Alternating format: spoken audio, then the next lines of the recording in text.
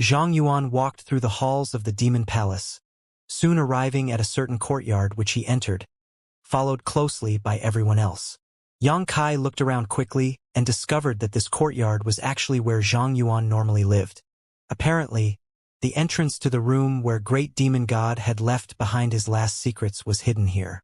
For many millennia, only the demon commander had been qualified to enter this place, but today a great many people had come.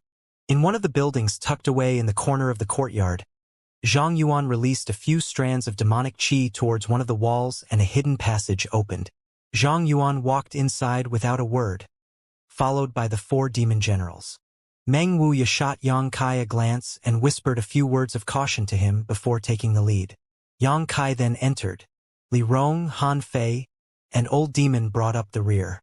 The passage sloped downward gently, leading deep underground, and although there was no way for sunlight to enter, it was not dark. The walls of this passage were lined with many strange stones that emitted a soft glow.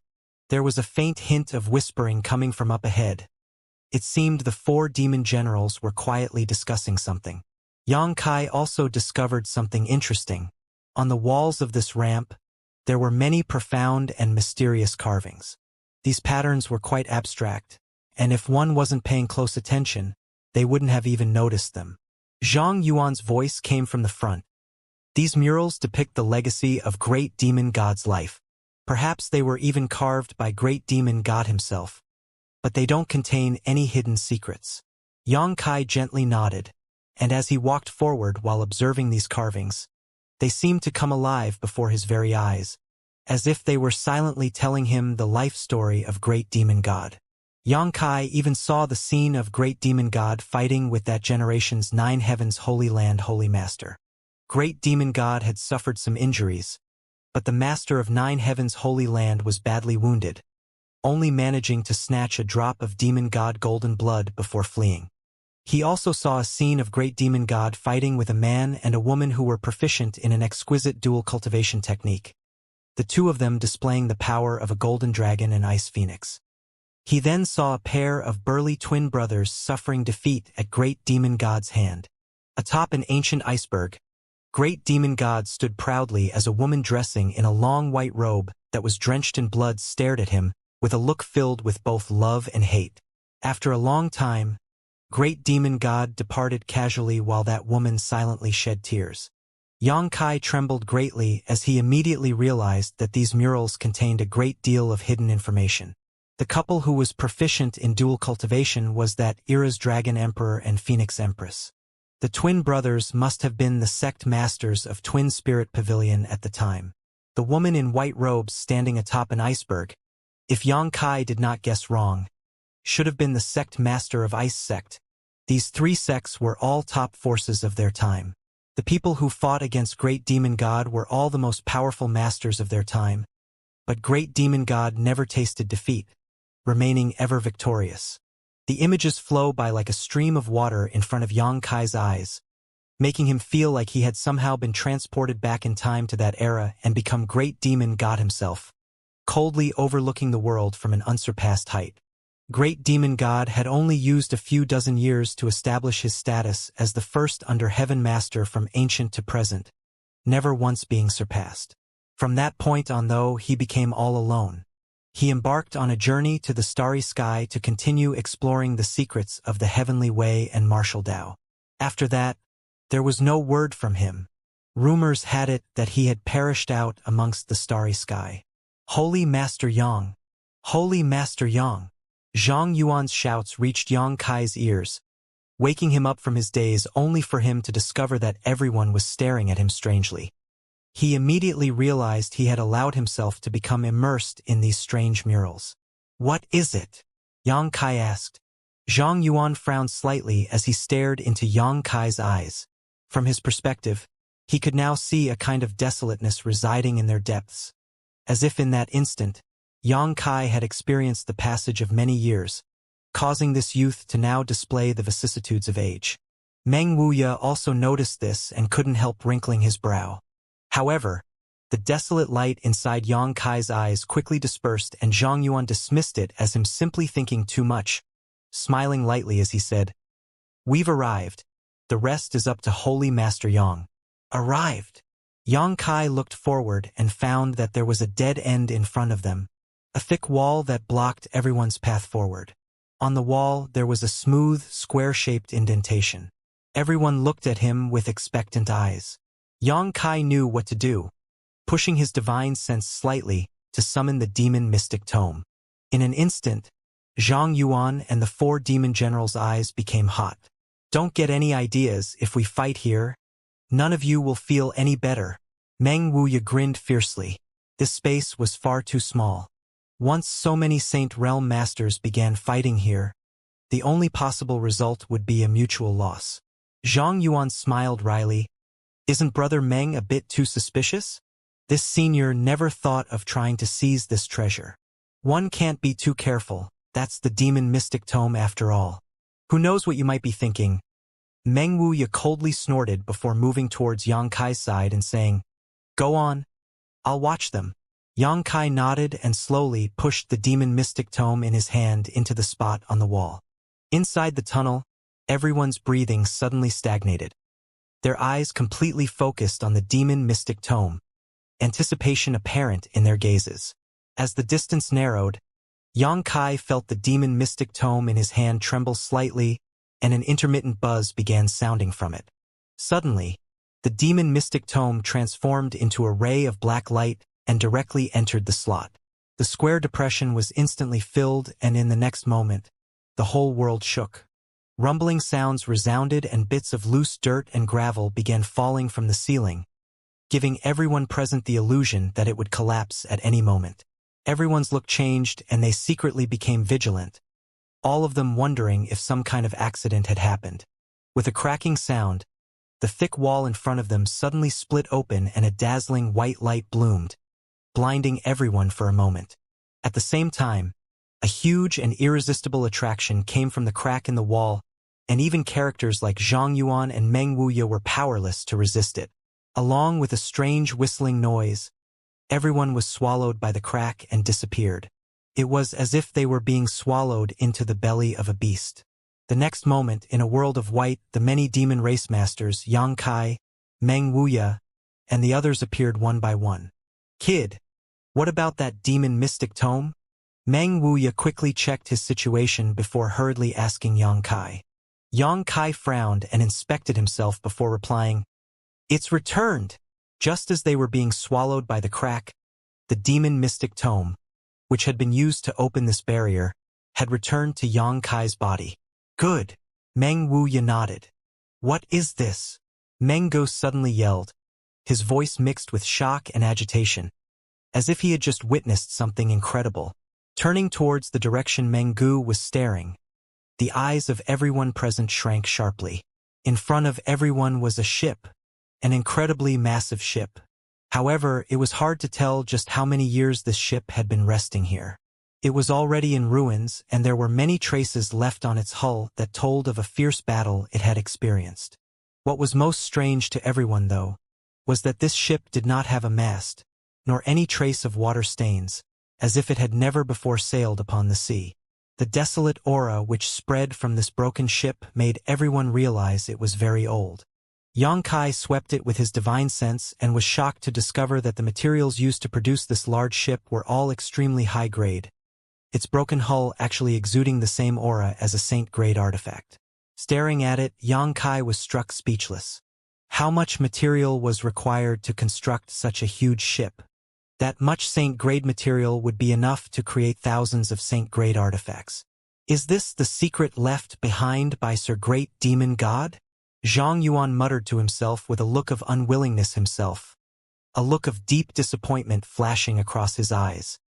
He had made innumerable guesses about what was hidden here, many times fantasizing about Great Demon God's secret arts and divine abilities resting in this place, things which allow him to break through his current bottleneck and arrive at a higher cultivation realm. Regardless of what treasures had been left here, he was very much looking forward to them. So he had even decided to lower himself to asking for Yang Kai's help, hoping to open the barrier with the demon mystic tome in his hand. But when Yang Kai finally came and they managed to open the barrier beneath the demon palace that all previous demon commander couldn't, Zhang Yuan discovered that the situation here was completely different from what he had thought. All that was here was a broken ship. Even though this broken ship exuded the aura of a saint-grade artifact, what use was it? Could he use it to go out to sea? Zhang Yuan's strength had reached the pinnacle of this world. He didn't need to use a ship to traverse the sea. He couldn't accept this. He even suspected that everything here was a big joke that great demon god had decided to play on his descendants. It seems that it's only this broken ship here. Meng Wuya smirked, clearly taking pleasure in others' misfortune. The more disappointed Zhang Yuan was, the happier he was. Meng Wuyu even wished Zhang Yuan would drop dead here due to disappointment. It shouldn't be. Yang Kai frowned deeply. In that strange world, great demon god's soul clone had clearly said that as long as he went to the demon capital, he would be able to unravel all the world's mysteries. Now that he had come here though, opened this barrier that had been untouched for thousands of years, and was finally about to obtain the answers to all his questions, things had actually differed greatly from his expectations. He was also somewhat disappointed. There would have been no point in him traveling hundreds of thousands of kilometers just to see this broken ship.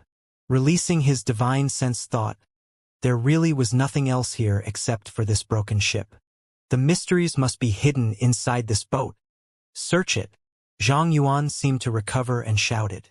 The 4 demon generals exchanged a glance before rushing into the ship. I'll also go take a look.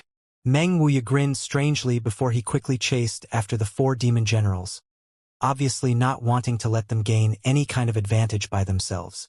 Yang Kai shook his head wryly but didn't follow. In the blink of an eye, the 4 demon general and Meng Wuya had arrived in front of the massive broken ship, but just as they were about to set foot on its deck, a potent demonic chi suddenly burst out from a certain place inside it. The 4 demon generals couldn't react in time and simply felt a great force slam into them, sending all of them flying backwards. Even Meng Wuya was sent tumbling through the air and fell beside Yang Kai, a look of dread flashing across his face as he turned back to stare at the broken ship. In the direction he was staring, a pitch-black cloud of energy floated midair, constantly churning and folding over itself. The aura of great demon god. Yang Kai muttered as a strong look of wariness appeared on his face. Is this the aura of Sir Great Demon God? Zhang Yuan called out in alarm, a frantic light flashing across his eyes as he let out a riotous laugh. This senior knew there was more here than just a broken ship. Saying so, he began sweeping his eyes over this mass of energy, hoping to discover something. He figured that anything he could find would be invaluable. Feeling the pressure coming from this aura cloud, everyone was on high alert. After a while, the mass of dark energy took the shape of a figure, and although it was very vague, Yang Kai could still see the image of Great Demon God from the outline. This figure only paused midair for a moment before it rushed towards the crowd. As it approached, everyone suddenly seemed to be imprisoned by a mysterious force, unable to move, staring forward as the black figure exploded into a fine mist that enveloped them for a moment before disappearing. At that moment, everyone feels that there was something extra that had been deposited in their minds, and they couldn't help closing their eyes.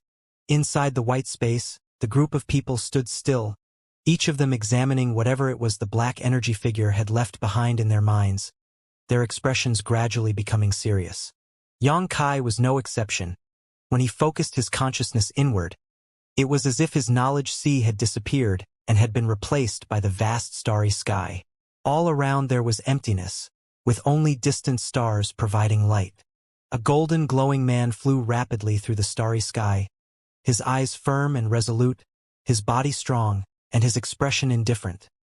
He was not using any kind of artifact, nor was he circulating his strength to shield himself, using only his flesh and blood body to resist the pressure of the starry sky as he roamed freely. Naturally, this man was Great Demon God. Yang Kai's spirit shook, suddenly understanding what the black shadow had instilled into his knowledge sea. This was clearly the experiences of Great Demon God while he was exploring the starry sky. The legendary figure had left behind his memories of the starry sky here to enlighten future generations. Yang Kai was now just an observer, only capable of silently watching what Great Demon God encounter, unable to intervene at all. Yang Kai believed everyone else was also experiencing this. Immediately, Yang Kai became focused, refusing to miss even the slightest of details. The scene before him was the continuation of the murals from the before. Great demon god, after enduring many years of loneliness, finally embarked on the road to the starry sky. He had no goal in mind and was just like a fallen leaf, fluttering around the vast starry sky. He encountered a starry sky storm, but, with his intrepid physique and tyrannical strength, he came out unscathed. He found an asteroid sea and sat down cross-legged on one of them, allowing the asteroid to take him through the starry sky. After an unknown period of time, as he sat amongst the asteroid sea, great demon god suddenly opened his eyes and gazed towards a certain direction. Following his gaze, Yang Kai's eyes narrowed. He saw a huge ship sailing through the starry sky, and the ship was exactly the same as the broken ship he had just seen. Great demon god's eyes flashed with excitement, and after the big ship departed, he trailed behind it without saying a word. His intention was to follow this ship to a more profound world, one where he could pursue greater heights in the martial Tao. However, what surprised Great Demon God was that this starry sky ship seemed to have also lost its way among the starry sky. Great Demon God followed it for a few years without any gains, just aimlessly roaming about the starry sky. Until one day, the starry sky ship seemed to have discovered something and hurriedly changed course, heading for a certain planet. Great Demon God celebrated. But after the starry sky ship arrived at the planet, Great Demon God discovered it was actually Tong Xian realm, the homeland he had left. After wandering about the starry sky for an unknowable number of years, following behind the starry sky ship, Great Demon God had actually returned to where his journey began. The big ship landed at a certain place in the demon land, and from the ship, many visitors from the stars emerged. Some of them had glowing green eyes, some of them had a single horn sticking out their forehead, some of them even had long drooping ears, but in general they all had human-like figures. Each of these visitors was extremely powerful though, the weakest of whom had at least reached the transcendent realm. Several of their leaders had even surpassed the saint realm. As soon as they appeared, the entire demon land became engulfed in the flames of war. A demon general came forward to block them, but the Third Order Saint Demon General was no different than an ant in front of these visitors from the stars. He was struck dead by a single strike from one of the cultivators with green eyes, even his bones shattering as a result. Atop a great mountain peak, the masters of these alien invaders stood around overlooking Tong Xian realm, pointing to the various mountains and rivers with interest, feeling like they could easily enslave this small world with their strength. Great Demon God did not remain aloof and quickly rallied the entire demon race to resist. The scene changed and became an earth-shaking battle. Great Demon God's golden figure was bathed in blood as he killed one enemy after another, shredding their corpses and pulverizing their bones. Atop this battlefield, blood flowed like rivers and corpses piled up into mountains.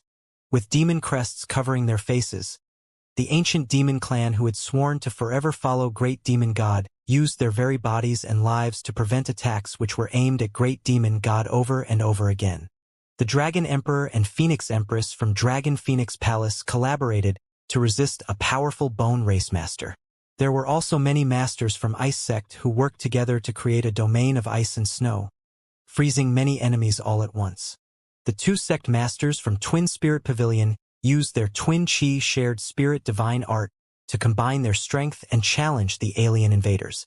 There were also several monster race great seniors who flew through the sky in their beast forms, spewing monster chi as they thrashed back and forth. The world itself shook. In this war, the alien invaders suffered a total defeat, none of them managing to survive. Broken corpses littered the ground. The Dragon Emperor and Phoenix Empress had disappeared, as had the two brothers of the Twin Spirit Pavilion. Several monster race great seniors lay dead. The entire demon race had suffered heavy casualties, and even Great Demon God was barely clinging to life. Over the next few decades, Great Demon God dragged his broken and battered body across the entire length and breadth of Tong Xian realm, arranging a massive spirit array using the strength of the void corridors scattered around the world. He sealed off the entire Tong Xian realm from the outside world, allowing it to fade out of the starry sky's sight, preventing any foreign visitors from ever discovering it. He then left behind his soul clone at the center of this grand formation, which guarded it for thousands of years without letting a single person approach. Finally, he sealed away the ancient demon clan. After that, he faded from history. Inside the white space, everyone slowly opened their eyes, each of them wearing an astonished look, somewhat unable to believe what they had just witnessed. The atmosphere became heavy. Xiao, xiao, xiao. As they awoke, the dark energy that had poured into them suddenly overflowed and rushed towards Yang Kai, disappearing into his body in the blink of an eye. Yang Kai's body shivered and his face contorted, seeming to suffer from severe pain, sweat pouring down his forehead, soaking his clothes in an instant. Master! Li Rong didn't give a thought to digesting the shocking information she had just obtained, and instead hurried towards Yang Kai. The rest of them had fully woken up, but Yang Kai's eyes remained closed. Moreover, the movement of the pitch-black energy just now concerned Li Rong. She didn't know why, only Yang Kai's experience was different. Don't disturb him. Meng Wuya suddenly called out to stop her, his expression turning pensive as he muttered. He seems to have obtained some additional benefits. In the end, he is Great Demon God's successor. Great Demon God favoring him slightly is unavoidable. Zhang Yuan stared at Yang Kai enviously. The dark energy that had poured into the crowd just now, besides carrying the memories of Great Demon God, also contained a massive amount of energy. If he could have absorbed and refined that energy, Zhang Yuan was confident that his strength would increase noticeably. Unfortunately for him, that energy had flowed away and all been given to Yang Kai. Zhang Yuan felt some discomfort. You move away from him. Meng Wuya glared towards Zhang Yuan, worried that he would try to disturb Yang Kai at this critical juncture. Zhang Yuan smiled bitterly and said, Brother Meng, after everything we just saw a moment ago, do you really think I'd try to act against him now? I don't know, but I don't trust you. Meng Wuya remained intractable. Fine, fine. This senior will keep his distance, Zhang Yuan said helplessly, moving away with the 4-demon general to investigate the rest of this space. The pain Yang Kai was experiencing seemed to grow stronger with time, his tough body shuddering as his muscles clenched tightly, causing both Li Rong and Han Fei much anxiety. When did he start undergoing true qi sanctification? Meng Wuya suddenly asked. With Yang Kai's true qi spilling over, he had noticed the subtle change. A few months ago when we went to High Heaven Pavilion, Li Rong replied. Only a few months? How could it be so fast? Meng Wuya frowned slightly. Yang Kai's current appearance was showing some signs of a breakthrough, but ordinarily, when a cultivator experienced true qi sanctification, it would be at least a few years before they could spy on the mysteries of the Saint Realm. Even if Yang Kai possessed incredible natural talent, it didn't seem possible to shorten this process to only a few months. That was simply unthinkable. Just as he was growing suspicious, Yang Kai's close left eye suddenly began leaking blood. The red tear he cried containing a faint golden light. What's happening? Meng Wuya was shocked. Is young master in any danger? Old Demon also expressed concern. Meng Wuya didn't say a word, instead focusing all his attention on Yang Kai's situation, but the more he observed him, the less confident he became. He had never encountered a situation like the one Yang Kai was currently experiencing. Inside Yang Kai's knowledge sea, something unexpected had occurred. Just after he finished viewing Great Demon God's memories of exploring the starry sky, a burst of energy suddenly flooded in. His entire knowledge sea was whipped up into a storm, and the 6-colored soul-warming Lotus Island which was floating atop the water was tossed about, in danger of being submerged at any time. Yang Kai focused his efforts on stabilizing his knowledge sea but was unable to calm the chaos. This flood of energy was like a great burst of wind and lightning that tore up his knowledge sea, making him feel very uncomfortable. The demon eye of annihilation, which hovered just above his knowledge sea, suddenly emitted a strong suction and inhaled all the rampaging energy, dyeing his entire knowledge sea black in the next breath. This was Yang Kai's personal domain, where he was the absolute master. Whatever he ordered or imagined would be, whether it was changing the scenery or completely rearranging the layout. But after the demon eye of annihilation swallowed up this torrent of energy, Yang Kai discovered that he had actually lost control of his knowledge sea. It was as if his soul avatar was falling through an abyss that went on forever, without any bottom to it, causing him a good deal of fear. In this darkness, only the golden light emitted by the demon eye of annihilation illuminated his view. His soul avatar was shrouded in a golden halo and gave him the terrifying impression that he had been swallowed by it. The demon eye of annihilation's golden light restrained all forms of spiritual energy. There were many masters killed by Yang Kai whose remnant souls had been drawn into this place and then purified by this golden light. It had never harmed Yang Kai before. But this time was different. Yang Kai faintly felt that if he didn't do something quickly, he would meet the same fate as all those people, his soul purified, leaving behind only a mass of pure spiritual energy. If that came to pass, there was no way he would survive. As he was going all out to resist, Yang Kai suddenly saw a six-colored point of light in the darkness and hurriedly rushed over towards it. A moment later, his soul avatar set foot on the six-colored island. Atop this six-colored island, innumerable tiny soul-devouring insects were resting. After absorbing the energies in this place for so long, these soul-devouring insects seemed stronger than ever.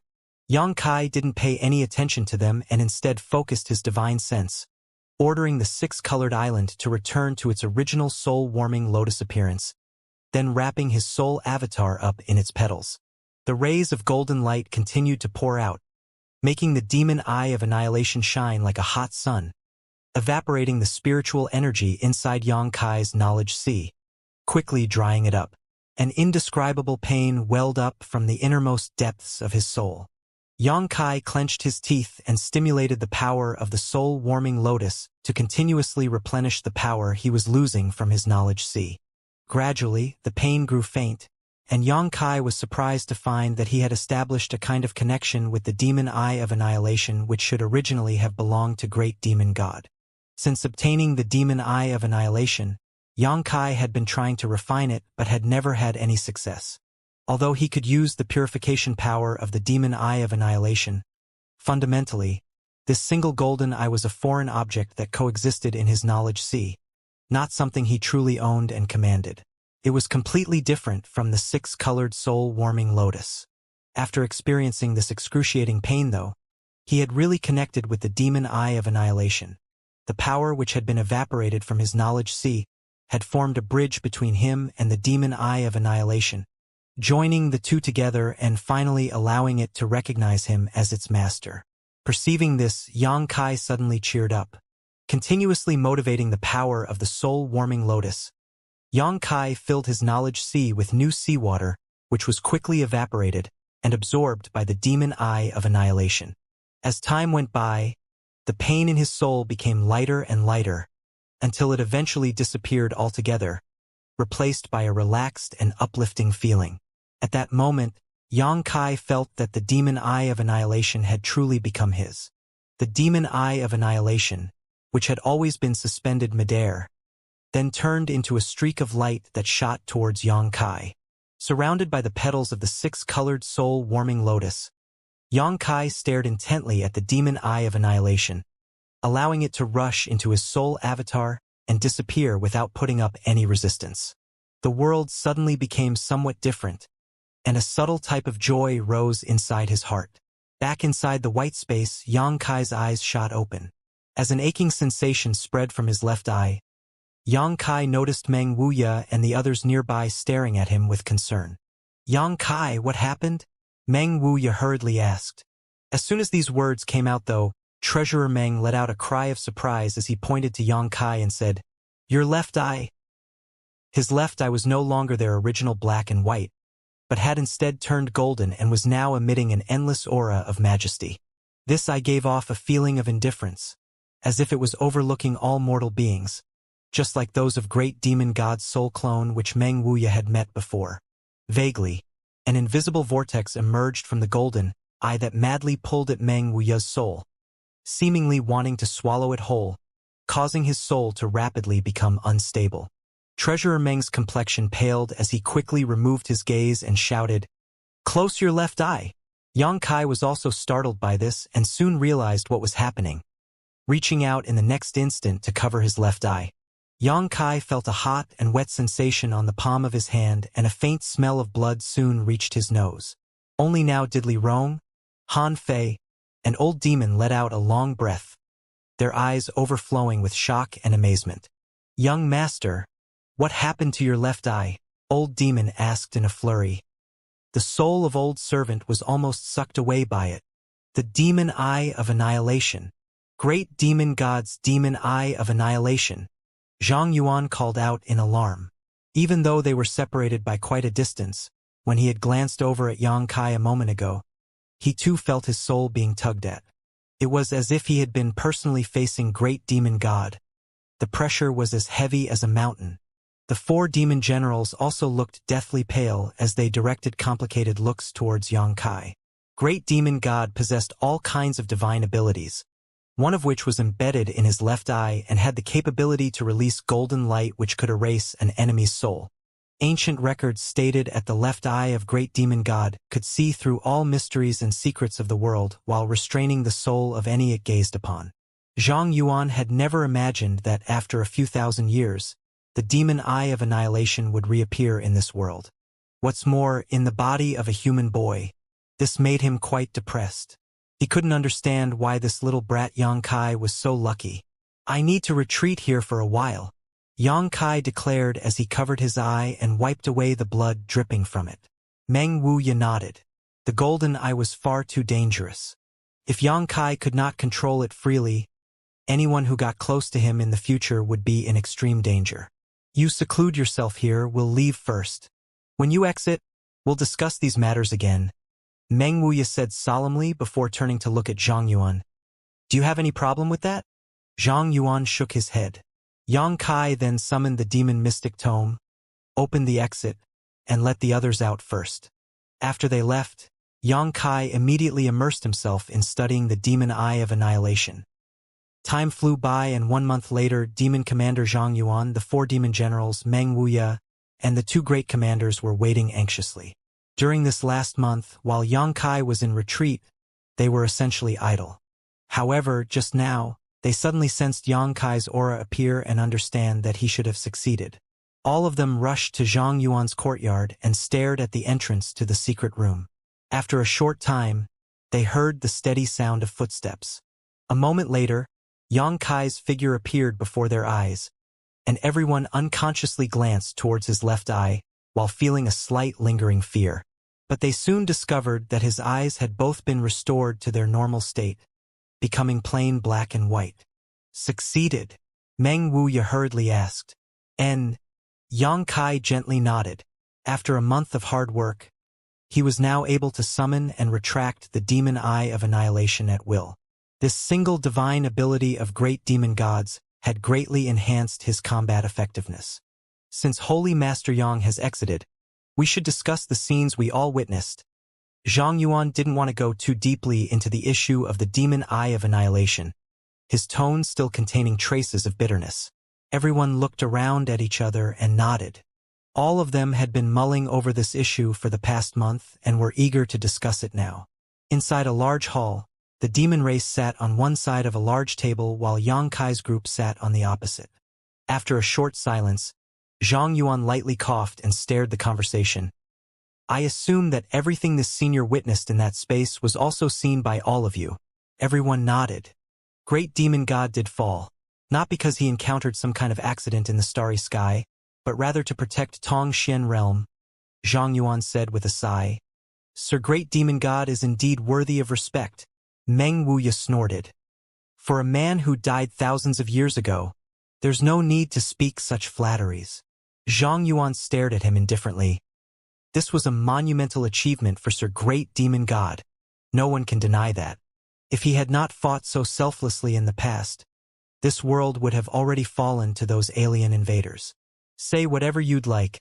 Meng Wuya snorted again. Although he did not like the demon race, it was undeniable that Great Demon God's actions had changed the fate of Tongxian realm. Unfortunately, the bone race had not actually died out. Although the message left by Great Demon God said that all the visitors from the starry sky had died, There must have been some from the bone race who had managed to escape Great Demon God's sight and hide. After thousands of years, they were now reviving. Thanks to Sir Great Demon God, we now know there is a realm above the Saint Realm, the Saint King Realm, Zhang Yuan declared with emotion. Sir Great Demon God also reached the Saint King Realm. It was precisely because he had achieved such a level of strength that even experts like Meng Wuya and Zhang Yuan could not crack the barriers and arrays left behind by Great Demon God. The huge gap in strength had rendered them powerless. Among those alien invaders, there were also a number of Saint King powerhouses, but all of them were killed by Great Demon God during that war. What I don't understand is why Sir Great Demon God used all the Void Corridor across the world to set up a Grand Spirit Array to seal the entire Tong Xian realm, Mengu asked curiously. Because he realized the danger those Starry Sky invaders posed. Yang Kai said solemnly, the method Great Demon God used in the past was more than just a seal, it was likely a kind of concealment array. Among those Starry Sky cultivators, there were multiple masters at the Saint King realm, and Great Demon God knew that once he died, if such a master were to arrive in Tongxian realm in the future, no one would be able to resist them. As such, he arranged that Grand Spirit Array to let Tongxian realm fade out of sight from the Starry Sky. This way, if any Starry Sky cultivators passed nearby Tongxian realm, they would be unable to sense it, creating a layer of protection for this world. Yang Kai's explanation was reasonable and matched up with the suspicions of most people in the hall. Each of them nodded in agreement. I understand now. Yang Kai suddenly wore a look of epiphany as he thought out loud. I understand what those last words Great Demon God's soul clone spoke meant. Great Demon God's soul clone? Zhang Yuan heard these words and quickly asked for details. Yang Kai did not try to conceal it and simply described the process of him rescuing Meng Wuya. At the end, Great Demon God's soul clone had said that this world had been sealed for too long, and that now it was time for it to step into the light again. At that time, I thought he was referring to all the mysterious small worlds, but what he really meant was Tongxian realm itself. It's also why he told me to travel to the demon capital, because this message had been left here.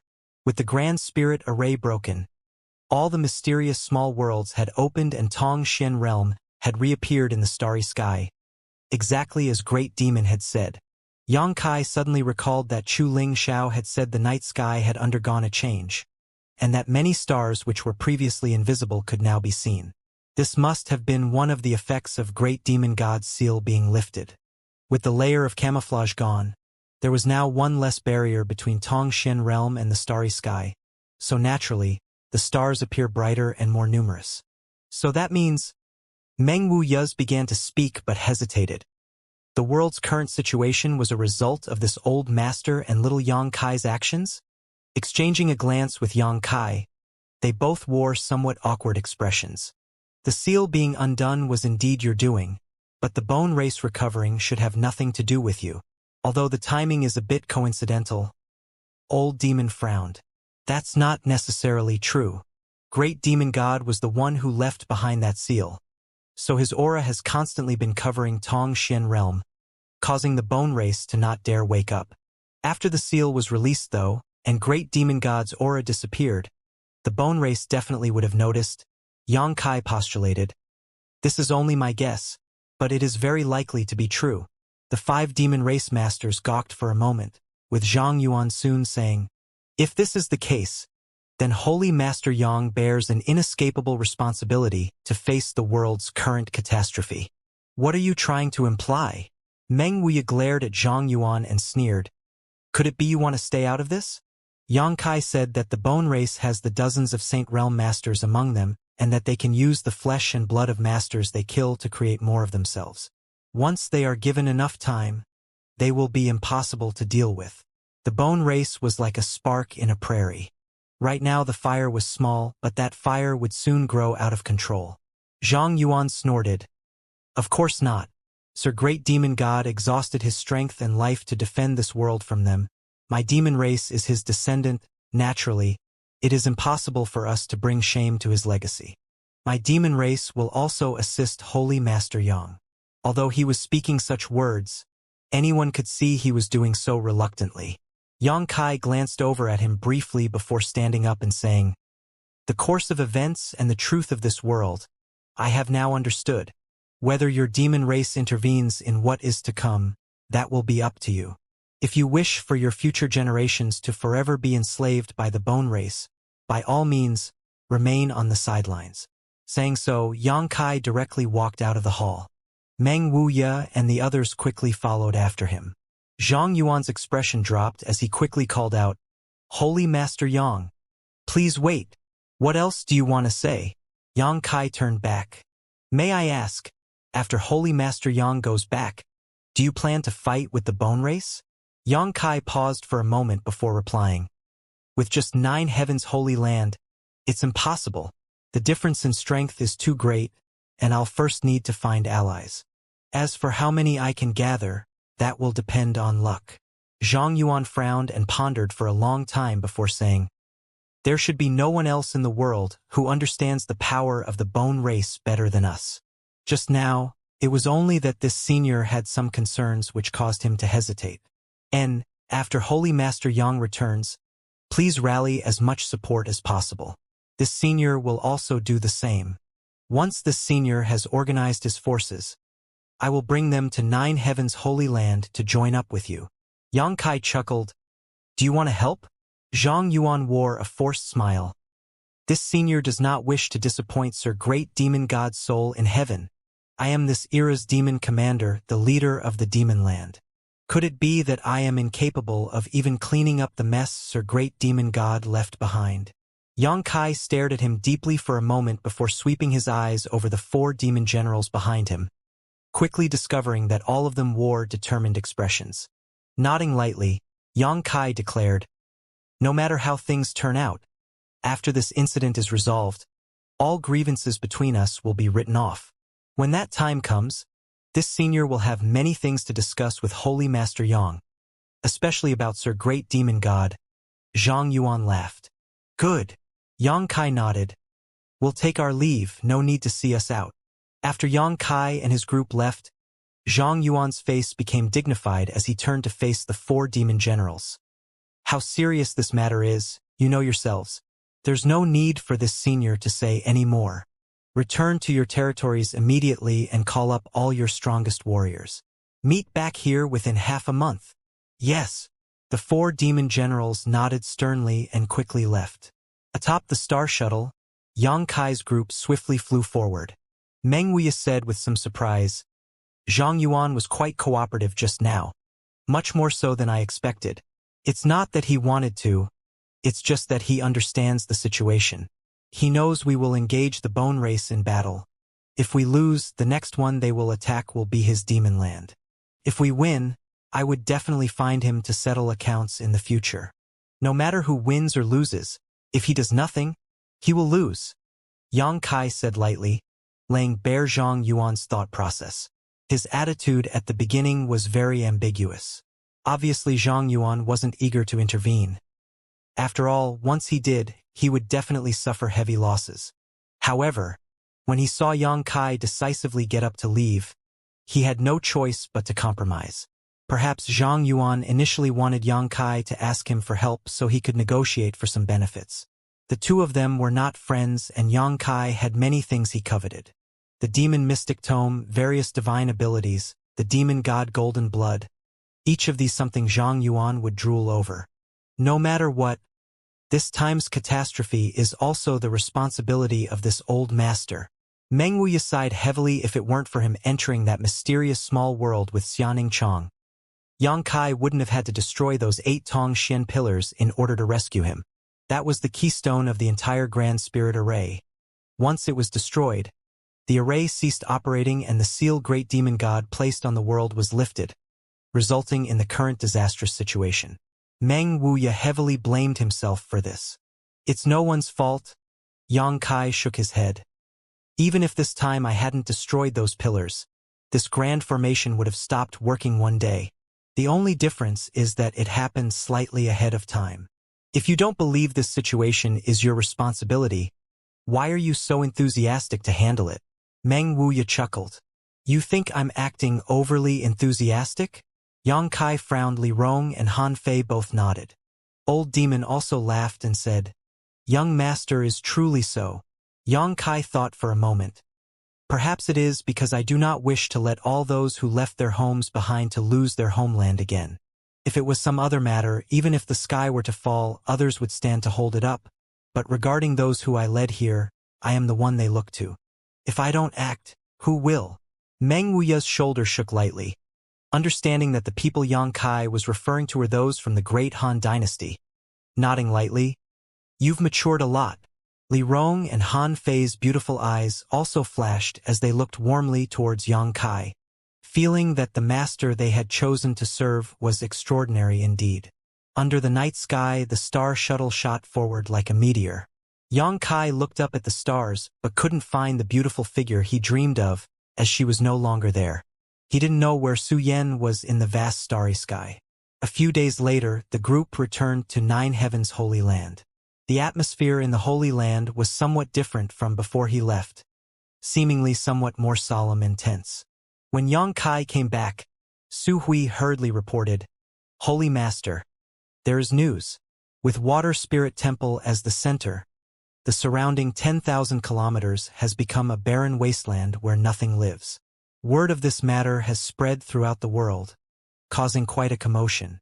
At the same time, those bone race monsters are continuing to expand their territory." "Let them expand," Yang Kai coldly snorted. "The more noise they make, the easier it will be for us to convince others." After a pause, he asked, "When you passed the news to the major human race forces, what was their attitude?" Su Hui immediately became indignant.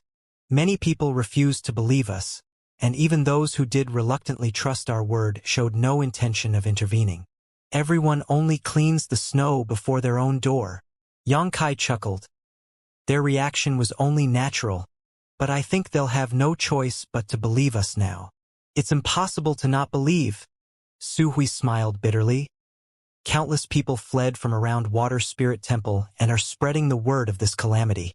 The Holy Land is actually on the edge of the human territory, so ironically we have nothing to worry about right now." "Good. Continue to spread the word. Let all those who are willing to fight with the bone race come to my Nine Heavens Holy Land, and also tell them that this time it will not be just our human race, but also the demon race and monster race who will be participating. This time we will need to unite the full strength of this world to resist." "The demon race and monster race too?" Su Hui was greatly shocked, suddenly realizing the situation was more serious than he had thought, quickly excusing himself to accomplish his orders. After a brief stopover in the Holy Land, Yang Kai rushed to the Beast Sea Jungle. Atop Thunder Tree Palace, the three monster race great seniors had gathered. It seemed they were in the midst of discussing something, so when Yang Kai suddenly arrived, the three of them were quite surprised. Thunder Dragon asked with amazement, "Weren't you going to the Demon Land? Why did you suddenly return?" "I've already been there and spoken to Zhang Yuan." "What was his attitude?" "He'll be sending his forces here. I'm here to ask the meaning of three great seniors." "Zhang Yuan is also sending people?" The only woman among the three called out in surprise. "Allow me to introduce you. This is Yang Kai. You've not met him before, right, Yuer?" The enchanting woman Thunder Dragon introduced as Yuer had a graceful figure and delicate-looking waist, with a plump pair of milk-white peaks and deep, beautiful eyes, a truly mesmerizing appearance. She was one of the monster race's three great seniors, her original form that of an ice jade python. In terms of strength, she was no worse than Thunder Dragon or earth-splitting Divine Ox. The two people greeted one another, and Yuer soon curled her lips into a tender smile. "I have already heard that Holy Master Yang is a young man with excellent abilities. Today, I see your reputation is well-deserved, and dashing and handsome too. I wonder if Holy Master Yang would be interested in coming to my territory as a guest for a few days." Saying so, her enchanting eyes stared deeply into Yang Kai's. "If there is an opportunity one day, I will certainly accept your generous invitation." Yang Kai grinned. "Then we have an agreement. I will eagerly anticipate your arrival," Yuer said while throwing him a coquettish look. Thunder Dragon's face turned black as he shouted, "Hey! Flirting so blatantly in front of me. Don't you think that's a bit inappropriate?" Thunder Dragon Great Senior's tone was bitter, and when Yang Kai glanced over at him he and immediately understood that he somewhat dreaded this enchantress, quickly composing himself with a cough and saying, "Let's get down to business." The expressions of the three great seniors also became serious. Words alone aren't enough to describe the situation. It would be best if three seniors see for themselves. Yang Kai quickly said, "See for ourselves?" Thunder Dragon's brows rose slightly, not quite understanding what it was Yang Kai wanted them to see. "If three seniors trust me, please lower your knowledge C defenses," Yang Kai said as he gathered a shimmering ball of white light at his fingertips. This ball of light was composed of Yang Kai's spiritual energy and carried the same fluctuations as his soul. Obviously, it was a copy of some of his memories. The three monster race great seniors exchanged a glance before all nodding. Yang Kai pointed his finger towards their foreheads and transferred the spiritual energy wisp that carried his memories into their knowledge seas. The three great seniors' bodies shook slightly, and they quickly closed their eyes to carefully examine the information Yang Kai had delivered them. What Yang Kai transmitted to them was not only everything he saw in the demon capital, but also the events he had witnessed in Water Spirit Temple. After a long time, the three monster race great seniors slowly opened their eyes, their expression even more dignified than before. They now deeply understood how difficult the bone race was to deal with. "I didn't expect that this matter was actually related to Great Demon God himself," Thunder Dragon muttered to himself. "On top of that, my monster race's seniors also fought with those starry sky invaders." Yuer's brow furrowed deeply. "Why have I never heard anything about this? With so many of my monster race's seniors dying in battle, it should have been a glorious event passed down for many generations. Above the Saint Realm is the Saint King Realm? Since ancient times, only Great Demon God has reached such a level." Earth-splitting Divine Ox called out, "Truly inconceivable. What do you want us to do?" Thunder Dragon looked towards Yang Kai. "Help me," Yang Kai said concisely. "According to my observations, the bone race doesn't have a Saint King powerhouse. The strongest of them are only third-order saints, but there are several of them. The biggest difficulty regarding them is their ability to create new clansmen. They may seem incredibly powerful and nigh invincible, but that is not the case. If the human, monster, and demon races can join forces and rally together all the world's masters, destroying them shouldn't be impossible." Thunder Dragon nodded. "If we are going to do this, the sooner the better. The longer we wait, the worse the situation will be for us." "I think so as well. Old Ox, what do you think?" Thunder Dragon turned his attention to the other two great seniors. "This matter affects our entire monster race. This king is unable to make a decision all on his own. I'll follow your lead." Yuer gave the decision to Thunder Dragon while Earth-splitting Divine Ox just shrugged his shoulders as if he didn't care either way. Thunder Dragon grinned. "Even that Zhang Yuan plans on getting involved. How could my monster race possibly stay out? If the word were to spread to that effect, wouldn't the world's common people laugh at our monster race's cowardice? You can count us in." Yang Kai's spirit rose as he nodded repeatedly. "Good. I knew Thunder Dragon Great Senior was an upright man." Thunder Dragon shook his head and said, "This is not about me helping you, but about my monster race seeking a path to survival. Tong Xian Realm is not those bone race bastards' site. It's ours." After the three great seniors agreed to participate, they immediately dispersed to begin mustering their forces.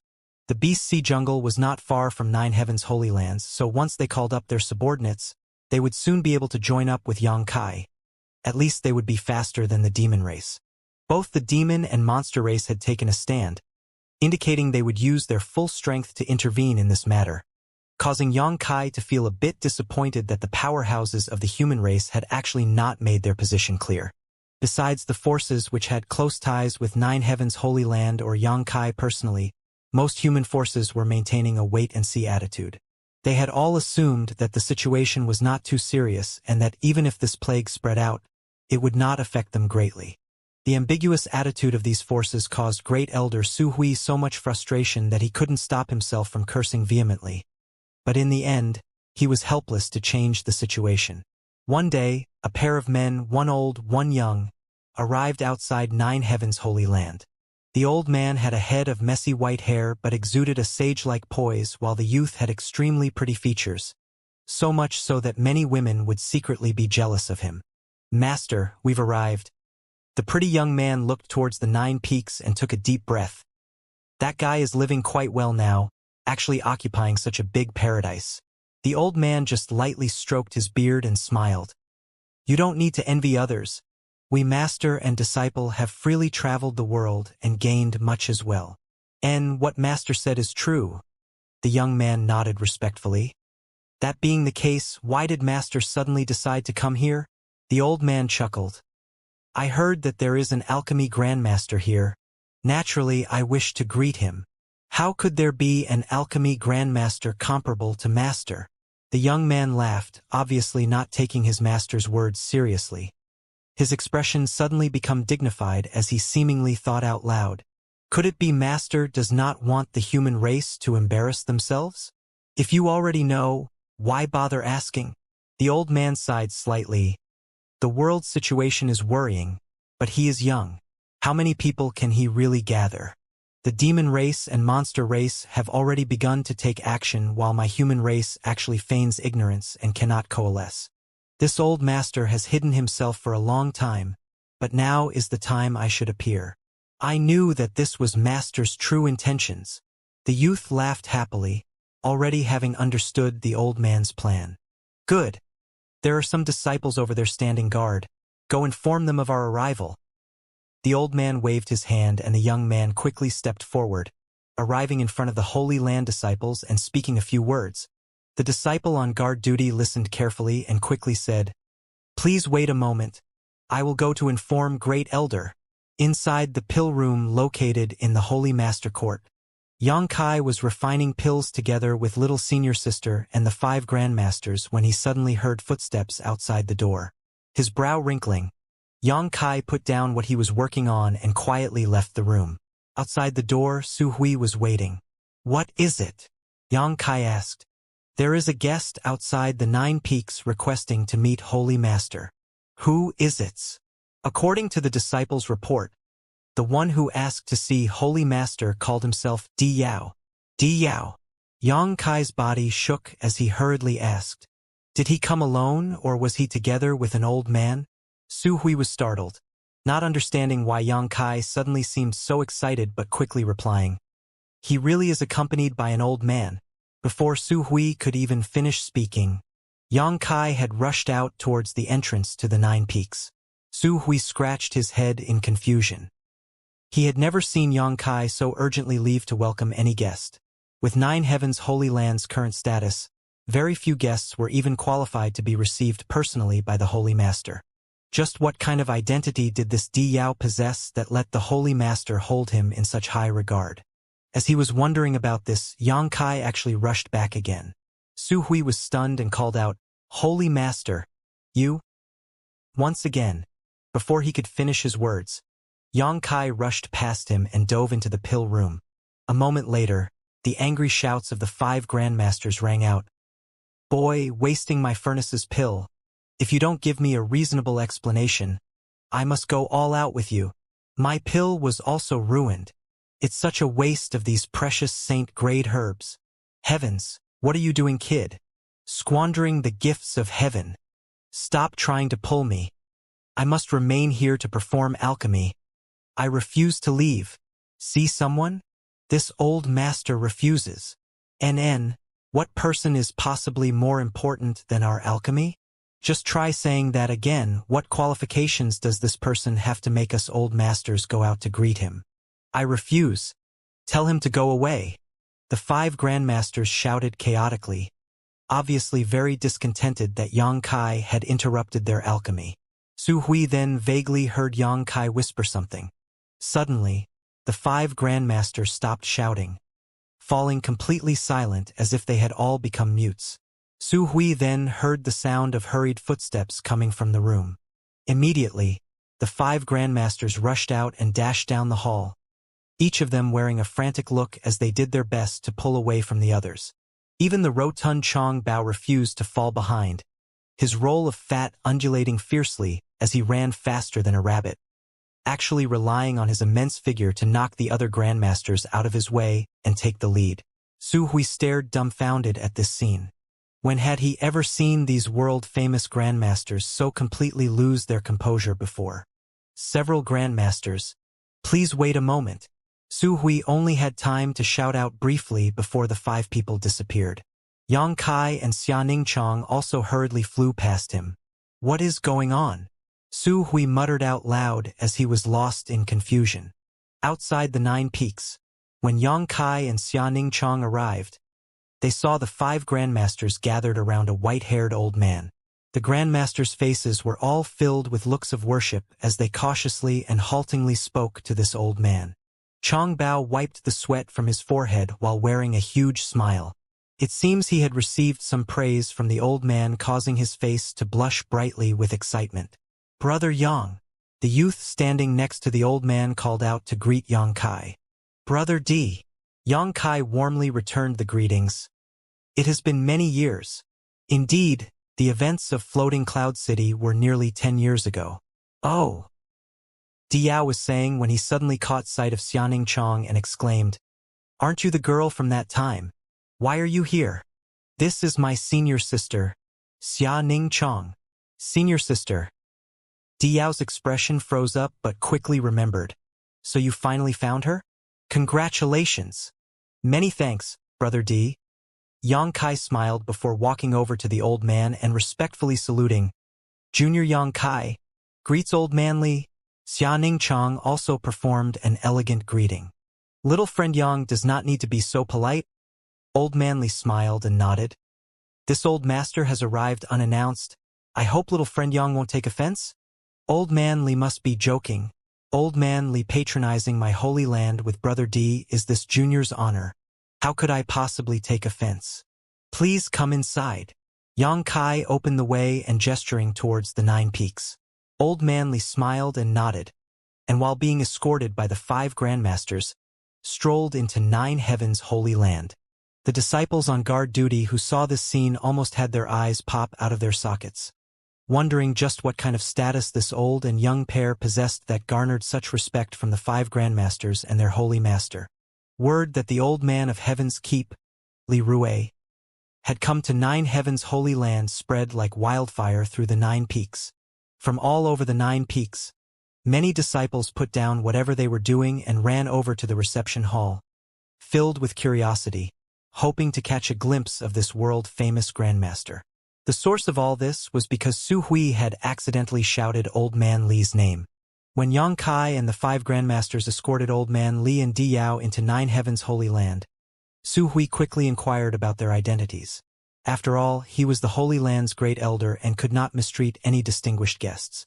After learning that this old man was actually the old man of Heaven's Keep, Su Hui couldn't stop himself from calling out in shock, only then understanding why Yang Kai would rush out so eagerly to meet him, and why the 5 grandmasters behaved like obedient disciples in front of this old man. In this world, only Old Man Li had such qualifications, and only he could command such respect from these 5 grandmasters. The result of Su Hui's gaffe, though, was news had rapidly spread out. A few thousand of the Holy Land's disciples had soon formed an almost watertight crowd around the reception hall. The world never lacked for supreme talents. Thousands of years ago, the demon race had produced great demon god, the greatest master in history, but today Old Man Li of the human race had risen to the top of the world. The human, demon, and monster races all opposed one another, and it was not an exaggeration to say hostilities between the 3 races had never ceased. But if there was anyone in the entire world who each of these 3 races would receive with courtesy, besides the Old Man of Heaven's Keep, there was no other.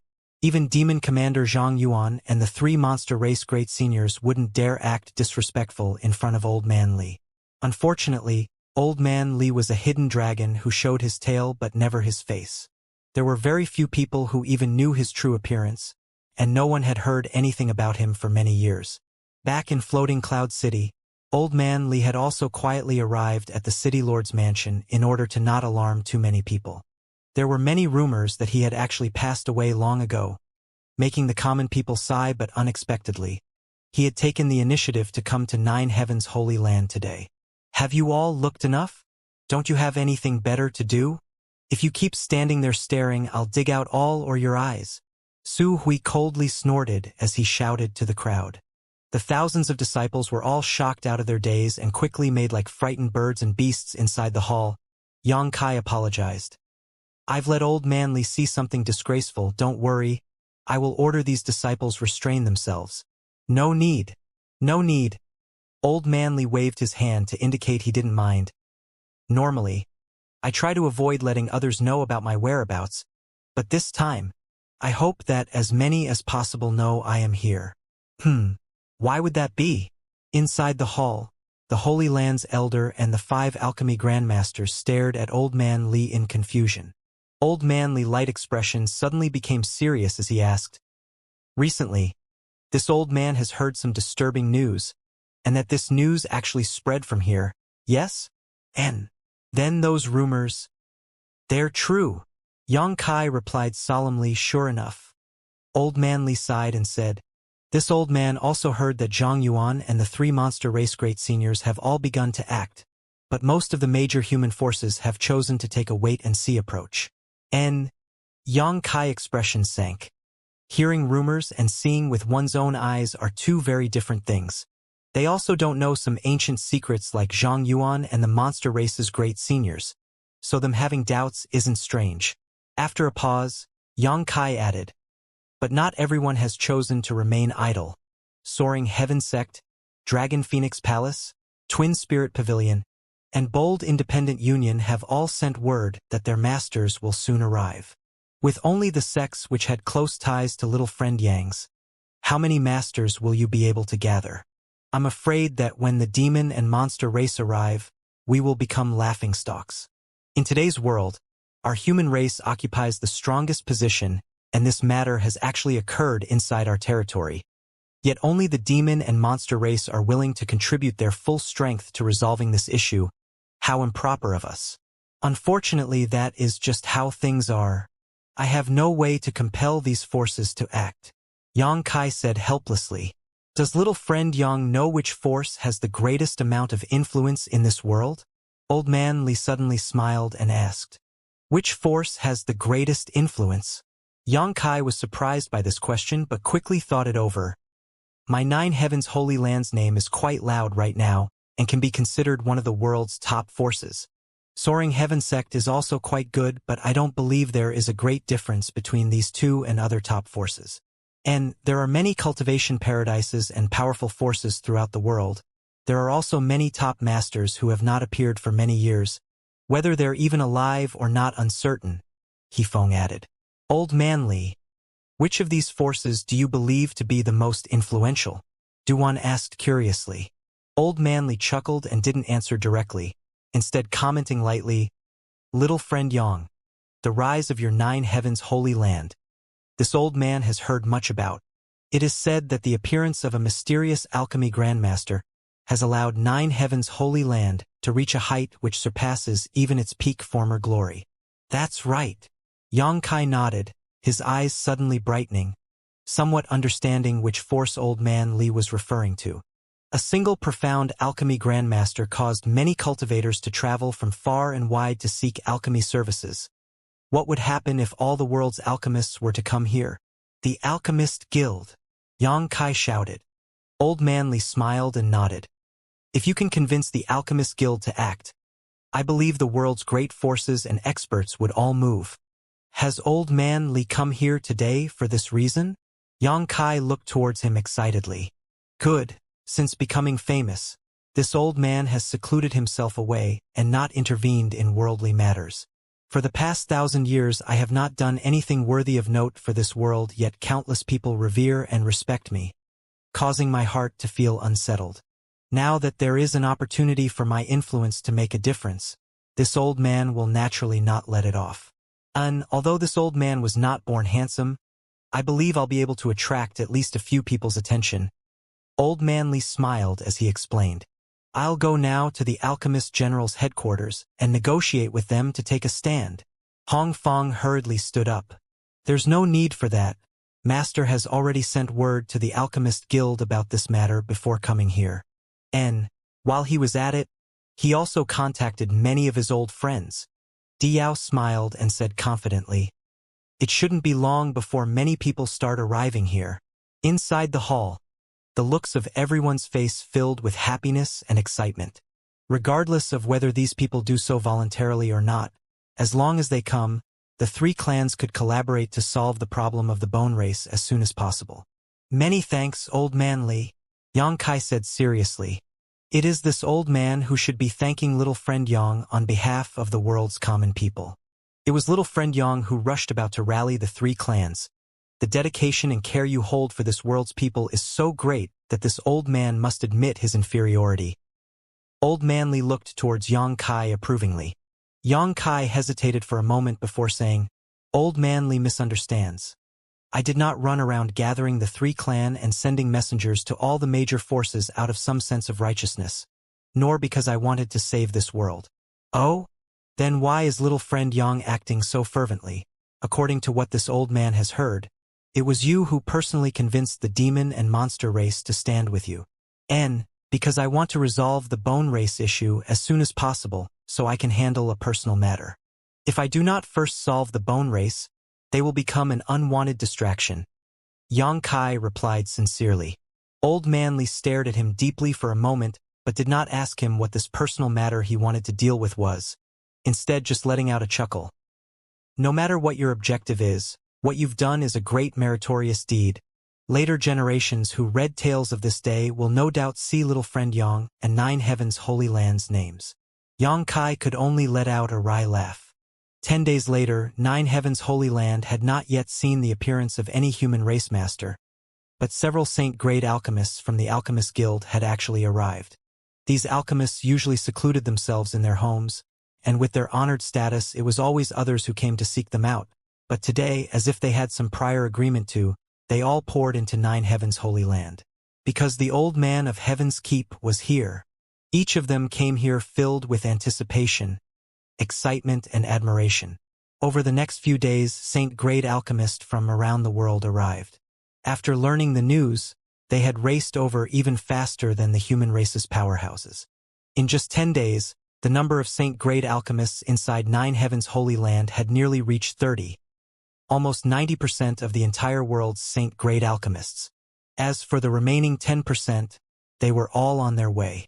Along with these saint-grade alchemists, a number of human race masters from various forces also began to arrive. There were even several third-order saints. Each of these masters were around 1,000 years old and were old acquaintances with Old Man Li. After hearing his call, they had all rushed over without hesitation. These top masters had also brought their own subordinates and disciples along with them to the Nine Peaks. Soaring Heaven Sect's Chu Ling Xiao had come together with Yang Kai's 4 martial seniors too. Chu Ling Xiao also seemed to know all of these old folks, and each of them spent their time greeting and talking with one another. All of them praised Chu Ling Xiao about how outstanding a youth Yang Kai was. As time passed, more and more human race masters assembled in the Nine Peaks, none of them possessing a cultivation lower than the transcendent realm. The Alchemist Guild had announced that this time, if any great force did not give them face, the Alchemist Guild would act in kind, not only denying them alchemy services, but even refusing to sell them spirit grasses and spirit medicines in the future. This announcement had shaken the world, and every force, big and small, did not hesitate to turn out in full strength. They might be able to offend others, but none dared offend the entire world's alchemist, especially with the Old Man of Heavens Keep actually stepping forward to take the lead. None could withstand universal condemnation.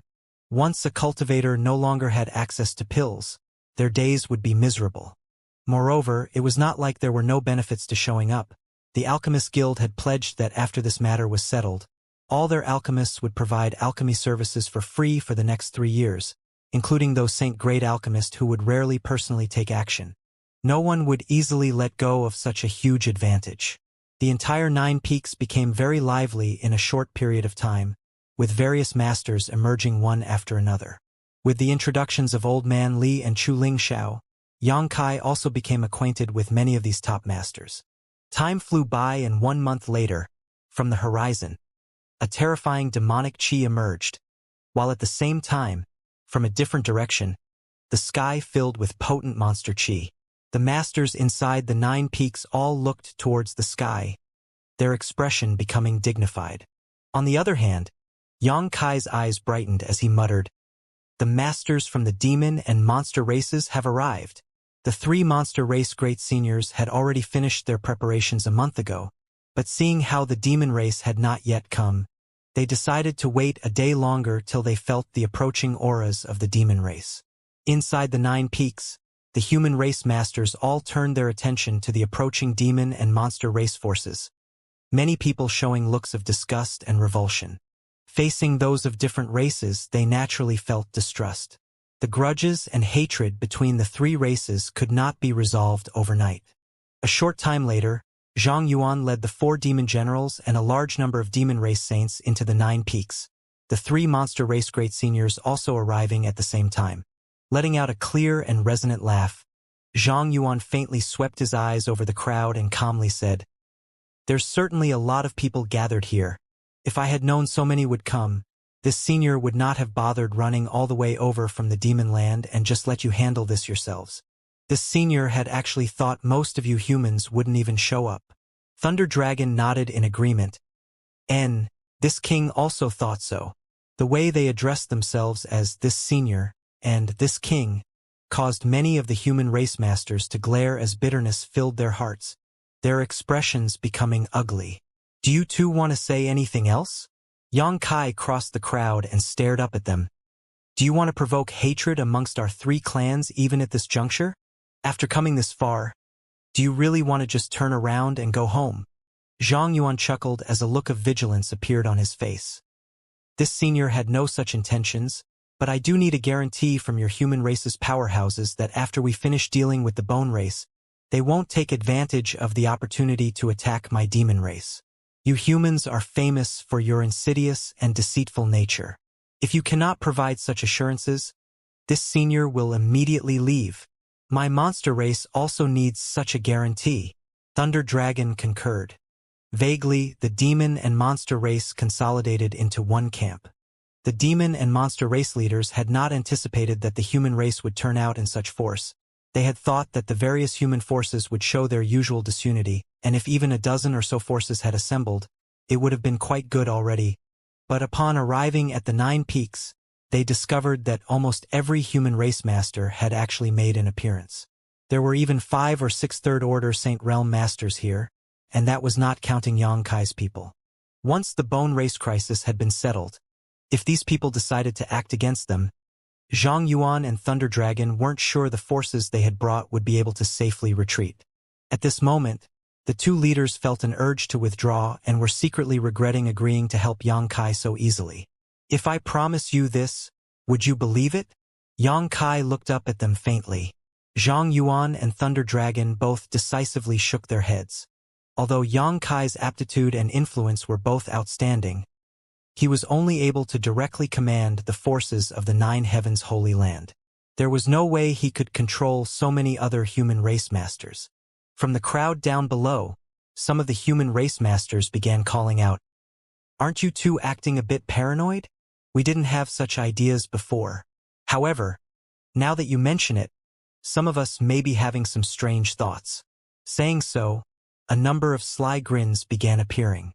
Zhang Yuan and Thunder Dragon's expression instantly became cold. "How about if this old man makes the guarantee?" An elderly yet stable voice spoke out. Zhang Yuan and Thunder Dragon followed the sound of the voice to its source, and were met with the lightly smiling face of an old man who was slowly walking towards them. Upon seeing this man, both Zhang Yuan and Thunder Dragon respectfully cupped their fists. "Greetings, Old Man Li." Old Man Li stepped forward calmly and clearly stated, "You two are too polite, and on behalf of the entire human race, this old man can guarantee that after this matter is settled, your 2 races will be able to withdraw without anyone acting against you. Are the 2 of you willing to trust this old man?" Thunder Dragon and Zhang Yuan exchanged a quick glance before they both nodded sincerely. Thunder Dragon's expression relaxed as he said, "Among the human race, the only ones who I can believe in without question are Old Man Li and Holy Master Yang." "I agree." Zhang Yuan expressed his support. Old Man Li nodded lightly. "The specific situation I have learned from little friend Yang. The threat the recovery of the bone race poses must not be underestimated. This catastrophe really requires the cooperation of human, demon, and monster races alike to resist. So this old man hopes that all of us can temporarily abandon the hatred between our races and unite against these starry sky invaders. It is as Old Man Li says. Old Man Li is correct. We will do our utmost. Among the crowd, many human race masters openly expressed their support. None dared refute Old Man Li's words. Xianxia was finally able to breathe a sigh of relief. He has been worried that when Zhang Yuan and Thunder Dragon arrived, conflict with the human race masters would erupt. If that were to happen, before they even fought with the bone race, their backyard would be on fire, a laughable predicament. The sudden appearance of Old Man Li had solved this potential crisis, though. At the very least, he had allowed the three clans to temporarily unify. There is still an issue this senior needs to clarify, Zhang Yuan suddenly shouted. With our three races teaming up, who is going to be in command? When these words came out, everyone fell quiet, each of them pondering over who would be the right candidate for this role. Many of them soon turning their eyes towards Old Man Li. Besides Old Man Li, there really was no one else who was respected by all three races. Old Man Li, however, shook his head and chuckled. Do you want this old man to stand on the battlefield too? This old man's bones are brittle from age. Going there would be tantamount to seeking death. Everyone couldn't help revealing a look of disappointment, but considering Old Man Li's situation, no one really dared let him fight with the bone race. If he really suffered misfortune in the coming conflict, no one could afford the responsibility. Old Man Li caressed his white beard and said solemnly, This old man cannot go, but I do have a candidate in mind for the role. Perhaps everyone can consider it. Who? Many people suddenly looked towards Old Man Li. Why not little friend Yang take the lead? This matter was originally coordinated by him. If he had not taken steps to inform the world, I'm afraid all of us would have died in ignorance. On top of that, he knows more about the situation than any of us. What's most important, though, is that this old man has heard little friend Yang has no prejudices in his heart. He was able to befriend both the monster race and demon race while himself being human. I don't believe there is a more suitable candidate than him.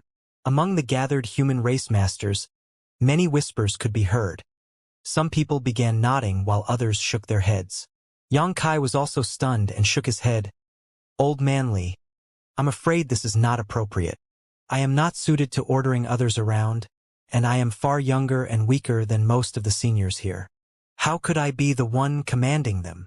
Old Man Li sternly replied, Don't belittle yourself so, although your present strength may not be great.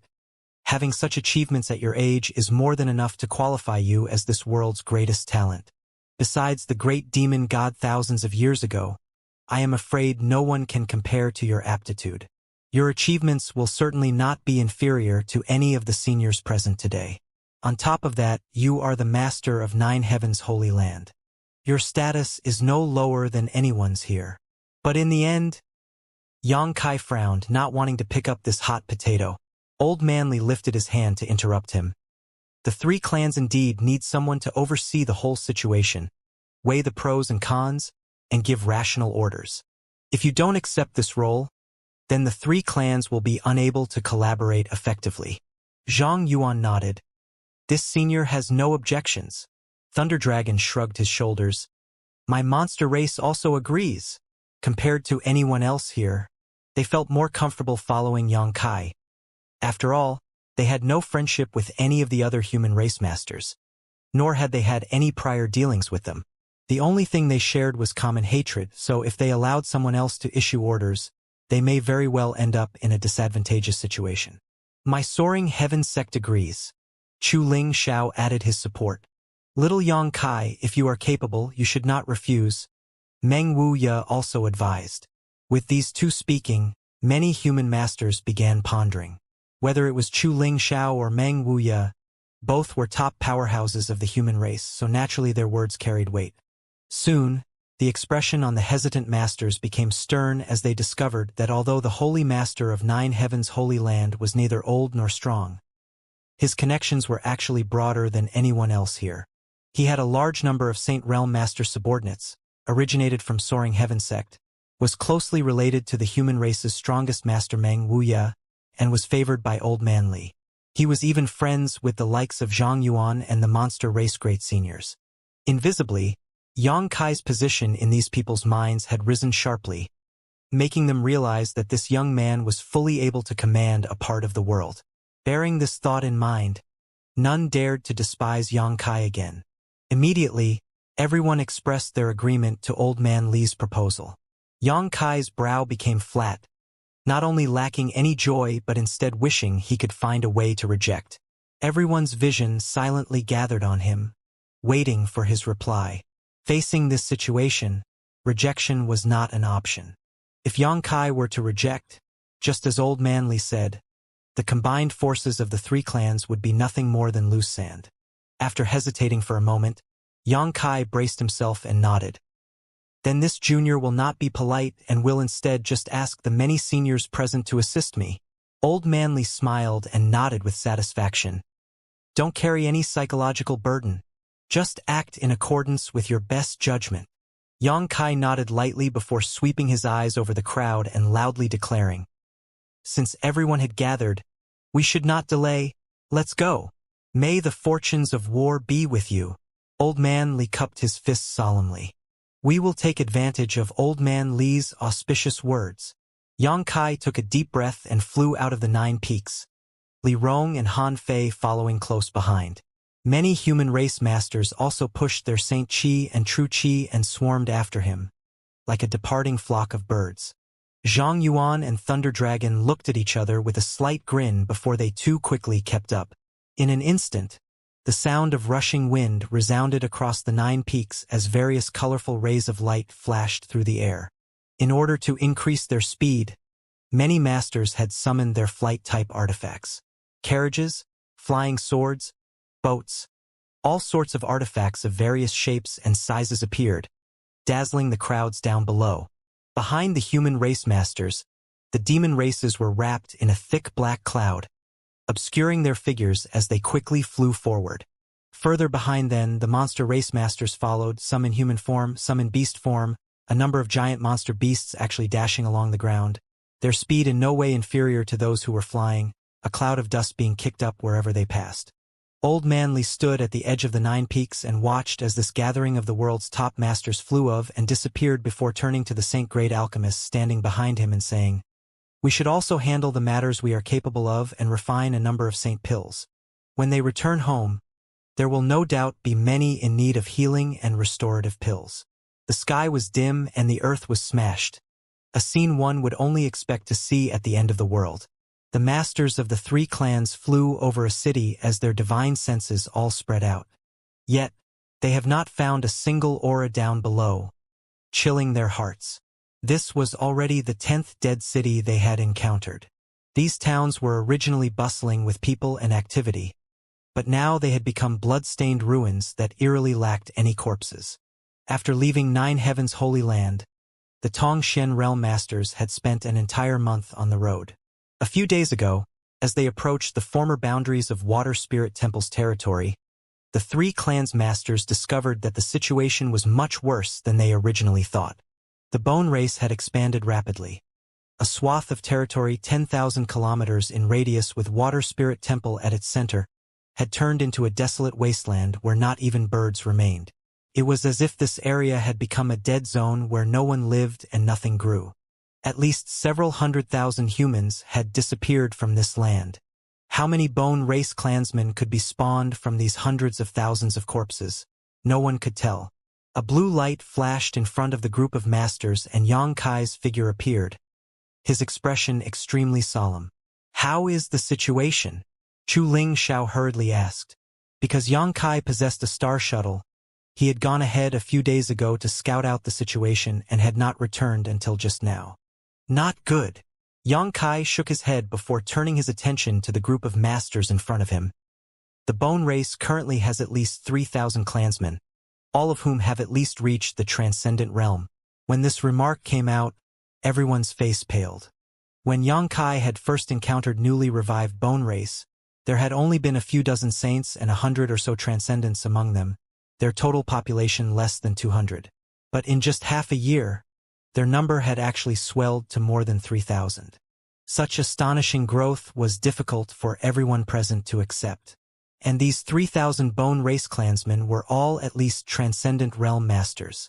Such strength was enough to sweep clean this world. We only have a bit more than 1,000 people on our side, less than a third their number, Chu Ling Xiao muttered unconsciously. Even someone as seasoned and experienced as he couldn't help showing a grim look at this moment. Zhang Yuan, Thunder Dragon, and all the other top masters were also aware of the seriousness of the problem. Yang Kai nodded lightly. While there's some bad news, there is also some good. Although there are many more of them than before, most of them are still just transcendents. The number of Saint Realm masters they possess hasn't increased much. I estimate that from 6 months ago, there might be 20 more saints in total on their side, while on ours there are over 200. In terms of top-level masters, we have a decisive advantage. But the remaining transcendents are still a big problem. Meng Wuya frowned. Yang Kai grinned fiercely. Just leave those transcendents to me. Everyone looked at him with amazement, not knowing where his confidence was coming from.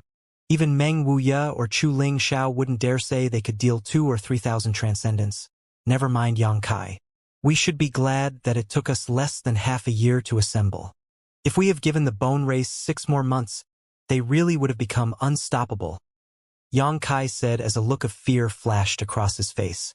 The bone race's rate of development was simply too fast. Right now, with the 3 clans collaborating, they should still be able to extinguish the bone race, but if they had given the bone race another year, or even half a year to prepare, victory would no longer be guaranteed. Their entire population is now occupying Water Spirit Temple's former headquarters, an island about 1,000 kilometers away from here. We've all been traveling for so long, so I suggest we rest here for a while and then set off again 2 days later. Yang Kai shouted in a clear and resonant voice. No one raised any objections. They were now just a stone's throw away from Water Spirit Temple, where they would soon be waging a great war. So it was only natural for them to recover to their peak state first. In the coming battle, one moment of carelessness could very well result in death. For now, many masters flew down to the ground and looked for positions to meditate and restore themselves. Inside Water Spirit Temple, atop an island covered by a thick cloud of blood mist, one thick enough to even dye the surrounding pristine waters a bloody red. In the middle of this island lay a huge blood pool, one that churned and tumbled as the fresh blood within it seemingly boiled. Many pale bones and countless herbs floated inside the blood pool, similar to what Yang Kai had once seen before. The only difference now, though, was that this blood pool was much larger than what Yang Kai had last visited. It now occupied almost half of the entire island. Beside the blood pool, there were bone race masters who were pouring their own vital essence into the pool to help spawn new clansmen. Innumerable hideous faces, like tormented ghosts, were bound within the blood pool, wailing as they struggled to break free, filling the entire island with a terrifying air. Kuluo sat at the highest point on the island, overlooking the blood pool down below with satisfaction. Suddenly, a bone race clansman hurried over and reported, "Sir, the masters of this world seem to have been attracted to our presence. They are now resting in a place not far from here." Kuluo's eerie green eyes flashed a ghastly light as he grinned. "They're finally here, but it's already too late." As he spoke, he rose from the chair he was sitting upon. "The inhabitants of this world are truly ignorant, actually giving my clan half a year to prepare. Without these past 6 months of buffer time, even if our clan had completely recovered, we wouldn't have been able to create much stir. But things are different now. Since they dare to come, we must let them pay a suitable price. We'll grind their bodies and use their remains to create more of our clan." His voice was high-spirited and filled with confidence, causing the bone race clansman who had come to report to fill with excitement, as if he could already see the scene of his clan dominating this world and enslaving the beings who lived here. "Transmit my orders. All our clansmen are to stop pouring their life essence into the blood pool, and instead have the newly born clansmen absorb as much energy from the blood pool as soon as possible to shape their physiques." "Yes." The bone race clansmen immediately withdrew and rushed to the blood pool to spread the word. After a moment, The bone race clansmen who were gathered around the blood pool stopped pouring their essence into it and began silently extracting energy from it instead. The skeletons, which originally did not possess any flesh or blood, soon began forming their physiques. The bone race clansmen who already had flesh on their bodies also became stronger after absorbing energy from the blood pool. The bone race was planning to go all out as well. The frightening blood cloud which had engulfed Water Spirit Temple's main island gradually disappeared as the energy contained within it was absorbed into the bodies of the bone race clansmen, becoming a part of their strength. In the blink of an eye, 2 days passed by. Above the endless sea, the 1,000 masters from the clans flew towards Water Spirit Temple. Atop the island in front of them, the bone race clansmen stood fearlessly, their fiery green eyes filled with a violent and bloodthirsty light as they stared at the 3 clans' masters like they were delicacies to be devoured. Many bone race clansmen were even licking their lips, appearing completely undaunted. 10 kilometers from the island, Xianxia came to a stop, the masters from the 3 clans quickly forming up behind him. Countless curious eyes stared towards the front. Of those who had come here, almost none of them had ever encountered a member of the bone race before, so this was actually their first time seeing this enemy they had come to face. On the surface, they appeared like ordinary humans, the only difference being their burning green eye. The coldness of these eyes and the bloodthirsty aura which pulsed from their bodies made everyone who was facing these bone race masters uncomfortable. Are they the bone race? Many people muttered in surprise. They're not such a big deal after all. I had thought they would have 3 heads and 6 arms. But it turns out they only have the normal amount. Ha ha ha. We'll soon let this trash know the meaning of fear. Everyone began shouting, seemingly not putting the bone race in their eyes. Xianxia, what's our plan? You're in command. We'll follow your orders. Zhang Yuan stared forward, his demonic chi surging as a dangerous aura began pulsing from his body. This was the enemy great demon god had once fought. Now, after thousands of years, he, Demon Commander Zhang Yuan, was doing the same, giving him an indescribable feeling. He had secretly decided to give his all to clean up this mess great demon god had left behind so as not to bring shame to his legacy. I'm going to make the first move. All of you should wait patiently, Xianxia said lightly. You what? Zhang Yuan was stunned and turned his head and looked at him. Thunder Dragon and the many human race masters also gave him strange looks. Slowly shaking his head, Zhang Yuan said, It's not that this senior is looking down on you, but with your strength, if you rush in there alone, you'll die without a doubt. That's right, little Xianxia. Don't forget that you are currently the one in command of our 3 clans alliance, so it's not necessary for you to personally take the lead. Meng Wuya said worriedly. How about letting the old master step forward for you? He was afraid Xianxia might have an accident. No need, naturally I have my reasons for going on ahead. Just watch. Xianxia smiled confidently. Saying so, he immediately summoned his star shuttle and in a flash of light, soared into the skies above Water Spirit Temple. Down below, countless bone race eyes stared towards him and Kaluo coldly snorted, called out, It's you! Obviously, he remembered Xianxia's appearance. The last time they met, Xianxia had played him for a fool, causing Kaluo to decide that in the future, he would track down Xianxia and torture him brutally. What he hadn't expected was for Xianxia to actually offer himself up. Immediately overjoyed, Kaluo waved his hand and shouted, Capture him. I want the star shuttle in his hand. At that moment, a second-order Saint Realm bone race clansman flew up, sending out a burst of malevolent intent that formed itself into a nearly tangible beast that bit towards Xianxia. This monster was massive, and of a shape no one from Tongshan Realm had ever seen before. The evil chi it gave off seemed able to consume the heavens and earth. An azure light flashed and Xianxia's star shuttle easily avoided this attack as he continued to fly about over Water Spirit Temple, a powerful spiritual energy constantly flooding out from him and covering bone race clansmen on the island. Kaluo's eyes narrowed as he sneered, A divine sense attack? As he spoke, he sent out a pulse of spiritual energy no less intense than the ones Xianxia was releasing, shaping it into an invisible sword and piercing it towards Xianxia's knowledge sea. Xianxia's figure suddenly went stiff. Humph, seeking one's own end. Actually daring to show off a divine sense attack in front of me.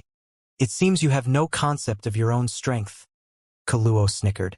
In the sky over Water Spirit Temple, Xianxia, who was aboard his star shuttle, seemed to have frozen up and incapable of moving, a painful look upon his face. Everyone who saw this scene paled. Earth-splitting Divine Ox quickly shouted, "Not good. That kid's been incapacitated. We need to save him. It's too late."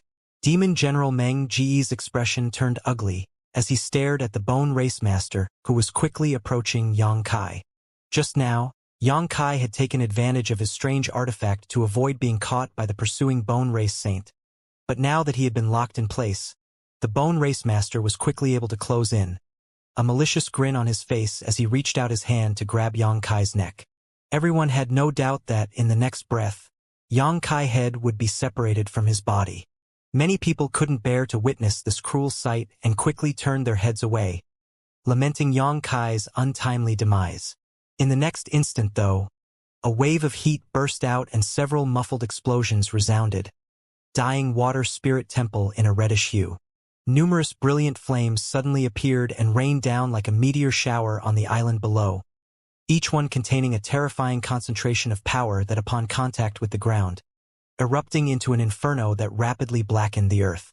Many of the Bone Race clansmen's green eyes couldn't help flashing with fright as they hurriedly leapt up into the sky to avoid this raging hellfire. What they feared most was fire, for potent flames were one of the few things that could completely kill them. At the same time, Xianxia, who was on the brink of being captured after suddenly losing his freedom, grinned mockingly towards the approaching Bone Race Master as if he had never been hit before his figure flickered and he returned to his own camp. "Smelly brat, you nearly scared this old master to death." Meng Wuxia was not exaggerating. Although he had great confidence in Xianxia, the scene just now had been too close to the edge. "Did you run over just to play a little trick and frighten them?"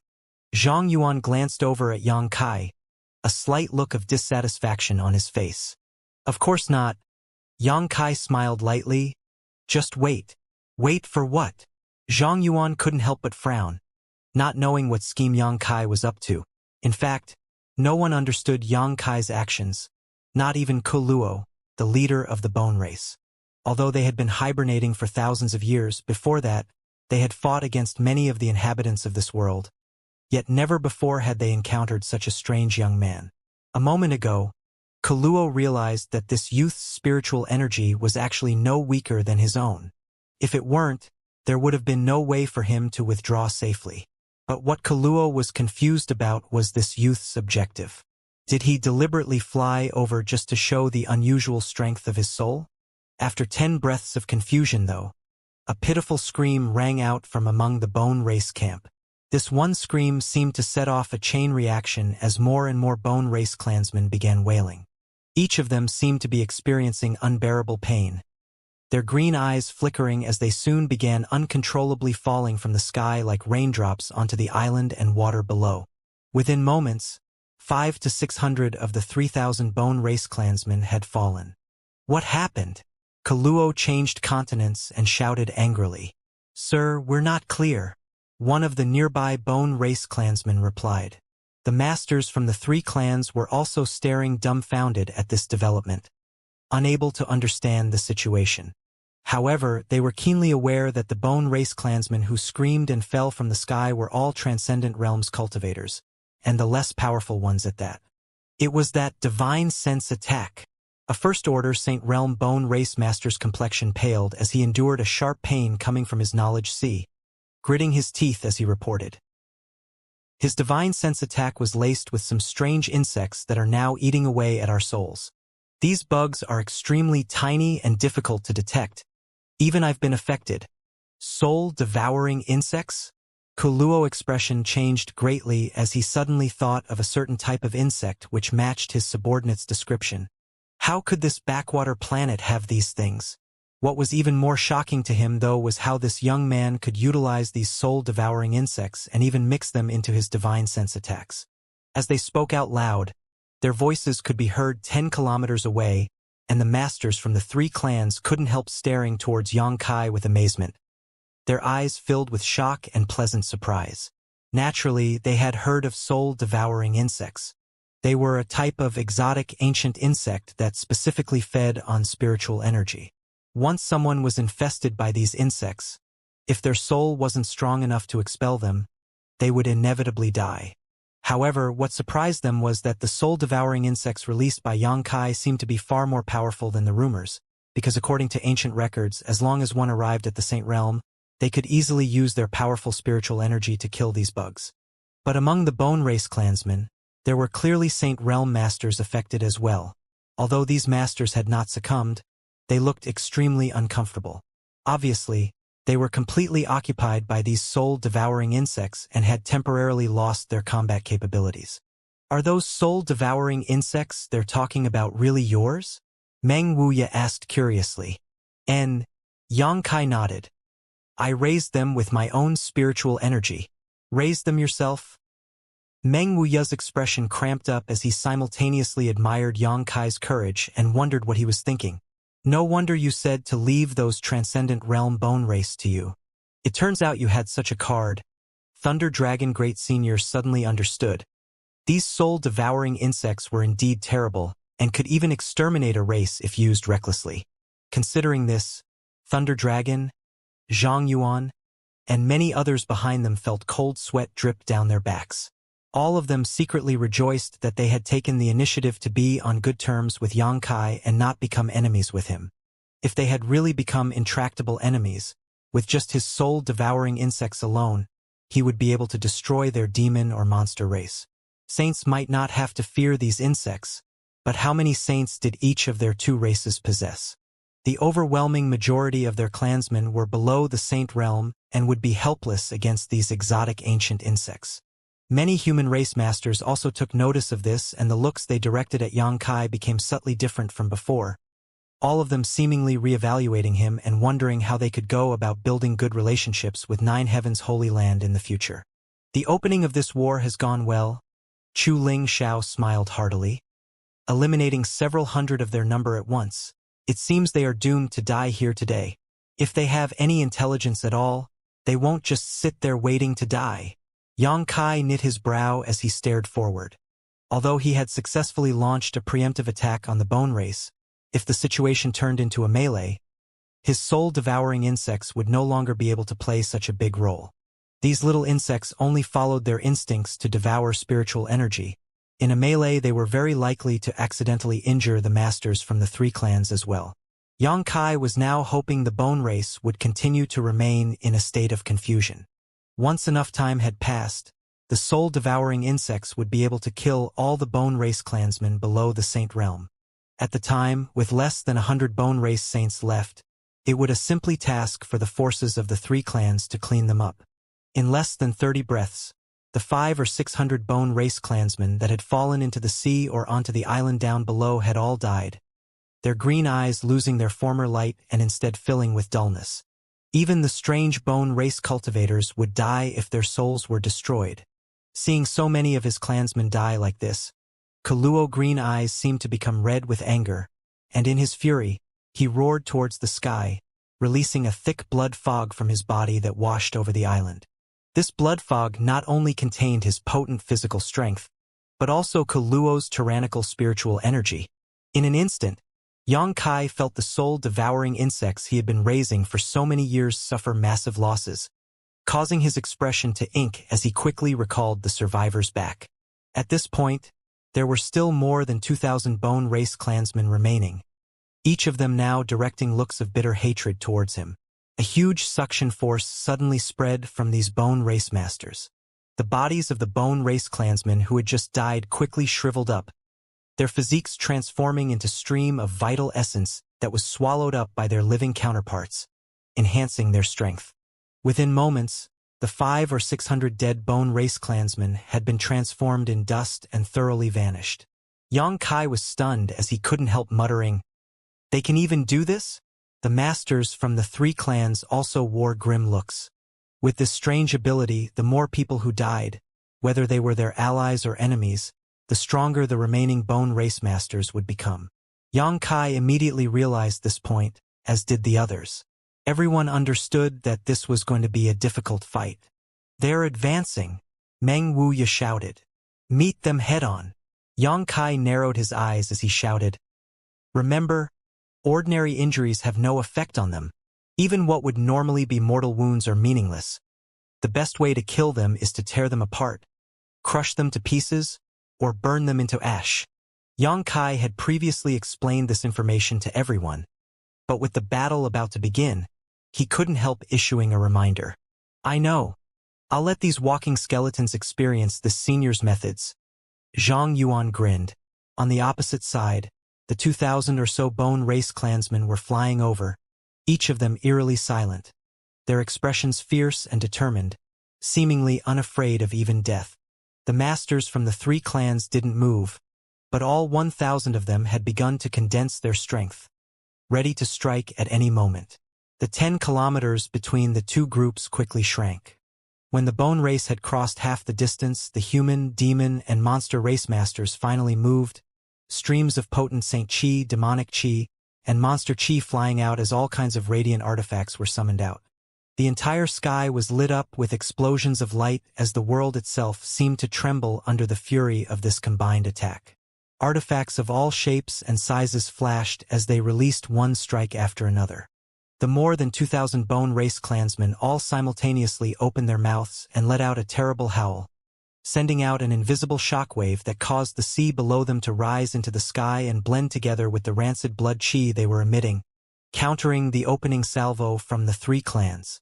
The world shook as the ocean rose up and 100 bone race clansmen at the head of their charge were struck by the combined attack of the 3 clans masters and burst into dust, leaving behind not even a trace of their existences.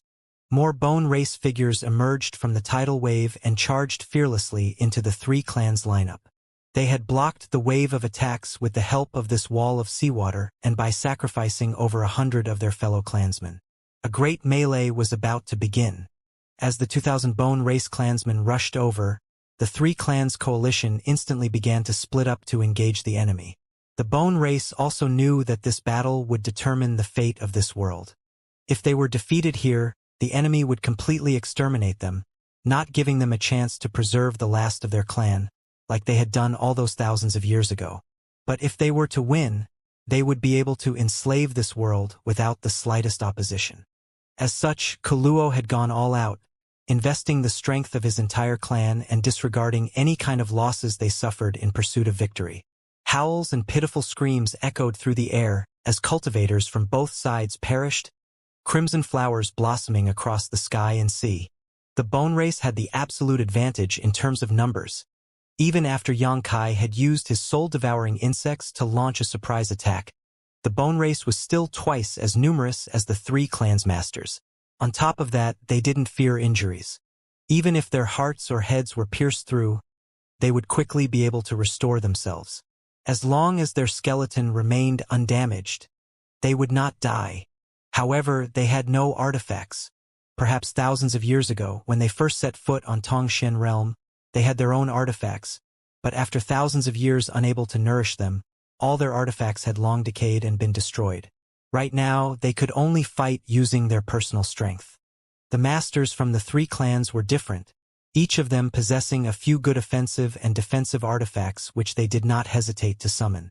The bone race also possessed far fewer Saint Realm masters than the human, demon, and monster races. Each side had its own advantages and disadvantages. So when this battle to determine the future course of Tongshan realm broke out, it almost immediately fell into a stalemate. The bone race's clansmen were quickly being killed, each of them being smashed to pieces or burnt to ashes, their pitiful screams constantly ringing through the air.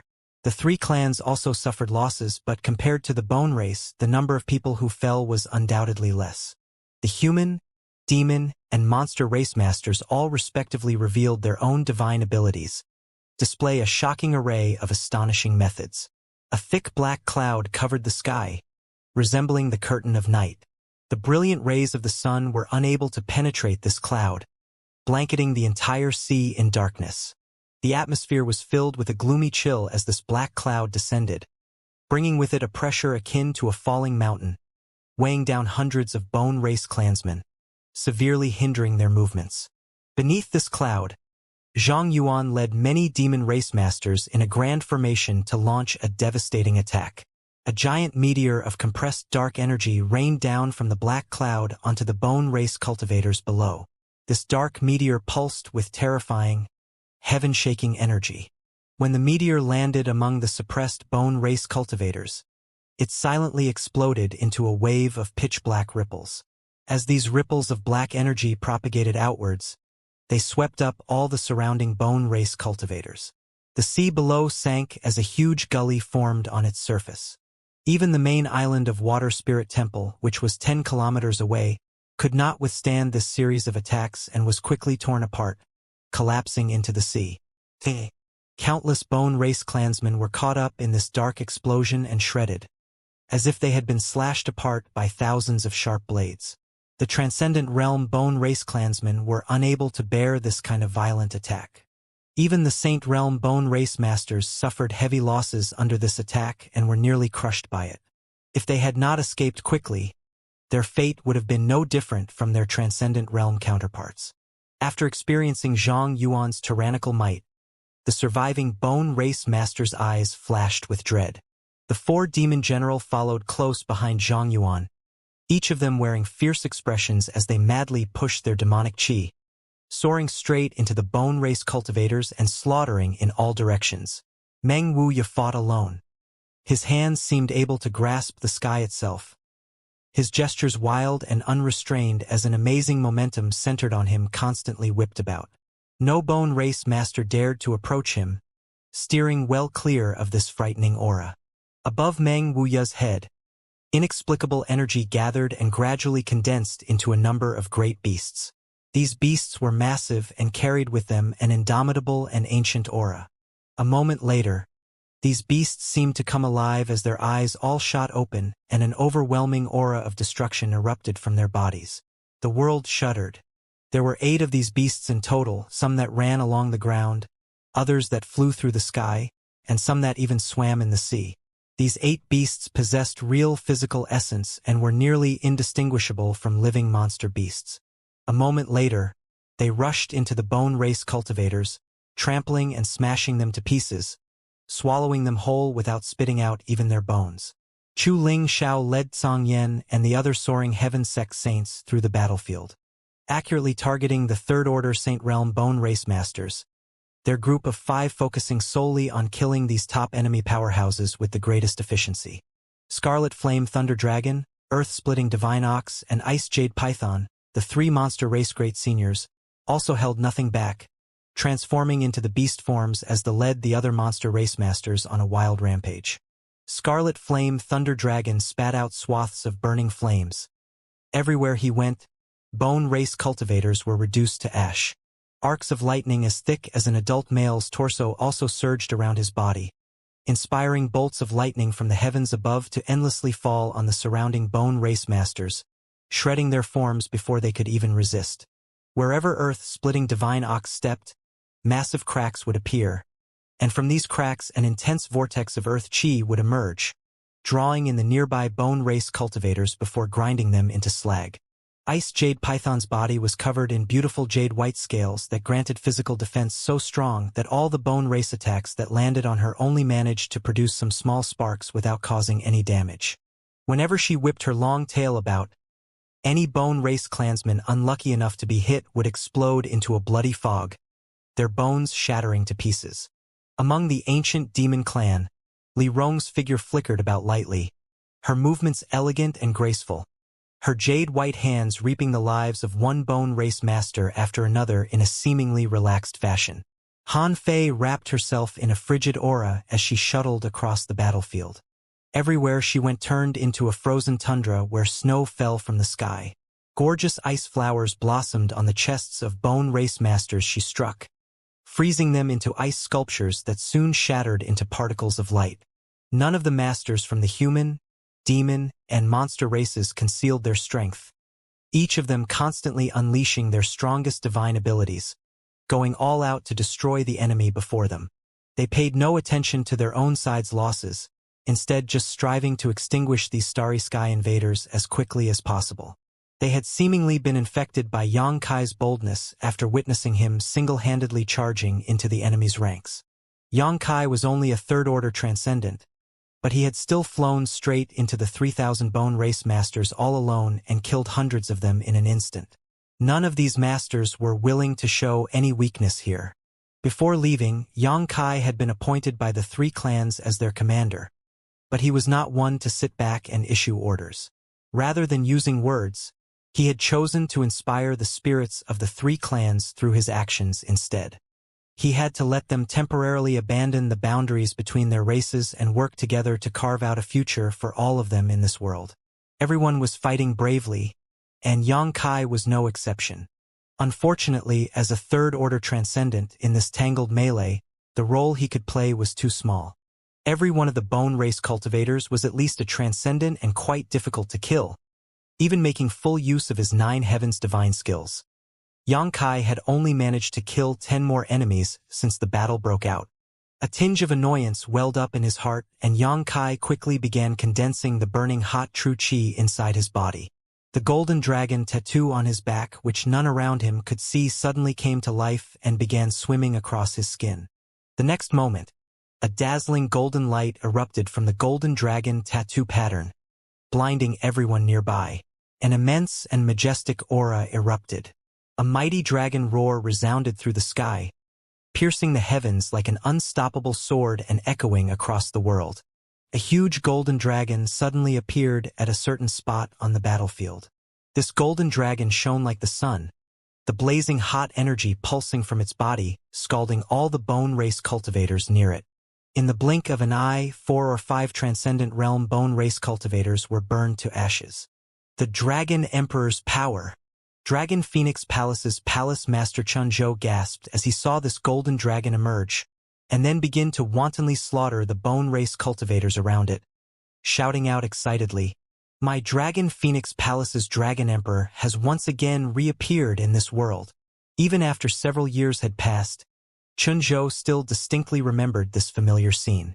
On that day, when frozen nether cave heaven had invaded Dragon Phoenix Palace, and the sect was on the verge of collapsing, the Dragon Emperor had appeared and swiftly turned the tide of the battle, saving Dragon Phoenix Palace. Today, on this battlefield against these starry sky invaders, the Dragon Emperor has once again appeared. Xiao Ling. After recovering from his excitement, Chunzhou called out angrily, "Palace Master!" Elder Xiao Ling, who was fighting nearby Chunzhou, rushed over. "Did Sun Yu come?" Chunzhou asked urgently. "No, Sir Dragon Emperor's strength was insufficient and did not participate in this matter." "Then what is that all about?" Chunzhou stared blankly at the huge golden dragon. Sun Yu was the Dragon Emperor of Dragon Phoenix Palace. If he wasn't here though, how could the Dragon Emperor have appeared? Chunzhou's head was filled with confusion. The aura of a true dragon. At the same time, Thunder Dragon Great Senior couldn't help freezing up and turning towards the golden dragon, exclaiming in shock. He too had assumed the form of a dragon, but compared to this golden dragon, his scarlet flame thunder dragon, whether it was in terms of size or purity of monster chi, differed greatly. This golden dragon exuded the purest monster race aura, akin to that of a great sovereign. For a moment, Thunder Dragon Great Senior's heart was overawed, as if he had never expected a day would come when he could feel such an aura in this world. Even earth-splitting divine ox and ice jade python wore solemn expressions as they stared towards the golden dragon with looks of reverence and yearning. Many monster race masters became stimulated by this sight, transforming into their beast forms and releasing thunderous roars as they madly crashed against the bone race cultivators. This true dragon aura had greatly roused the spirits of the monster race. The melee dragged on into the night, and the entire sea had become a battlefield, the number of bone race clansmen rapidly decreasing from originally more than 2,000 during the day until only several hundred now, and this number was still falling. From the original 1,000 human, demon, and monster race masters, less than half remained. All who had fallen on this battlefield had no hope of survival. Whether they were transcendents or saints, in this kind of tangled melee, their individual strength mattered not. Only the third-order saints could move somewhat unscrupulously throughout the battlefield. After Yang Kai transformed into a golden dragon, it was as if his bloodthirst had been awoken, and he madly slaughtered all the Bone Race clansmen around him. Intense burning heat was the Bone Race's biggest nemesis, and the heat which naturally overflowed from the Golden Dragon was enough to melt any Bone Race clansman below the Saint Realm. The situation gradually changed from a balanced stalemate to a one-sided slaughter. As soon as the three clans gained the advantage, they pressed it hard until the Bone Race was unable to resist, reducing them to pigs waiting for the slaughter. However, Yang Kai couldn't help feeling a sense of discomfort. For some time now, he had been looking for the leader of the Bone Race, Kuluo, but ever since the melee began, he had never appeared and no one knew where he had gone. All of the masters present were busy fighting the enemies in front of them and had no time to pay attention to this oddity. Yang Kai flew high up into the sky, ignoring all the commotion around him. Fully releasing his divine sense, Yang Kai began searching for Kuluo's trail. This person was the leader of the Bone Race and should be the most powerful among them. If he didn't die here today, even wiping out the rest of the Bone Race would become meaningless. As time passed, Yang Kai's frown deepened. Kuluo seemed to no longer be here, as if he had long ago fled. No matter how Yang Kai pushed his divine sense, he simply couldn't feel his aura. Yang Kai's heart sank, but not believing such a ridiculous possibility, he persisted in his search. After a cup of tea worth of time, Yang Kai finally found some clues. All the Bone Race, human, demon, and monster race masters who died on this battlefield had their flesh and blood transformed into vital essence, which then invisibly sank into the ground before gathering towards a certain spot where a formidable aura was concealing itself. Kuluo. Yang Kai dove down without hesitation, his golden dragon form transforming into a streak of golden light, like the sun itself was falling from the sky, slamming into the ground in the next instant. Honk! The earth trembled violently as a wild strength passed through the soil and sank underground. A cold snorted came out and Kuluo's figure smashed out from the ground. His face dyed in an unusual red light as he stood overlooking the crowds down below, his flaming green eyes filled with a contemptuous and self-satisfied light. An astonishing energy fluctuated around him. Yang Kai's eyes shrank as his instincts screamed out in alarm. He saw that something was wrong. Just as Kuluo came to a halt, a black demonic hand emerged from the void and grabbed towards him. This black hand grew bigger and soon seemed as if it was able to grasp the entire world in its palm. Naturally, this hand belonged to Demon Commander Zhang Yuan. Kuluo seemed to have not realized at all and simply remained hovering midair. Zhang Yuan, fall back! Yang Kai quickly shouted. Unfortunately, he was too late. Zhang Yuan was the demon commander, the strongest master in the demon land. Naturally, he held absolute confidence in his own strength, but just as his black hand was about to seize Kuluo, it was as if it was pierced by something and he hastily withdrew it. The next moment, Zhang Yuan appeared beside Yang Kai, his expression incredibly solemn as red blood dripped from his right hand and a potent stench of death wrapped around his arm. In that instant, he had been injured by Kuluo. A thick sense of dread flashed across Zhang Yuan's eyes, and he quickly circulated the demonic qi in his body to expel the malevolent energy Kuluo had injected into his arm. In a flash of light, Li Rong, Meng Wuya, Chu Lingxiao, Thunder Dragon Great Senior appeared. At this moment, the Saint Realm Masters of the Bone Race had almost been completely eliminated and the remaining Transcendent Realm cultivators were fleeing. The human, demon, and monster masters were in pursuit, vowing to not let a single one escape alive. Only the top powerhouses remained behind to deal with Kuluo. Saint King Realm? Meng Wuya asked in amazement. The strength of Zhang Yuan was something he was clearer about than anyone else. After all, he had fought against Zhang Yuan hundreds of years ago. Naturally, he was incomparable to an ordinary third-order saint, but Zhang Yuan had still been easily wounded by Kuluo. Kuluo's strength at this moment seemed to be above everyone else here. And even as he faced the top masters from the three clans, he didn't show any signs of panic. He's not a Saint King yet, but he's on the verge of breaking through, Yang Kai said while maintaining his golden dragon form. Kuluo's aura was truly earth-shaking, significantly more potent than anyone else present. But he had definitely not reached the Saint King realm yet, because his strength was still fluctuating wildly, a clear sign of imminent breakthrough. "I must thank you." Kaluo looked down at the crowd arrogantly and said in a cold voice, "Thanks to your efforts I was able to obtain this opportunity. If it wasn't for so many masters dying here, I would never have been able to break through to the Saint King realm so quickly. Thousands of years ago, you had a powerful Saint King masters on your side who slaughtered my clan's leaders. But now, I'd like to see what you plan to fight me with." With a shout, a great suction force erupted from his body, like an invisible vortex that spun madly. The vital essence of the countless dead bodies down below flowed towards him at a rate visible to the naked eye.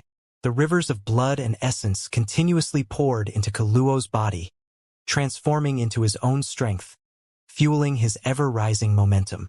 Most embarrassing of all was that the majority of this fresh blood came from the corpses of the deceased human, demon, and monster race masters. The sky clouded over as Kaluo breakthrough drew closer. "This was your objective all along," Chu Ling Xiao shouted. The faces of the masters present all became gloomy as they suddenly understood. This time, when the three clans collaborated to attack the Bone Race, the Bone Race had fought back without the slightest fear. The human, demon, and monster race masters had thought that these Bone Race invaders had simply been overconfident, but it was only now that they realized that Kaluo didn't care at all about the lives of his clansmen. The past 6 months, he had only expanded his clan's numbers in order to force the three clans to confront him. During this battle, both his clansmen and this world's masters died in droves. Kaluo was aiming at this opportunity to obtain a massive amount of vital essence. The dead human, demon, and monster race masters had all at least reached the transcendent realm, and there was no shortage of fallen saints. With such a huge amount of vital energy injected into his body, Kaluo wouldn't have any trouble breaking through. This was all one giant plot. While the three clans had thought victory was within their grasp, they were actually being manipulated into doing Kaluo's bidding. "You can exterminate my clansmen to the last. As long as I live, I can spawn as many of them as I want." Kaluo seemed to think he had already won, turning his head towards the sky and letting out a victorious laugh. Everyone's face instantly darkened as they stared up at the terrifying swirl of world energy gathering in the sky. Naturally, this energy was the makings of the baptism one would receive when they broke through from the Saint Realm to the Saint King Realm. None of the masters here dared test its power. If they were caught up in it, they may very well be reduced to dust. "You plan to live on?" Xianxia dismissed his golden dragon form and stared towards Kaluo coldly, a grin quickly forming on his face. "Wishful thinking." Saying so, Xianxia flipped his hand and summoned an item out from the black book space. It was a dark red stone roughly the size of a fist. Pouring his true chi into the stone, it immediately released a brilliant red light as well as an astonishing attractive force, one many times stronger than the one Kaluo was emitting. The fresh blood which had been gathering rapidly toward Kaluo instantly froze, as if it was grasped by a giant invisible hand, and then began flowing faster and faster through the air towards the red stone before being swallowed up by it. Not a single drop of vital essence flew towards Kaluo anymore. The source of energy he was using to break through had been abruptly cut off. Blood essence stone. Kaluo's green eyes shook violently and he couldn't help calling out in alarm, a hint of panic flashing across his face. How could you have a blood essence stone? At this moment, he even seemed afraid of this strange stone. Xianxia grinned mockingly. "Without any energy to support you, I'd like to see how you break through to the Saint King realm." As if to echo Xianxia's words, the gathering world energy high up in the sky suddenly began to disperse. Kaluo raised his head to the sky, and upon realizing he had no hope of breaking through, he finally began to panic. Xianxia held tightly to the blood essence stone, constantly pouring his true chi into it, absorbing every last drop of vital essence and fresh blood from the surrounding dozens of kilometer radius, refusing to give Kaluo a single opportunity. Sneering deeply, Xianxia taunted, "What's wrong? You suddenly seem afraid?" The eyes of the masters gathered around Xianxia also brightened as they once again saw hope of wiping out the Bone Race. All of them were secretly rejoicing. If Xianxia had not promptly discovered traces of Kaluo, after he had gathered enough energy, no one would have been able to resist him. Kuluo's eyes flashed as a thick murderous intent burned within them. Glaring at Yang Kai, he gnashed his teeth and shouted, "Even if I have not arrived at the Saint King realm, none of you are my opponent. I'll kill you first, then seize your blood essence stone." Saying so, a cold, gloomy spiritual energy suddenly burst out from Kuluo and flew towards Yang Kai's knowledge sea, clearly trying to extinguish Yang Kai's soul. Realizing that this was a pure divine sense attack, Yang Kai didn't show the slightest fear and stood his ground. Burn! With a low shout, Yang Kai unleashed his conflagrated divine sense and incinerated Kuluo's malevolent spiritual energy before it could even get close. Not pausing for an instant, Kuluo lifted his hand and palmed towards Yang Kai. A pale, skeletal had suddenly appeared, giving people the illusion that it was the hand of death itself, causing everyone present to shudder. This bone hand was massive and seemed to be comprised of the hardest jade. It gave off a strange power and terrifying pressure, its 5 fingers curling into hooks as it pressed down towards Yang Kai. The surrounding world seemingly couldn't withstand this pressure and began to crack and collapse, a huge palm print appearing on the ground. "In your dreams!" Li Rong shouted as her pretty face was instantly filled with dense demon crests, giving her a wild look as a dreadful demonic chi overflowed from her tender body and shot like a barrage of arrows towards this giant bone hand. "Go!" Yang Kai also shouted, summoning his silver leaf-grade top-rank artifact and transforming it into a silver shield to block the oncoming attack. The ground below caved in as brilliant light shone. It was as if the entire world was trembling. The skeletal hand shattered into fragments, and before the pieces could hit the ground they disintegrated and disappeared. Li Rong's tender body shivered as her face flushed red.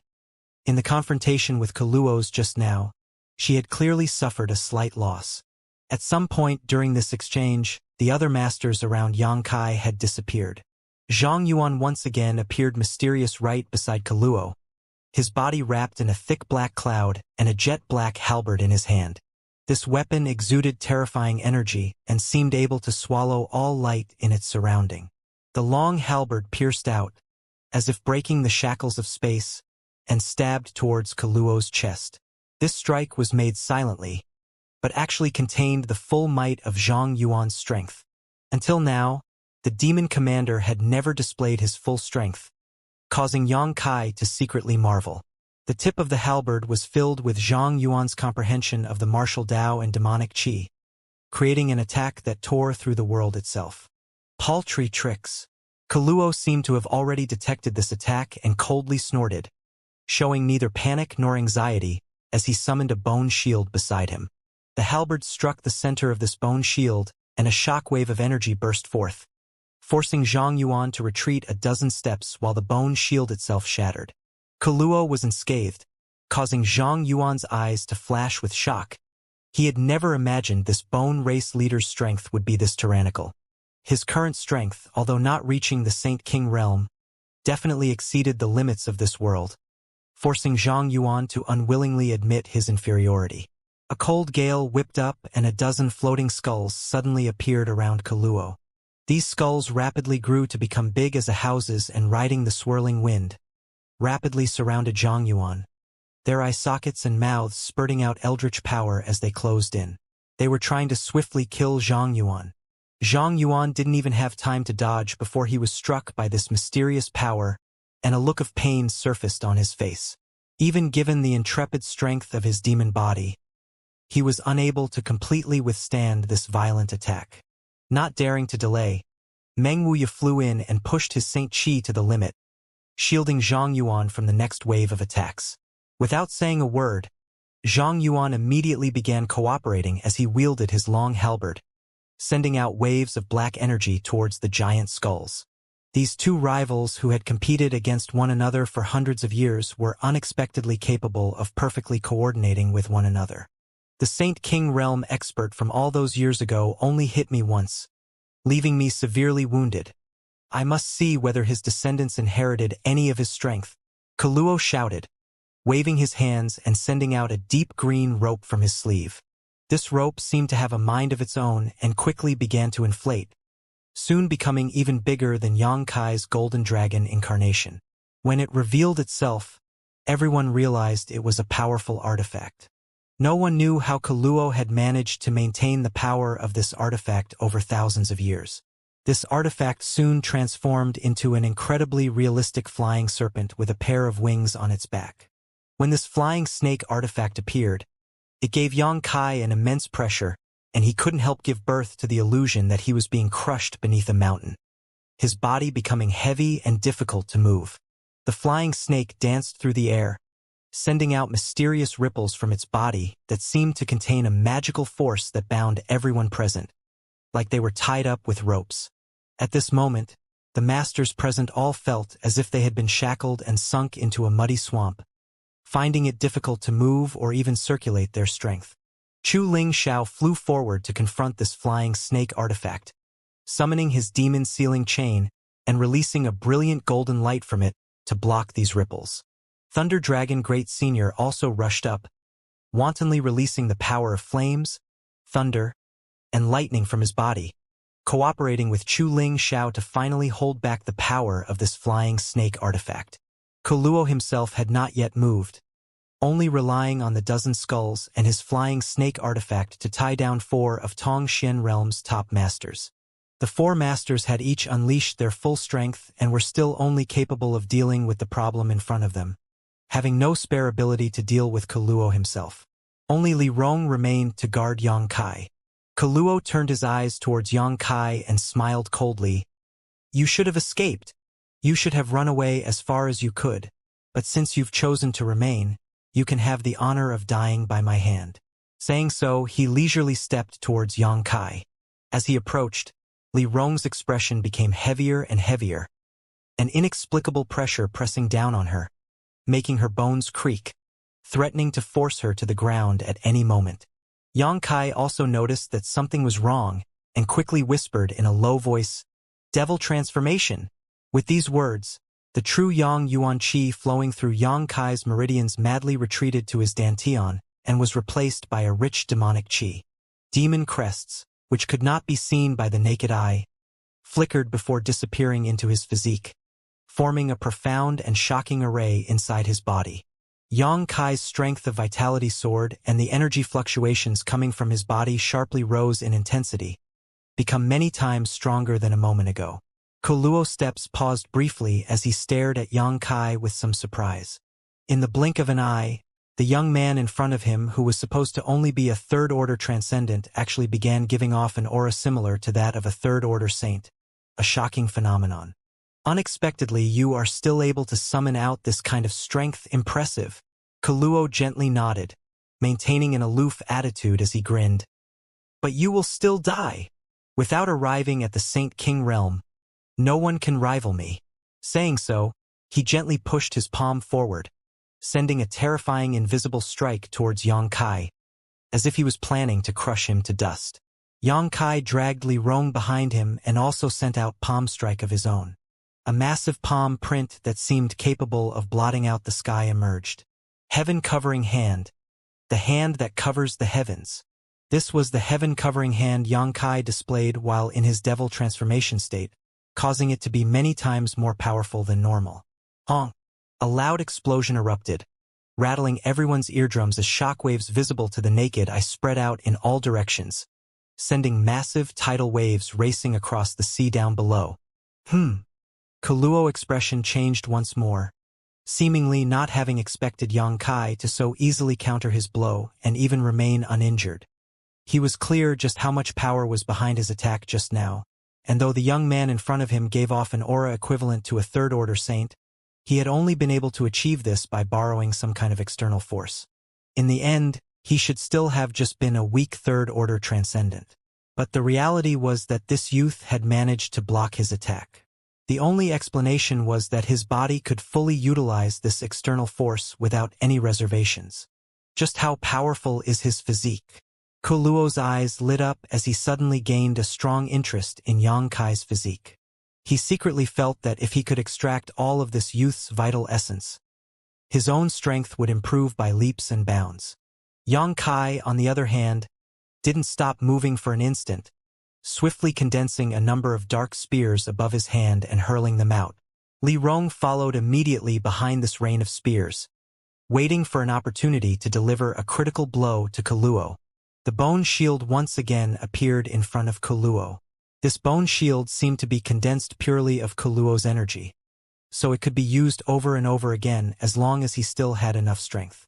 The storm of heaven-punishing spears landed on this bone shield, breaking it to pieces once more, but Kuluo remained unharmed.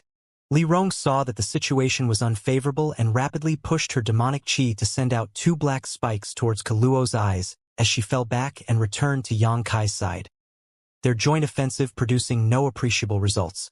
Kuluo smiled lightly. "Is this the extent of your ability? If you only have such skill, I'm afraid your luck has run out. You spew too much nonsense," Yang Kai sneered and said impatiently. At the same time, he hurriedly sent a divine sense message to Li Rong. "His goal right now is the blood essence stone in my hand. He wants to absorb the blood chi inside it to help him achieve a breakthrough. You don't have to worry about me here. Quickly help Treasurer Meng, Zhang Yuan and the others. As long as they can break that snake artifact and those skulls, we can encircle Kuluo." Li Rong was startled and immediately understood what Yang Kai was planning. Right now, the other 4 top masters present were completely tied down, leaving only her and Yang Kai to face this bone race leader. Obviously, with just the 2 of them, there was nothing they could do to Kuluo, but if the other 4 could be freed up and all 6 of them joined forces, even if this bone race leader was strong, he wouldn't be able to resist. After all, he hadn't yet reached the Saint King realm. Li Rong's pretty face filled with hesitation. "But, no buts, just hurry." Yang Kai cut her off. A look of struggle flashed across Li Rong's beautiful eyes. Yang Kai was the master of the ancient demon clan, so she naturally wanted to protect him above all else. But she also understood the correctness of Yang Kai's proposal, causing her to temporarily not know what decision to make. If any kind of accident happened to Yang Kai, she almost didn't dare to imagine it. But after a moment, her look became firm as she grit her teeth. "Then Master must be careful." Saying so, her tender body flickered and flew off towards Zhang Yuan and Meng Wuya. The 2 men were constantly trying to distance themselves from the dozen strange skulls but were unable to escape, only barely managing to avoid the strange energy which was being released by them as they exchanged blows. However, as they were withdrawing, they had managed to destroy a number of these skulls, so their efforts were not totally in vain. Li Rong had decided to help them first. As long as they were freed up and were able to assist Thunder Dragon and Chu Lingxiao, the flying snake artifact would be nothing to fear. Seeing Li Rong depart, Kuluo grinned towards Yang Kai, remaining in place, not taking any obvious actions. He also understood what Yang Kai's plan was and couldn't help snickering. "Before they return, I can easily kill you. Go ahead and try." Yang Kai grinned back. "Let's see if you can catch up to me." Kuluo slowly shook his head. "Don't think you can use that star shuttle in front of me. That's useless. I told you as such the last time we met." Pausing for a moment, he continued, Don't think you can tear space either. I've blocked the surrounding area with my divine sense. Your cultivation is far lower than mine, so you won't be able to use that divine ability of yours. If I had previously known you possessed such a skill, I would never have allowed you to escape. I wasn't planning on tearing space." Yang Kai smiled meaningfully. "Then how do you plan on dragging for time?" Kuluo seemed quite interested in what methods Yang Kai was still hiding and wasn't in a hurry to act. "Guess." Yang Kai's eyes became cold as the strength of wind burst from his body and tiny arcs of lightning flashed across his form. This wind and thunder quickly condensing on his back to form a pair of semi-transparent wings. The wind and thunder wings. Since obtaining his star shuttle, Yang Kai had only used this extremely fast flight-type artifact to travel long distances. His wind and thunder wings had been left untouched for quite some time. However, these wings, which had almost transformed into a part of his body, still played an irreplaceable role. As the wind and thunder swirled around him, Yang Kai transformed into a streak of light and flew away. Yang Kai understood the gap in strength between himself and Kuluo, so he never had any intention of fighting him head-on. He only had to stall him long enough for Meng Wuya, Chu Lingxiao, Zhang Yuan, and Thunder Dragon to defeat their opponents and return to assist him. He had also determined that Kaluo would not let him escape because he had the Blood Essence Stone in his hand, and Kaluo's breakthrough to the Saint King realm depend on him obtaining the massive amount of blood chi stored within it. As long as Kaluo was still thinking normally, he would never let him escape. Yang Kai had already seen through Kaluo's intentions. Sure enough, when he quickly flew away, Kaluo's eyes shrank, a stunned look appearing on his face as his green glowing eyes stared at Yang Kai's back, a thick murderous intent welling up from his body. His figure flickered and he quickly chased after Yang Kai. His speed was incredible, not in any way inferior to Yang Kai's even when he was using his wind and thunder wings. The shackles of space seemed to have no effect on him, and every step he took allowed him to cross 1,000 meters at once, each pace bringing him ever closer to Yang Kai. The palpable murderous intent behind him sent cold shivers up Yang Kai's spine as he continued to flee. Yang Kai tried to tear space, but quickly discovered that the space around him had somehow become viscous and a strange force was solidifying his surroundings, making it impossible to open an entrance to the void. Kaluo should have some understanding of the principles of space. Otherwise, even if his cultivation was much higher than Yang Kai's, it would have been impossible for him to have achieved this. This caused Yang Kai to become even more vigilant. One chased while the other escaped, a seemingly endless cycle. Yang Kai purposefully flew in circles, not rushing in any particular direction. He needed to buy enough time for the others to come help him. If he were to run far away, they'd have to catch up, wasting even more time. The aura of death brushing against his back gave him an enormous sense of pressure. Yang Kai had never experienced such a difficult battle before. Kaluo was far stronger than Zhang Yuan, Meng Wuya, or any of the other masters present. He was truly the strongest in this world. Xiao xiao xiao. Slicing sounds rang out behind him, and even before the attack arrived, Yang Kai felt as if his body had been sliced apart, the illusion causing his soul to tremble. Not daring to hesitate, Yang Kai summoned his silver leaf artifact and transformed it into a protective shield while simultaneously changing direction, his body twisting like a snake midair. Hong hong hong. The attack still landed extremely accurately on his back, causing him severe pain. Yang Kai felt warm liquid leak out from the places he had been struck. The Silver Leaf Saint grade top-rank artifact's defensive barrier was also instantly broken. You can't run away. Surrender without a fight and I'll grant you a swift death. Kaluo's voice rang in his ears with haughtiness in his tone, as if he had already won. The next moment, he appeared alongside Yang Kai and sent him a mocking look, extending his finger towards him as a shocking amount of energy gathered at its tip. Not waiting for him to attack, Yang Kai pushed both his palms forward and used his Beast Soul skill, sending a roaring white tiger and bellowing divine ox towards Kaluo, while he himself changed direction again and flew off. This attack gained Yang Kai a brief moment of time that he used to once again open the distance between Kaluo and himself. In his heart, Yang Kai was secretly growing anxious, praying emphatically for Meng Wuya and the others to quickly finish their fights. I want you to die without burial. Kaluo howled fiercely, his expression twisted with anger. It seemed that, because he had been unable to catch Yang Kai even after so long, he had finally become enraged. A malevolent aura erupted as Kaluo began using his full strength, obviously refusing to continue playing this game of cat and mouse. The sky suddenly dimmed as a blinding red light as thick as blood surrounded Kaluo and he shot out towards Yang Kai. Yang Kai's instincts screamed out in warning, and he hurriedly summoned his silver leaf artifact once again, while at the same time condensing several grand heavenly shields to defend himself. But the great sense of crisis he felt had not abated, as if the strongest defense he had just erected could not play any role. Ice Seal! Suddenly, a tender voice called out, and a figure rapidly approached from in front of Yang Kai. Naturally, it was Han Fei. Han Fei's expression was indifferent, like an ancient iceberg, her elegant face covered in demon crests making her seem even colder than usual. In her hand was an ice crystal sword that she waved repeatedly, sending out a burst of cold air that frozen the very space behind Yang Kai. The blood-red light froze along with the rest of the world and came to a halt. Han Fei passed beside Yang Kai and shot forward, apparently intending to resist Kuluo for him.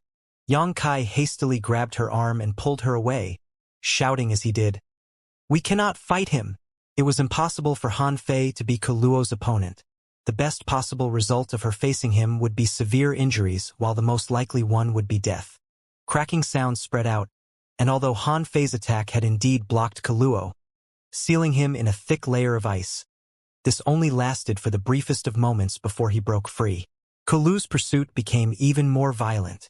"Master!" Han Fei stared behind with amazement and shouted, "Who is this person? How is he so powerful?" "The Bone Race Leader." Yongkai released her and urgently asked, "What's the situation on your side?"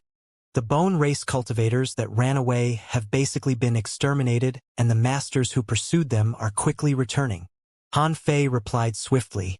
Yongkai's eyes lit up and he couldn't help but smile. At that moment, four figures flew in from the distance and caught sight of Yongkai and Han Fei escaping from Kuluo, startling them greatly. It was the 4 demon generals.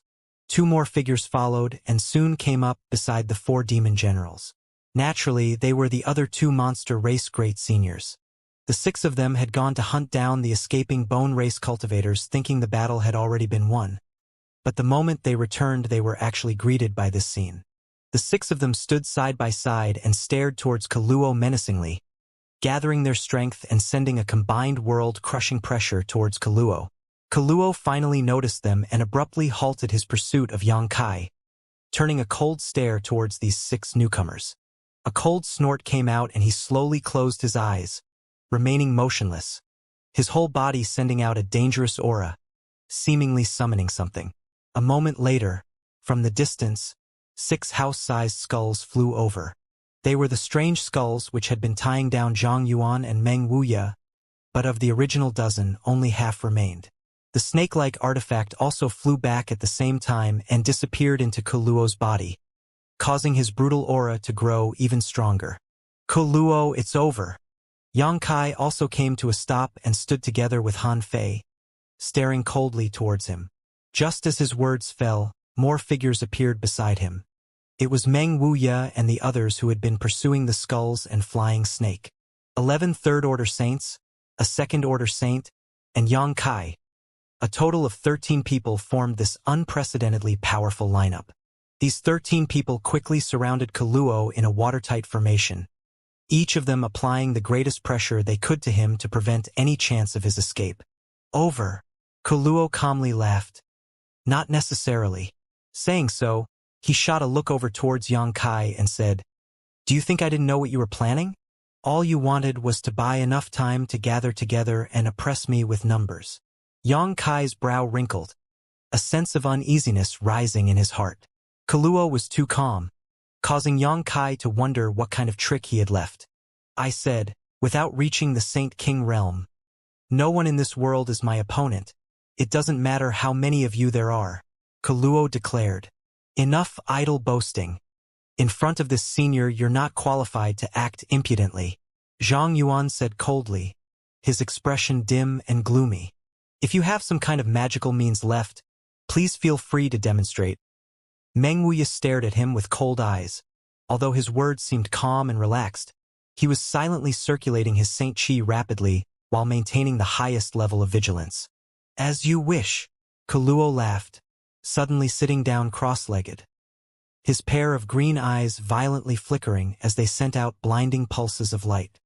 His hands formed a series of unfamiliar seals as a stream of inaudible words left his lips. The strength of his blood chi and vitality rapidly climbed and his skin took on a strange red glow, as if he would begin leaking fresh blood at any moment.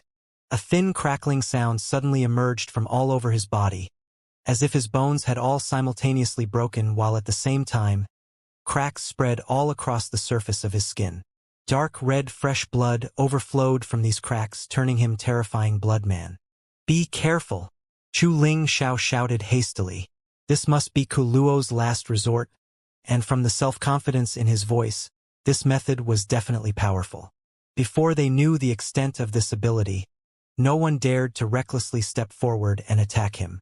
Everyone wore a dignified expression as all of them secretly felt incredibly nervous. The blood inside Kaluo's body was constantly flowing out, as if he possessed an endless supply, enough to dye the world red. A suffocating blood chi filled the surrounding sky. Suddenly, Kaluo wore a treacherous grin and shouted, "Forcing me to demonstrate my bone race's forbidden technique, blood pond flesh forest. You can all die without regrets." As he shouted, his figure suddenly burst open and pieces of flesh flew out, his body collapsing, bones and all. Self-destructing. Everyone was dumbstruck. None of them had expected that, after making such imposing claims, Kaluo would actually choose to explode his flesh body. "Wrong. Fall back," Xianxia suddenly shouted, feeling a great sense of crisis wash over him and hurriedly retreating. "Too late," Kaluo sneered, his grating laughter resounding in everyone's ears, his scattered flesh, blood, and bones suddenly seeming to come alive and gather together into a great blood sea that swallowed the group of 13 people whole. The blood sea was boundless and seemed to envelop the entire world. In an instant, everyone's heart sank.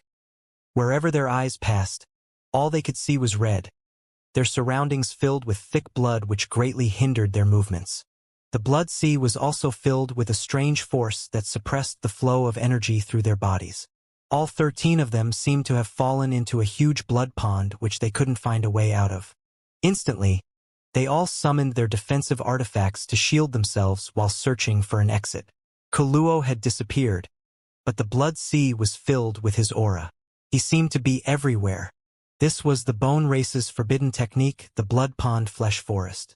Inside the thick sea of blood, a number of blood dragons took shape and began circling, each one exuding a dangerous aura. Obviously, these blood dragons were being controlled by Kaluo, who seemed to not be in a hurry to attack, apparently intending to appreciate the struggles of his prey. Xianxia stood shoulder to shoulder with Han Fei. Han Fei tried releasing the ice-cold strength within her body but failed to freeze any of the surrounding blood. Her chi was being strongly suppressed. Xianxia took out the blood essence stone and poured his true chi into it, trying to absorb the fresh blood from this starry sky invader. But he was quickly disappointed. The blood essence stone didn't work here. It was completely unable to absorb any of the surrounding blood. This discovery filled him with bitterness. He had used the blood essence stone many times before and understood that it could only absorb the blood of the dead. The blood of the living could not be taken. Even if the person was badly wounded, he still couldn't suck the blood from their wounds because the living person could circulate their own strength to resist the suction of the blood essence stone. Kaluo was not dead, so the blood essence stone had no effect. On top of that, this whole blood pond flesh forest was formed from his exploded body. Realizing this, Xianxia suddenly understood why Kaluo's aura seemed to be coming from all around. "Figured it out?" Kaluo's voice sounded next to Xianxia's ear and was followed by a burst of wicked laughter. "That's right. You're all inside my body. And here I am in control. If I want you to live, you live. If I want you to die, you die. None can resist." As if to prove the validity of his claim, just as his arrogant words fell, a tender scream rang out. "You were?" Thunder Dragon Great Senior shouted out nervously. The scream just now came from Ice Jade Python Great Senior. Clearly, she had just been attacked. "I'm fine." Ewer's voice rang out from a certain direction which Thunder Dragon hurriedly rushed over to. But even tracing the sound to its source, he couldn't find any trace of Ice Jade Python. Inside this blood sea, it was impossible to even grasp one's bearings. Of the 13 people, Xianxia and Han Fei stood together while the other 11 had been separated, each of them cut off from everyone else. The situation was extremely dire. Xianxia's thoughts turned rapidly as he tried to find a solution to this crisis, but nothing came to mind. "Your aura is similar to that man from thousands of years. It's disgusting. So I'll kill you first." Kaluo's annoyingly calm voice sounded again, sounding as if he really could control whether one lived or died inside this blood sea. Xianxia clearly felt a huge amount of energy flow through the blood sea and gather towards a particular direction. Immediately after, the sounds of combat rang out. A short 3 breaths later, Demon General Ba He's scream echoed, "Want to kill me? Don't think you'll feel any better." A dreadful demonic chi surged up and the sounds of fighting grew even louder. A muffled snort sounded and Ba He's aura rapidly faded. A loud wheeze echoed throughout the blood sea as if Ba He's heart and lungs had been crushed and he was unable to aspirate clearly. Ba He! Zhang Yuan called out angrily. Sir! Take revenge for this subordinate. Ba He roared towards the sky, his voice trembling before a loud burst rang out and his aura completely disappeared. Faintly, the others could sense the remnants of his soul disappear into the blood sea. Ba He died. The other demon generals who were scattered across the blood pool exclaimed, each of their faces filled with amazement. Of the 4 demon generals, Ba He was the youngest and most junior. But although his strength was the lowest, he was still a third-order Saint Realm Master. However, he had only managed to fight Kuluo for less than 10 breaths of time before perishing. Just how shocking was this blood pool ability Kuluo displayed? Mengo, Goqiong, and Shueli all dashed back and forth, fearing that it would be their turn next, each of them shuttling through the blood sea looking for Zhang Yuan's figure, hoping to find some kind of shelter. At the moment Ba He died, Yang Kai madly poured his true chi into the blood essence stone. A huge attractive force came out and from a certain spot inside the blood sea, a mass of blood chi flew over and disappeared into the blood essence stone. Naturally, this was Ba He's blood chi. The blood essence stone was finally able to play a certain role, at least keeping Kuluo from immediately becoming stronger. Humph! I'll deal with you soon enough. Kuluo's cold snort rang in Yang Kai's ears. It seemed Kuluo was not in a hurry to take Yang Kai's life. Yang Kai was the weakest one inside this blood sea, so Kuluo felt it would be easy to kill him at any point. Sir! Goqiong's voice rang out from a certain location, a thick sense of joy contained within it. What is it? Zhang Yuan's voice responded from a different position though. Goqiong gawked before he let out a cry. You! He seemed to have seen something inconceivable, his demonic chi bursting out in the next moment as he shouted. Inside this blood sea, he can change his appearance into anyone else. Everyone be careful. Everyone's faces paled even further. Only then did they comprehend why Goqiong's voice had been mixed with excitement a moment ago. Obviously, he thought he had found Demon Commander Zhang Yuan, but it had actually just been a fake that Kuluo had formed from the energy within the blood sea. Catching Goqiong off guard, Kuluo had launched a sneak attack. Goqiong! Shueli shouted, but she didn't receive any response. The blood essence stone in Yang Kai's hand once again drew in a huge amount of blood chi, clearly illustrating Goqiong's fate. Goqiong! Mengu also called out. Although the 4 demon generals were closer to enemies than friend, with 2 of their companions falling in such rapid succession, Mengu and Shueli's mood became very grim, and they couldn't help giving birth to a sense of grief. Somewhere in the blood sea, Zhang Yuan's complexion became incredibly gloomy as he gnashed his teeth and exclaimed, I'll make you pay. This senior swears he will make you pay for this. You don't have the skill. Kuluo snorted and ridiculed. If that powerhouse from your race was still alive, my clan would not have dared reveal itself. But his aura has disappeared and he has clearly fallen. Now, in this world, none can resist me. Rest assured, after I kill you, I will use your blood essence and bones to create a clansman with your appearance, so you can live on as one of us. Kuluo clamored wildly. After displaying the bone race's forbidden technique, he felt like he had complete control over the situation. You've constantly been getting in my way. Evidently, I should kill you next. Kuluo's voice once again sounded in Yang Kai's ear. He had already killed 2 people but failed to obtain any blood chi from them, all of it having been sucked up by the blood essence stone in Yang Kai's hands. This annoyed Kuluo to no end. After killing 2 demon generals to soothe the hatred he had been harboring for thousands of years, he finally turned his attention to Yang Kai. A sharp bone spear flew through the blood sea and pierced accurately towards Yang Kai. Silent and stealthily, by the time Yang Kai noticed, the bone spear was already too close to dodge. Master, watch out! Han Fei had been maintaining the highest level of vigilance, and upon noticing the approaching danger shouted, Pooh! A muffled sound came out, and Yang Kai's incredibly formidable body was actually run through by the sharp bone spear. a small hole opening in his torso out of which golden blood began to flow. "Master!" Li Rong immediately noticed something was wrong and began calling out in alarm, "Han Fei, how is Master?" Han Fei didn't answer because she couldn't see Yang Kai's situation. Even if she was standing nearby Yang Kai, the thick blood fog had cut off her sight, leaving her only able to see a sea of red. However, under her divine senses perception, she discovered fluctuations in Yang Kai's aura. Obviously, he had been hit. In that instant, she nearly fell into a panic. "I'm fine," Yang Kai shouted, trying to maintain the calmness of his voice as he gripped tightly to the bone spear which had passed through his body, his eyes stubbornly staring forward. Among the blood sea, a humanoid figure had appeared, holding the other end of the spear. Yang Kai felt Kaluo was coldly gazing at him from this figure. "I heard you mention the supreme powerhouse from thousands of years more than once. Are you afraid of him?" Yang Kai's face became solemn as he asked. "Of course," Kaluo replied without hesitation. "I am nowhere near worthy to be his opponent. With a single casual strike, he had severely wounded me and robbed me of my consciousness. The masters of my clan were also exterminated by him, so how could I not fear him?" As he spoke, his indistinct hand twisted the bone spear, torturing Yang Kai with unbearable pain. He seemed to be venting his anger for the embarrassment Yang Kai had caused him.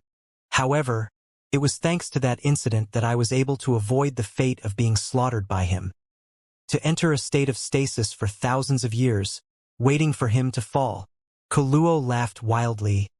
"In terms of lifespan, no race can compare with my clan. The essence of their lives was completely contained within their bones, so as long as their skeletons weren't destroyed, they were nearly immortal." "What if I told you he didn't fall?" Yang Kai muttered quietly. The blood figure in front of Yang Kai noticeably shivered, Kaluo's state of mind clearly suffering a severe impact as a feeble and terrified aura leaked out from him. Kaluo immediately shouted, "Impossible. His aura has truly vanished. It's not possible for him to still be alive. In the past, after that war, he was already an arrow at the end of its flight. He's already dead. You can't deceive me. Then open your eyes wide and see if he is still alive." Yang Kai's expression became fierce as he wiped the wound on his abdomen with his fingertips before lifting his hand toward his left eye. The golden blood was absorbed into his left eye like a drop of water falling into the sea, disappearing without a trace.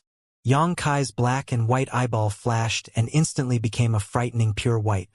Soon after, a majestic golden radiance appeared, transforming this pure white pupil into a golden eye, one that seemed to disdainfully overlook all mortal beings. Great demon god's demon eye of annihilation had long been integrated into Yang Kai's left eye.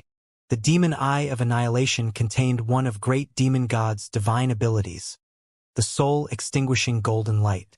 Yang Kai didn't know how this mysterious golden light worked, or even the principles behind it, but he did know that great demon god was able to use this golden light to purify and erase all kinds of soul. However, when this demon eye appeared in his left eye's socket, Yang Kai's perception of the entire world became a little different. The outside world also trembled as the blood sea became turbulent, seeming suffering a heavy blow. Amidst the roiling blood sea, a faint figure gradually became clear. Naturally, it was Kaluo's figure. This figure had no physique but was instead comprised of spiritual energy, Kaluo's soul avatar. His body had already exploded, forming the blood pond flesh forest, and his bones were scattered across the entire blood sea, becoming his sharpest and deadliest weapons. At this moment, Kaluo's soul avatar stood in front of Yang Kai, holding a bone spear which was pierced through Yang Kai's abdomen. The golden blood flowed out from the wound and dropped into the blood sea, but instead of merging together, the blood sea actually separated and automatically gave way for this golden blood. Kaluo's eyes trembled fiercely as he stared at Yang Kai's left eye, its majestic glint giving him the illusion that he was seeing the proud and invincible master for thousands of years. In the past, when that master had passed by him, a simple wave of his hand was all that was necessary to make Kaluo slam into the ground and pass out. From beginning to end, that master had never looked at Kaluo, obviously never caring about him in the slightest. That scene had left an indelible mark on Kuluo's heart. Even when he was slumbering away the millennia, he had remained fearful and uneasy, worried that the master would track him down and finish him off. Kuluo had hidden for thousands of years until that master's aura finally disappeared from this world, only then daring to wake up along with the rest of his clansmen. But now, that aura which filled him with terror from the bottom of his heart had appeared once more. That same overbearing and domineering eye from thousands of years ago was now right before him. From this eye a mysterious power emerged and gradually condensed into a great vortex seemingly capable of swallowing the entire world. Kuluo instantly felt like his soul avatar had been seized by a giant invisible hand that was drawing him into this whirlpool, dragging him down into a purgatory from which there was no return. Impossible! Kuluo screamed desperately as he went all out to withdraw, pushing his spiritual energy frantically to resist the attraction of the golden eye. Kuluo, your time of death had arrived. Obediently accept your fate. Xianxia stepped heavily towards him, not caring at all about the wound on his abdomen, constantly using words to further influence Kuluo's chaotic state of mind and make him lose focus. You're not him, Kuluo cried out in panic. Even if you have one of his eyes, you're not him, he's already dead. Kuluo's soul avatar quickly plunged into the blood sea to hide, howling as he controlled innumerable bone spears throughout the blood sea to fly towards Xianxia. He had listed Xianxia as the most dangerous enemy present and immediately tried to kill him. The masters from the 3 clans scattered throughout the blood sea instantly felt the pressure on them decrease and released their divine senses to seek out everyone else's position. At this moment, all of Kuluo's attention was concentrated on Xianxia, and he had no spare capacity to suppress the others, causing the effects of his blood pond flesh forest to drop sharply. Ice Crystal Shield! Han Fei shouted as she swung her long sword as she simultaneously cut through the blood sea and condensed a giant shield of ice in front of Xianxia to protect his safety. Li Rong also flew in from the side, reaching out with her jade hand to grab one of the bone spears which was piercing towards Xianxia, tightly wrapping it in her demonic qi to prevent it from advancing. Zhang Yuan, Meng Wuya, Chu Lingxiao, Thunder Dragon and the others all raced over as well, displaying their methods to intercept the bone spears one after another. In front of Xianxia, the 10 masters worked together to block Kuluo's crazed offensive, allowing Xianxia to remain completely unharmed despite not taking a single step. Moreover, seemingly because of the appearance of the demon eye of annihilation, all illusions and fabrications were broken, allowing everyone's vision of the surrounding 50 meters to become clear. Kuluo was still hiding in the blood sea, far from Xianxia, not daring to come out and expose himself. He had exploded his own flesh and bones to display the bone race's forbidden technique, leaving only his soul avatar behind in the blood sea. He thought he was the master here, but this development had shattered that belief. The demon eye of annihilation had an unparalleled ability to suppress souls. Without a physical shell to protect himself, he dared not show himself. Xiao xiao xiao. The bone spears danced through the sky, each one carrying an incomparably sharp and imposing momentum. The red blood also gathered together to form several blood dragons which bared their fangs and roared towards Xianxia's group, recklessly attacking them. The 10 masters met these attacks head-on, no longer showing any signs of distress. Standing next to Xianxia, they would not be lost in the blood sea again. So everyone's nerves had relaxed as they once again saw hope of victory. Over there, use divine sense attacks. Right now, he's only a soul avatar. Xianxia shouted as he pointed towards a certain position. Only a soul avatar? Zhang Yuan was startled for a moment but immediately wore a fierce grin. Good. Then this will be easy. I'd like to see how long he manages to preserve his feeble existence. As he spoke, the divine sense attacks of all 10 masters shot towards the direction indicated, while Xianxia also strengthened the power of his demon eye of annihilation to constrain Kuluo's actions. This silent and invisible attack burst out, causing a terrifying explosion of spiritual energy. Kuluo screamed out miserably. He had finally been injured. Even if he was close to breaking through to the Saint King realm, He was unable to resist the simultaneous divine sense attacks of 10 top-level masters. Over there, Yang Kai pointed to another position and the divine sense attacks of the 10 masters flew in that direction. The blood sea once again trembled unstably, and the bone spears and blood dragons which Kaluo was originally controlling to suppress the 10 masters lost all the force behind them. The blood dragons collapsed and merged back into the blood sea while all the bone spears were taken back by Kaluo and disappeared. Kaluo obviously didn't have any energy to spare on controlling them, as evading the divine sense attacks of the 10 masters was currently all he could do. Here, Yang Kai pointed once more. The attacks of the 10 masters were akin to a sharp sword that slashed towards Kaluo with extreme accuracy, causing him to remain constantly on edge. After a half cup of tea's time, the blood sea which had been surrounding everyone burst apart. Everyone's vision became clear and the bone race forbidden technique, the blood pond flesh forest, disappeared. Not far from their position, the bone spears and fresh blood reintegrated and Kaluo's figure gradually formed. Unexpectedly, he could still restore his original shape. Without that strange forbidden technique of yours, I'd like to see what you plan on fighting us with. Zhang Yuan's eyes flashed as he taunted. The other masters also stared towards Kaluo with thick malicious intent.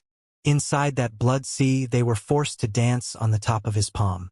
Everyone here was a top master with their own sense of pride.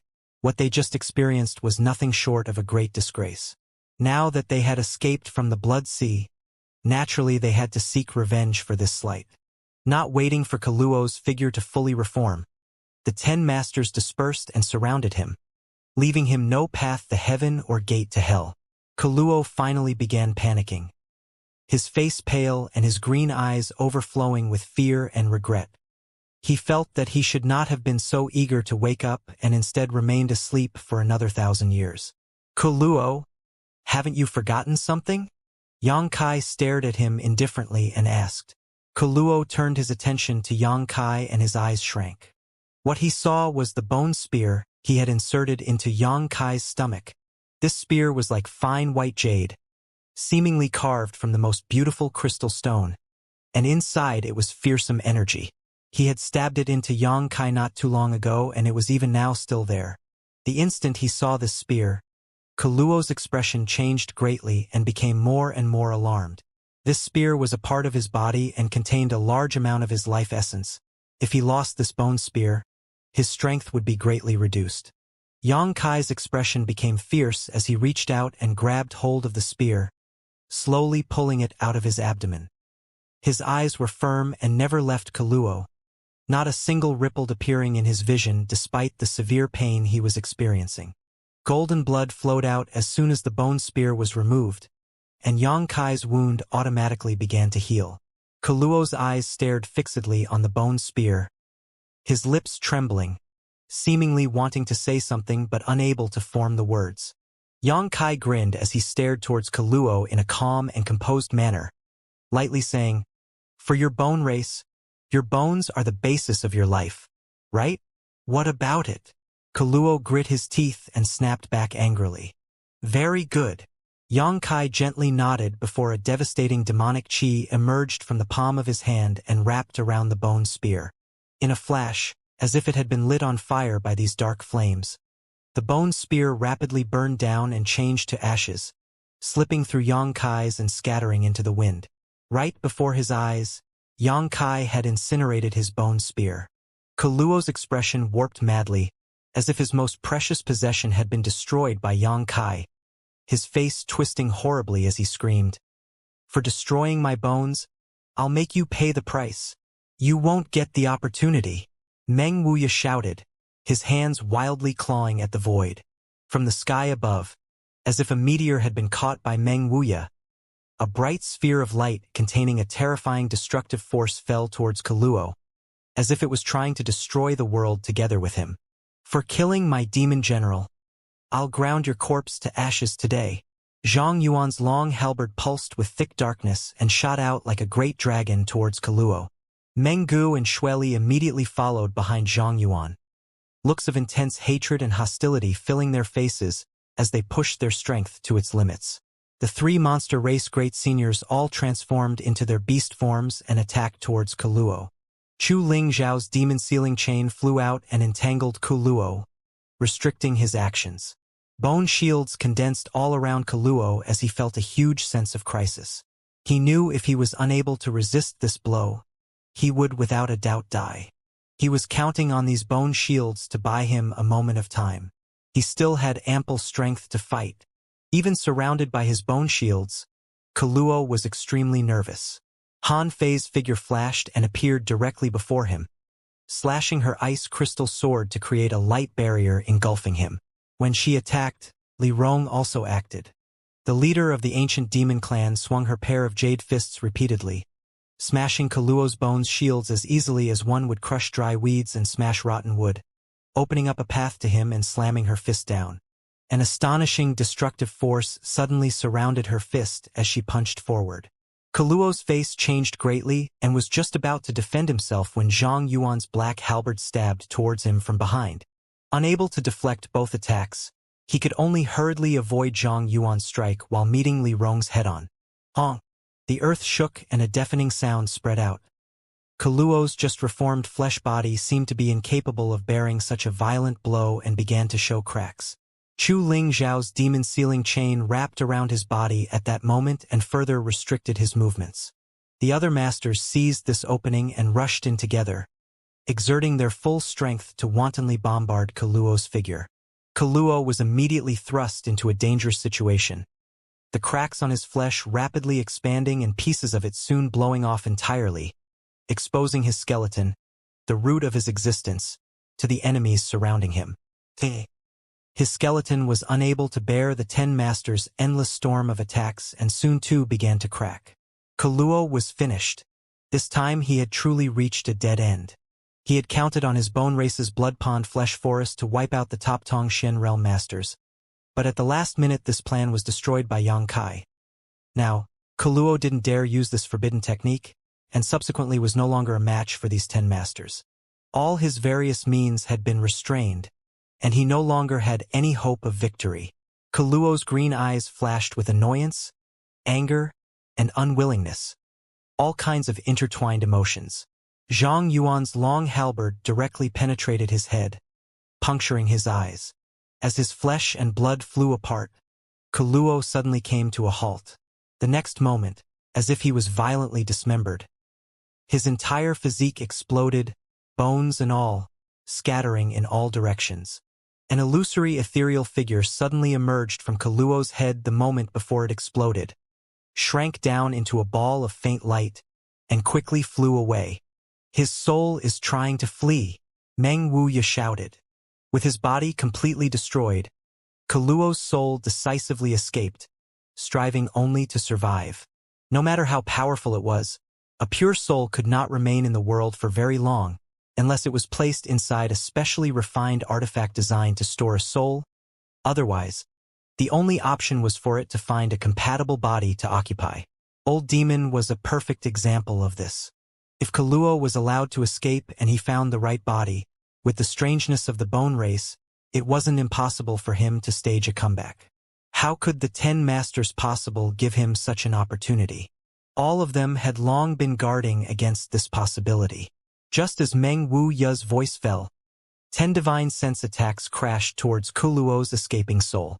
The next moment, Kuluo's pitiful screams resounded and his soul avatar came to a halt mid-air. His semi-transparent face filled with terrible wrath as a dangerous aura pulsed from his form. Feeling the strangeness of his state, the 10 masters didn't dare act rashly, instead using their spiritual energy to surround Kuluo and prevented him from continuing to flee. Battles between souls were far too dangerous. One wrong move could result in injuring one's own soul, and naturally, none of them could bear such a cost. All the masters were worried about Kuluo lashing out in one last desperate attack and dragging them down with him. If they truly forced Kuluo into a hopeless situation and he detonated his soul right on top of them, none of them would emerge unscathed. "Don't force me, or we'll all perish together here," Kuluo hysterically screamed. The dangerous aura radiating from his soul avatar became more and more dangerous, seemingly like it was on the verge of exploding. The 10 masters couldn't help but frown, feeling the situation had become a bit tricky. Kuluo, Yang Kai's voice suddenly sounded. Hearing this shout, Kuluo turned his gaze towards Yang Kai, but in the next instant, he realized that the situation was bad. The moment he saw the golden eye, a huge suction force enveloped him and pulled his soul avatar in. Regardless of how Kuluo tried to break free, he could not. In fact, the more he struggled, the faster he was drawn in. Shio! In a flash, the 10 masters felt the Kuluo's incredibly volatile soul get directly sucked into Yang Kai's left eye, all of them hearing the unwilling echo of Kuluo's voice as it happened. Everyone was stunned. Before anyone even had time to ask Yang Kai about the situation, he had closed his eyes and sat down cross-legged. Inside his knowledge sea, Yang Kai's soul avatar appeared and faced the terrified Kuluo, who was gazing about in fear. Feeling the burning hot temperature of the world around him, Kuluo couldn't help screaming, "A mutated knowledge sea? You actually have an attributed spiritual energy?" With his eyesight, Kuluo could naturally see how extraordinary Yang Kai knowledge sea was. This was a soul filled with blazing flames. Even if one considered an entire star field, there were very few people would possess a mutated knowledge sea. Kuluo had never expected to find such an individual in this backwater world. "Right here, right now, I'll extinguish your soul." Yang Kai didn't speak any nonsense. Condensing the full strength of his knowledge sea the moment his soul avatar appeared and burning Kuluo's soul avatar. At the same time, the demon eye of annihilation reappeared inside his knowledge sea, and from it, a golden beam of light shot forth. Kuluo screamed and struggled, but was ultimately powerless to resist. Faced with the conflagrated knowledge sea's flames and the demon eye's golden light, his consciousness and lifetime worth of experiences were quickly purified, leaving behind only a pure mass of spiritual energy. Yang Kai reached out and drew in this mass of spiritual energy. Feeling its intensity, his expression changed greatly. Worthy of a master on the verge of breaking through to the Saint King realm, Kuluo's remnant spiritual energy was far more powerful than any Yang Kai had ever absorbed before. Floating above Yang Kai's knowledge sea was a large number of pure energy masses. These were remnant souls Yang Kai had inadvertently absorbed during the previous fight. As long as someone died nearby him, their remnant soul would be drawn into his knowledge sea regardless of whether Yang Kai intended it to be or not. However, thanks to this, he had managed to obtain an unimaginable amount of benefits. Yang Kai didn't rush to return his consciousness to his body. In any case, the overall situation had been decided. The bone race had been stamped out, and all that remained was to clean up the battlefield and count the casualties. Yang Kai began to absorb the countless masses of energy. These energy masses mostly belonged to transcendent realm cultivators, but there was no shortage of those which came from saints either. Inside each of these masses of energy were the comprehensive insights into the heavenly way and martial Tao of that particular cultivator. Yang Kai absorbed what was useful and discarded the rest, transforming all of it into his own strength. Gradually, a kind of ethereal door appeared before him, and as he opened this door, Yang Kai caught a glimpse of a wider world behind it. His heart and mind shook violently, and his knowledge sea began to churn as a frightening energy fluctuation immediately erupted from his body. Outside, everyone who was sitting in meditation felt Yang Kai's change and opened their eyes in shock, quickly turning their attention towards him. A moment later, Li Rong's tender body trembled as she exclaimed, "Master is about to break through." Meng Wu, your expression stiffened. So fast. Previously he had inquired to Li Rong about when Yang began undergoing true qi sanctification and learned that it had only been about a year since the process had started. According to his estimations, even with Yang Kai's outstanding aptitude, it would still take 2 or 3 years of hard work after his true qi underwent sanctification before he could spy on the mysteries of the Saint Realm. When that time came, whether he could make a breakthrough or not would be up to fate. But now, after only a single year, Yang Kai had already begun to break through. He would soon become a Saint Realm Master. Meng Wuya was somewhat unable to accept the scene in front of his eyes, staring towards Yang Kai as if he was seeing some kind of monster, muttering something under his breath, a look of shock mixed with a trace of jealousy covering his face. He believed himself to be a rare genius, but compared with Yang Kai, he couldn't help feeling inferior. It really looks like he's about to break through. Chu Ling Xiao smiled and nodded, his old face showing a gratified look. It seems that he harvested much during this battle, and we should clear the area to ensure we do not bother him. Saying so, the two of them took the initiative to withdraw. The demon race and monster race masters also fell back, and after everyone else had left, Li Rong and Han Fei also stepped back. They still did not feel relieved leaving the demon and monster race masters nearby, although everyone had just been collaborating to deal with the bone race. Now that the threat that bound them together was gone, no one could guarantee that they wouldn't take this opportunity to kill Yang Kai to prevent him from fully maturing. As such, Li Rong and Han Fei remained vigilant. After some time, from all directions, many masters from the three clans returned. They had been chasing down the last remnants of the bone race, pursuing every one of them relentlessly, ensuring that none of these starry sky invaders remained, eliminating any possibility for them to rise again. After half a day, everyone who was still alive had gradually returned, and the three clans began to assess their casualties. When the results came out, everyone's heart grew heavy. When the three clans' masters had set out, there were just over 1,000 of them in total, but after this great war ended, only about 500 remained. Nearly half of Tongxian realm's top masters had perished here, including many saints. Although this war had secured the future of the world, rooting out a fatal catastrophe, each of the three races had suffered a serious decline in strength, with the demon race having taken the worst hit. In the battle with Kuluo, 2 demon generals had fallen. This kind of loss was something even Zhang Yuan was unable to withstand. Together with the surviving Xueli and Menggu, all three of them were both worried and depressed. The most sorrowful aspect of the aftermath, though, was that those who had died had been stripped of all their flesh and blood, leaving behind only bleached bones.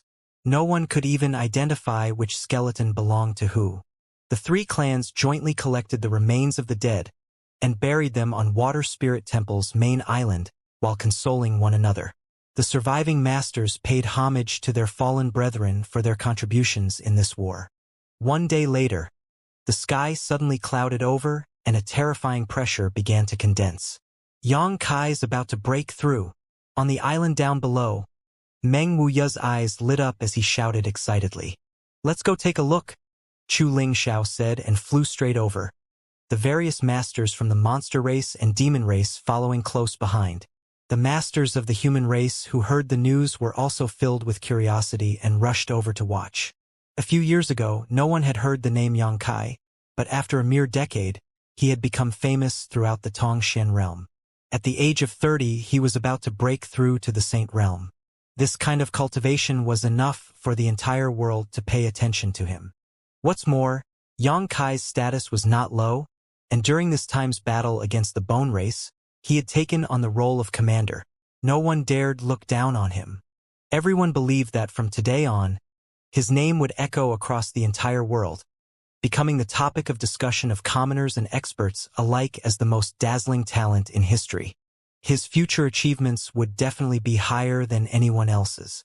When the human, demon, and monster race experts arrived, the ancient demon clan's clansmen, led by Li Rong and Han Fei, had already cordoned off a 10-kilometer radius around Yang Kai, forbidding anyone from approaching any closer. Everyone could only settle for watching from a distance. After clearly seeing Yang Kai's current condition, though, all of them changed continents. The violent world energy storm that seemed capable of tearing the earth asunder was repeatedly slamming down and smashing into Yang Kai's body. The clothes on his upper body had already been shredded, revealing his solid figure. He remained sitting in a cross-legged position, not circulating a trace of his qi, relying solely on the strength of his physique to endure the world energy baptism.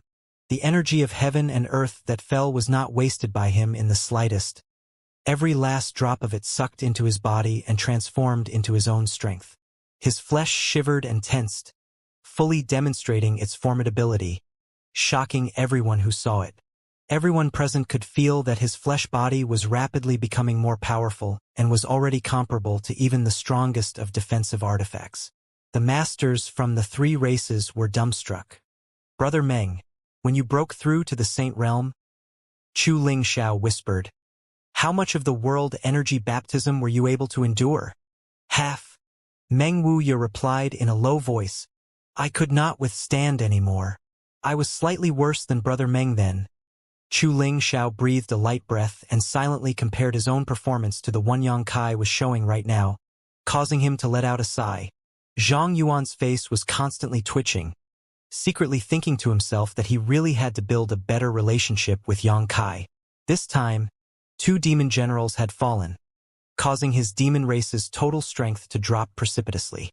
If he failed to grasp the opportunity in front of him, the demon race's very future would become very uncertain.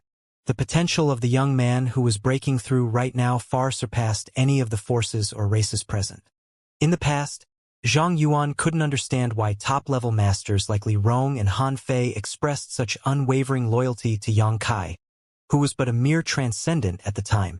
Even considering his relationship with Great Demon God, that shouldn't have been the case. This was nothing short of demeaning themselves. With their strength, they could easily stand on their own, with none in this world that could take advantage of them. However, at this moment, Zhang Yuan finally understood. Li Rong and Han Fei simply had greater vision than he did, because this young man could give the ancient demon clan a grander and farther future than any other. Just as everyone was recovering from their initial shock, Yang Kai suddenly took an action which astounded them once again. Under that unbearable pressure, in a state where the world itself was battering his body, Yang Kai suddenly stood up, directed a cold look towards the sky, and immediately flew up, soaring into the very heart of the world energy baptism. In the blink of an eye, his figure disappeared into the violent storm clouds filled with world energy high up in the sky. Everyone was dumbstruck, their jaws all going slack. Simply withstanding the world energy baptism was already a difficult task, but if one were to directly break into the world energy storm, the pressure they would need to bear would increase exponentially. If one acted carelessly, they would end up dying a pitiful death. Everyone close to Yang Kai couldn't help wearing a nervous look, worried that his reckless actions would lead to unbearable consequences. But in the next moment, high up in the sky, a strange phenomenon suddenly occurred. The seemingly unstoppable swirling storm of power, as if something was hindering it, suddenly came to a stop, and the massive storm none dared to approach actually began rotating in reverse, as if there was a powerful vortex at its center pulling it in the opposite direction. The speed of the rotation grew faster and faster, and the devastating power of the storm rapidly began to reduce. Or rather, it was being absorbed. After the time it would take to boil a cup of tea, the world energy storm disappeared entirely, and at what was once its center, Yang Kai's figure was revealed, a faint look of disappointment upon his face. This little brat? Meng Wuya laughed helplessly. He's too rash. There is actually someone who can enter the center of a world energy storm to withstand its baptism. Holy Master Yang is truly an astonishing man. Congratulations, elder brother Siyu. Soaring Heaven Sect has produced an exceptional character. All of us are deeply envious. Many congratulate to great elder Su Hui as well with this holy master. Your holy land will surely become even more magnificent in the future. A series of compliments echoed, causing Su Hui's smile to stretch from one ear to the other. After this battle, and witnessing Yang Kai's breakthrough, everyone present realized just how great Yang Kai's personal strength was. Those who didn't care much about him as a single cultivator were forced to re-examine their evaluations of him and correct their attitudes. Yang Kai slowly walked down from the sky. The 3 clans' masters all congratulated him sincerely. Yang Kai cupped his fists. Many thanks to all of you as well for your efforts in this great war. I believe that future generations will not forget the sacrifices made today, and will forever remember them in gratitude. On many people's face, a look of glory and fulfillment rose. Holy Master Yang, Dragon Phoenix Palace's Palace Master Chun Zhou, suddenly walked up and hesitantly spoke. Can this Chun ask you something? Since the beginning of the battle with the bone race, many doubts had filled his heart which he no choice but to temporarily suppress. But now that he had a chance, he certainly wished to clear them up. Yang Kai glanced over at him and knew what he wanted to ask, nodding as he said, Can Palace Master Chun wait a moment? I too have some things I need to discuss with you. But before that, I wish to speak with Sir Demon Commander first. Good. This Chun will be waiting. Chun Zhou's shoulders trembled, faintly realizing the truth of the matter. Does Holy Master Yang have something to say to me? Zhang Yuan turned a somewhat puzzled look towards Yang Kai. Let's step away for a moment, Yang Kai said before beckoning to Li Rong. You come too. Li Rong and Han Fei both exchanged a confused glance, neither of them knowing what Yang Kai wanted to do, but quickly following after him. The other masters remained where they were, enjoying the aftertaste of victory while chaotically discussing what to do next. What matter does Holy Master Yang wish to discuss with this senior? Zhang Yuan asked Yang Kai after they had walked a fair distance away, unable to hold back his curiosity any longer. Yang Kai took out a new set of robes from the black book space and dressed himself before saying, Go Qiong and Ba He died. I hope Demon Commander can restrain his grief. Zhang Yuan gawked for a moment before letting out a helpless laugh. They died a worthy death. Many thanks for Holy Master Yang's consideration. And I wanted to tell you that although I had the idea to use the Demon Eye of Annihilation to restrain Kuluo from the beginning, without him showing himself to me, I had no way to act, rendering me powerless to prevent Go Qiong and Ba He's deaths. Holy Master Yang need not pay it any mind. I understand your difficulties. Zhang Yuan nodded lightly. That's good. Yang Kai smiled before continuing. Now that your demon land has lost 2 demon generals and your overall strength has dropped, what are you planning on doing? What do you mean? Zhang Yuan frowned, coldly snorting. If you're mean to imply that the other 2 races might take this opportunity to invade my demon land, you are mistaken. As long as this senior still breathes, none should have any ideas about my demon land. You misunderstand me. Yang Kai shook his head. I just wanted to ask you if you were interested in finding another demon general to fill the vacant position?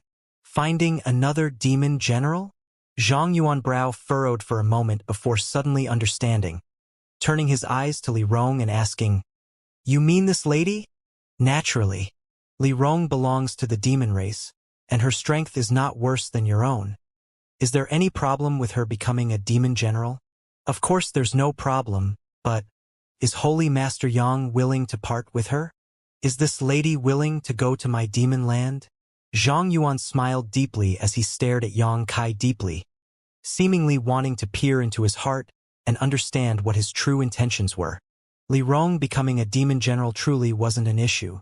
In fact, with her strength, she was already qualified to compete for the position of demon commander. But Yang Kai suddenly proposing this inevitably elicited a hint of caution from Zhang Yuan. He thought Yang Kai was having ideas about seizing the demon land. I refuse. Li Rong decisively cut in. Yang Kai raised his hand to stop her though and said, Listen to everything I have to say first before you decide. And soon after this, I'll be leaving this place. Leaving? Zhang Yuan, Li Rong, and Han Fei all asked simultaneously. Wherever Master goes, we will go, Li Rong declared firmly. Yang Kai pointed his figure towards the sky. I must go to the starry sky, so I can't take you together with me. The starry sky? Zhang Yuan paled. What do you intend to do by traveling to the starry sky? That place is filled with crisis upon crisis. You've only just broken through to the Saint Realm, and if you go there, you won't even have the ability to protect yourself. That's right, Master, if you really must go, take me with you, Li Rong hurriedly stated. Me as well, Han Fei quickly chimed in. Yang Kai, however, just slowly shook his head. I'll be going alone. More than a decade ago, when I came to Tong Xian Realm, I was only an Immortal Ascension Boundaries 7th stage cultivator and didn't have the strength to protect myself, but I persisted. If I hadn't come here at that time but instead stayed back in my old world, I definitely wouldn't have my current strength. When the people from this side invaded my homeland, I might have degenerated into a slave with no ability to resist. But because I came here that year, when crisis befell my home, I was able to defuse it and even bring my friends and family here to settle near Nine Heavens' holy land while guaranteeing their safety and livelihood. The present situation is the same as it was 10 years ago. How is it the same? Zhang Yuan was puzzled. Great demon god sealed this world and concealed it from the rest of the Starry Sky's view. But now that the seal has been lifted, perhaps one day there will be a master at the Saint King realm or higher that arrives here. At that time, how will we resist them? Zhang Yuan paled as he instantly recalled the chilling images he had seen from Great Demon God's memories. Thousands of years ago, Great Demon God had been here to resist the Starry Sky invaders.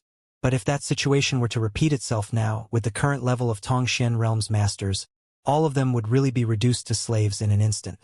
Just killing Kuluo had cost 2 demon generals their lives, and Kuluo's cultivation was only close to the Saint King realm, not actually having achieved it. If a true Saint King realm powerhouse came, no one would be able to stop them. Zhang Yuan somewhat understood Yang Kai's meaning. By going to the Starry Sky, perhaps I can find a way out of this crisis, so even if a strong enemy invades, we'll at least be able to protect ourselves. Of course, this is only a possibility. No one can guarantee what the future holds. Yang Kai shrugged his shoulders. The current situation really was quite similar to his previous experiences over the past decade. In short, it wasn't wrong to plan ahead.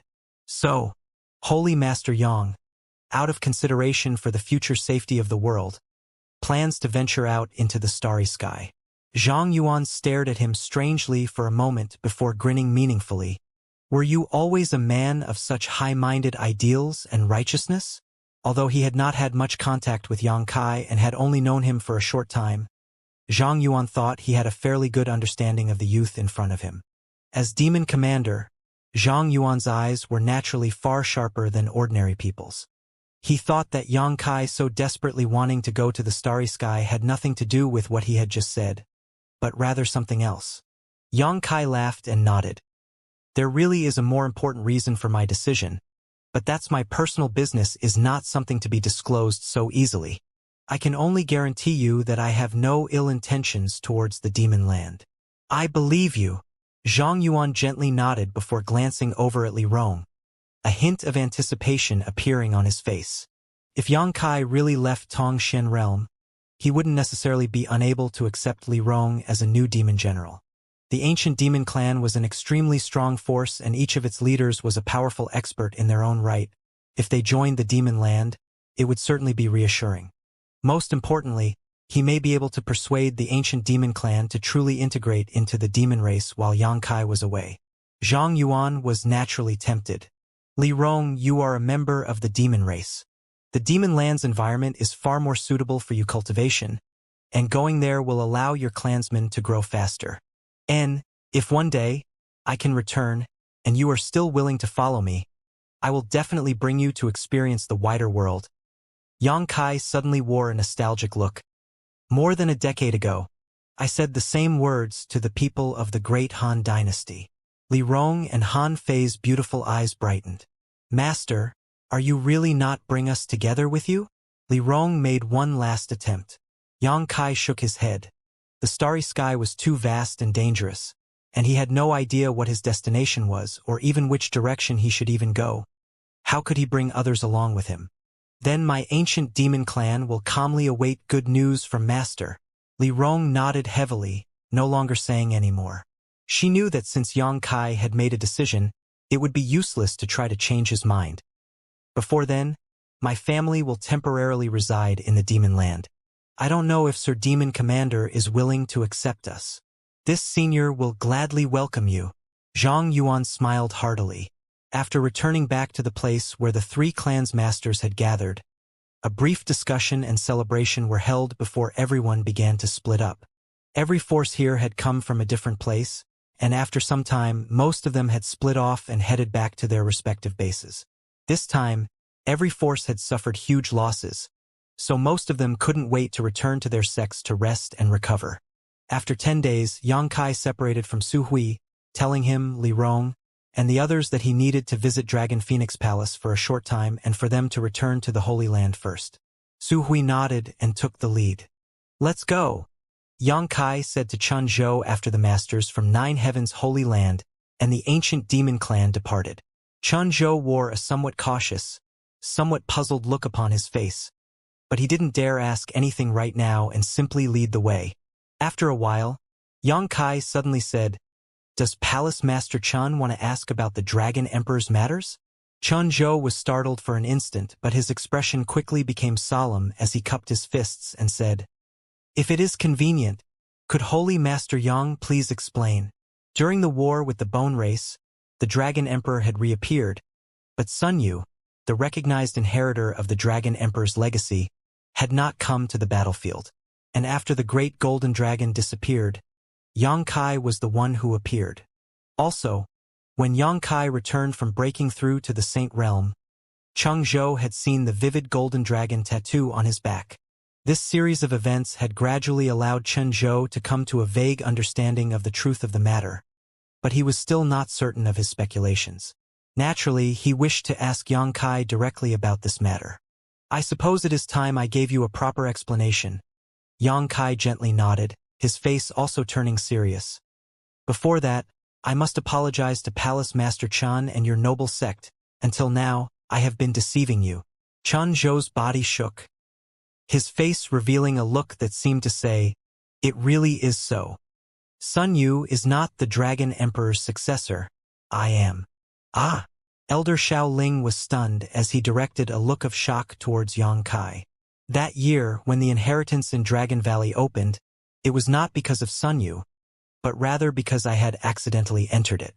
Sun Yu just happened to be present at the time and was caught up in the Dragon Emperor's inheritance. For 2 years, I stayed with him in the depths of Dragon Valley. I didn't know much about Dragon Phoenix Palace back then, but with Sun Yu there, I was able to ask him about various things while directing his cultivation while convenient. Then Sun Yu being able to make such huge strides in his cultivation during those 2 years was completely because of his relationship with Holy Master Yang? Chen Zhou was shocked and suddenly realized why after Sun Yu had exited from Dragon Valley, the progress of his cultivation had been somewhat unsatisfactory. Although it was quite a bit faster than an average person, it was far from what one who had succeeded the Dragon Emperor should have. "That's half right. It was also thanks to his hard work," Yang Kai denied. "After that, when Frozen Nether Cave Heaven attacked, it was also I who secretly resolved the issue," Yang Kai admitted frankly. "No wonder Dragon Emperor Sun Yu worshipped and admired Holy Master Yang so greatly. It was for such a reason," Xiaoling suddenly understood. "Both I and Great Elder Ling Jian were suspicious about when he had made friends with a character like Holy Master Yang. Now everything makes sense. However, there is a point I am still not clear about." Chun Zhou frowned. "Since Holy Master Yang is the Dragon Emperor's true inheritor, why would you try to conceal this fact? Just what kind of identity was the Dragon Emperor?" Sun Yu had reached the sky in a single bound and become the highest-ranking person in all of Dragon Phoenix Palace simply by receiving this title. So Chun Zhou really couldn't understand why Yang Kai would want to conceal his own existence and instead let Sun Yu attract everyone's attention.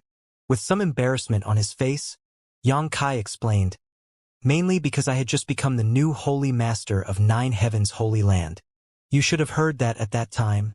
Nine Heavens Holy Land was suffering from a number of worries, so before all of those issues could be tidied up, I truly had no ability to handle other matters. And the most important point, though, was that I was not a member of Dragon Phoenix Palace.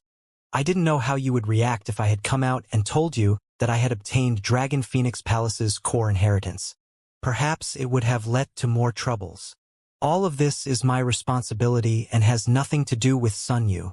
I was the one who told him to help me conceal this matter." Yang Kai chose not to conceal anything and honestly explained the reasons behind his actions. Chun Zhou, Xiaoling, and the other masters from Dragon Phoenix Palace all look around at each other with somewhat complicated expressions. Sometime later, Chun Zhou finally let out a laugh. "Holy Master Yang willingly informing us of the truth at this moment is more than enough. And there's just one thing this Chun doesn't quite understand. How was it that Holy Master Yang was able to open the Dragon Emperor's inheritance? Is there some special reason? And because I have cultivated the yin-yang joyous unification art." Chun Zhou's eyes suddenly lit up. Yang Kai briefly told them the story of what happened in the Inheritance Heavens Cave that year, causing the masters from Dragon Phoenix Palace to show looks of excitement as they listened with rapt attention. "It is the inheritance left behind by the previous Dragon Emperor and Phoenix Empress. No wonder Holy Master Yang was able to open the array inside Dragon Valley. Everything makes sense now. Chun Zhou nearly danced with joy. In other words, Holy Master Yang is by no means an outsider.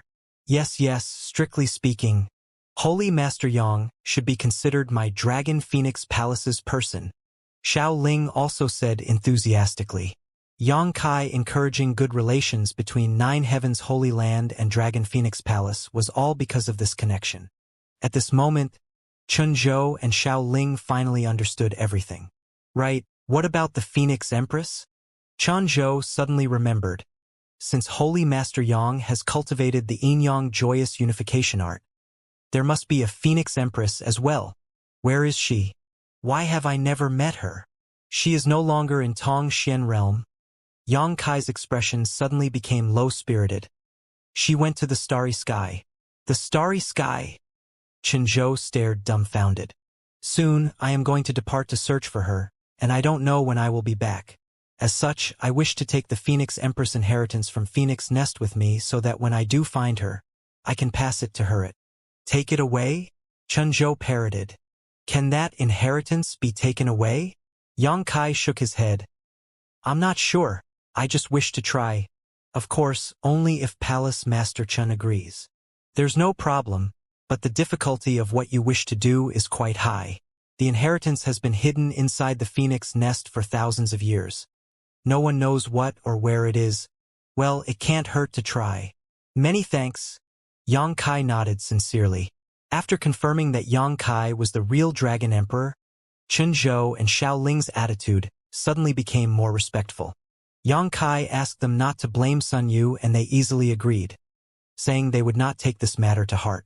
For the entire Dragon Phoenix Palace, as long as the identity of the Dragon Emperor was inherited by someone, everyone in the sect would stand on their side. As for who it was that gained the inheritance, it mattered little. What's more, Yang Kai obtaining the status of Dragon Emperor was a matter that was determined long ago. The two of them also pledged that although Sun Yu was not the real Dragon Emperor, they would not mistreat him in the future and that the sect would continue to pour their resources into him.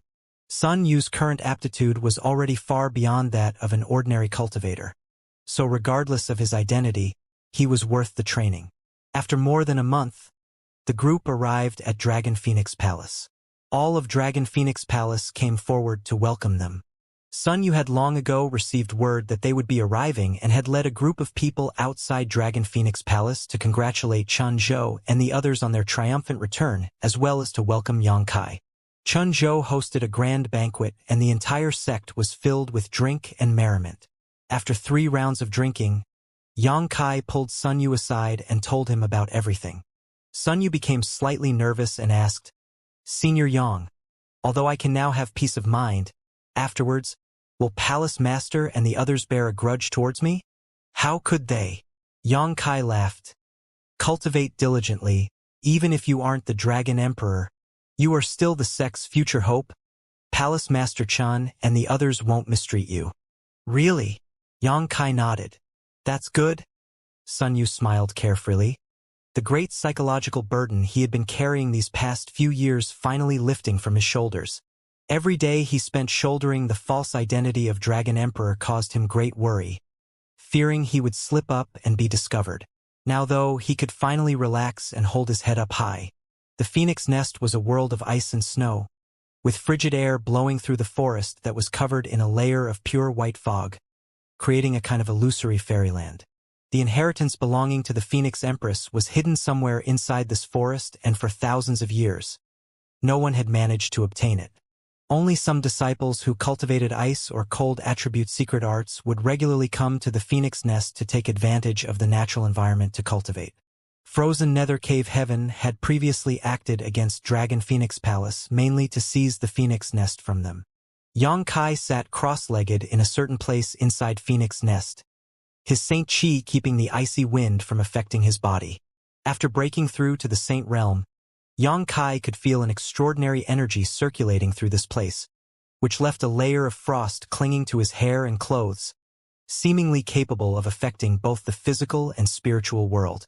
If Su Yan could come to this place, She would likely need only circulate the yin-yang joyous unification art to absorb all the ice attribute energy throughout the entire phoenix nest. However, she couldn't come here. Yang Kai constantly released his divine sense into the surroundings, trying to communicate with this ice domain and have it accept him. After all, Yang Kai had no idea when he would be able to return from this trip to the starry sky. If he could take away the Phoenix Empress inheritance that resided here and was lucky enough to find Su Yan, he could directly pass it to her to help her improve her cultivation. However, Yang Kai wasn't even certain this was possible. The intense ice-cold power exerted by this place was completely incompatible with the yang qi he has cultivated within his body. He could try his best, but this wasn't something that could be forced. Time passed by and Yang Kai had sat inside the phoenix nest for half a month without making any progress. But that did not mean he didn't have any gains. Yang Kai had taken advantage of the situation to consolidate his recent breakthrough to the Saint Realm.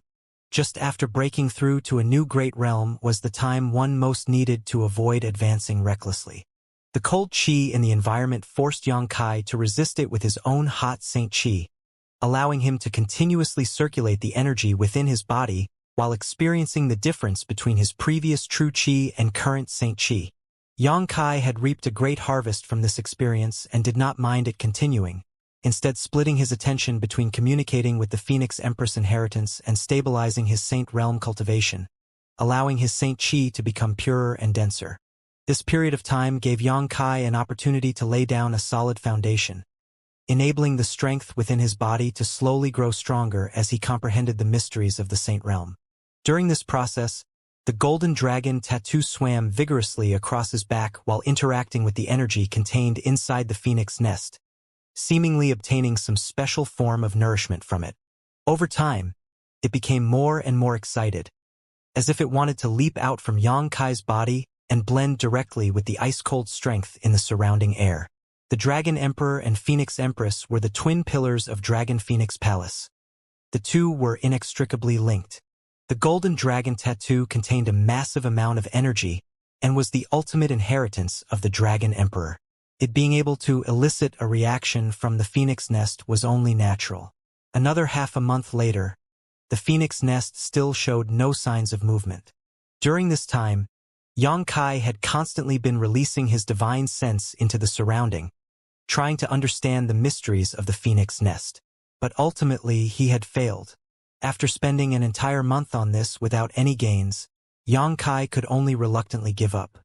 He concluded that he was unable to take the Phoenix Empress inheritance from here. Just as he opened his eyes and prepared to leave though, the ice-cold strength inside the phoenix nest suddenly underwent some unusual changes, seemingly coordinating with the golden dragon tattoo on Yang Kai's back and establishing a kind of subtle connection between them. Yang Kai's trembled, and recalling his movements just now, he quickly calmed his breathing and stopped circulating any of the strength within his body, allowing the golden dragon tattoo to act completely freely. The subtle connection became clearer and clearer, and Yang Kai's expression grew brighter, as if he had understood something.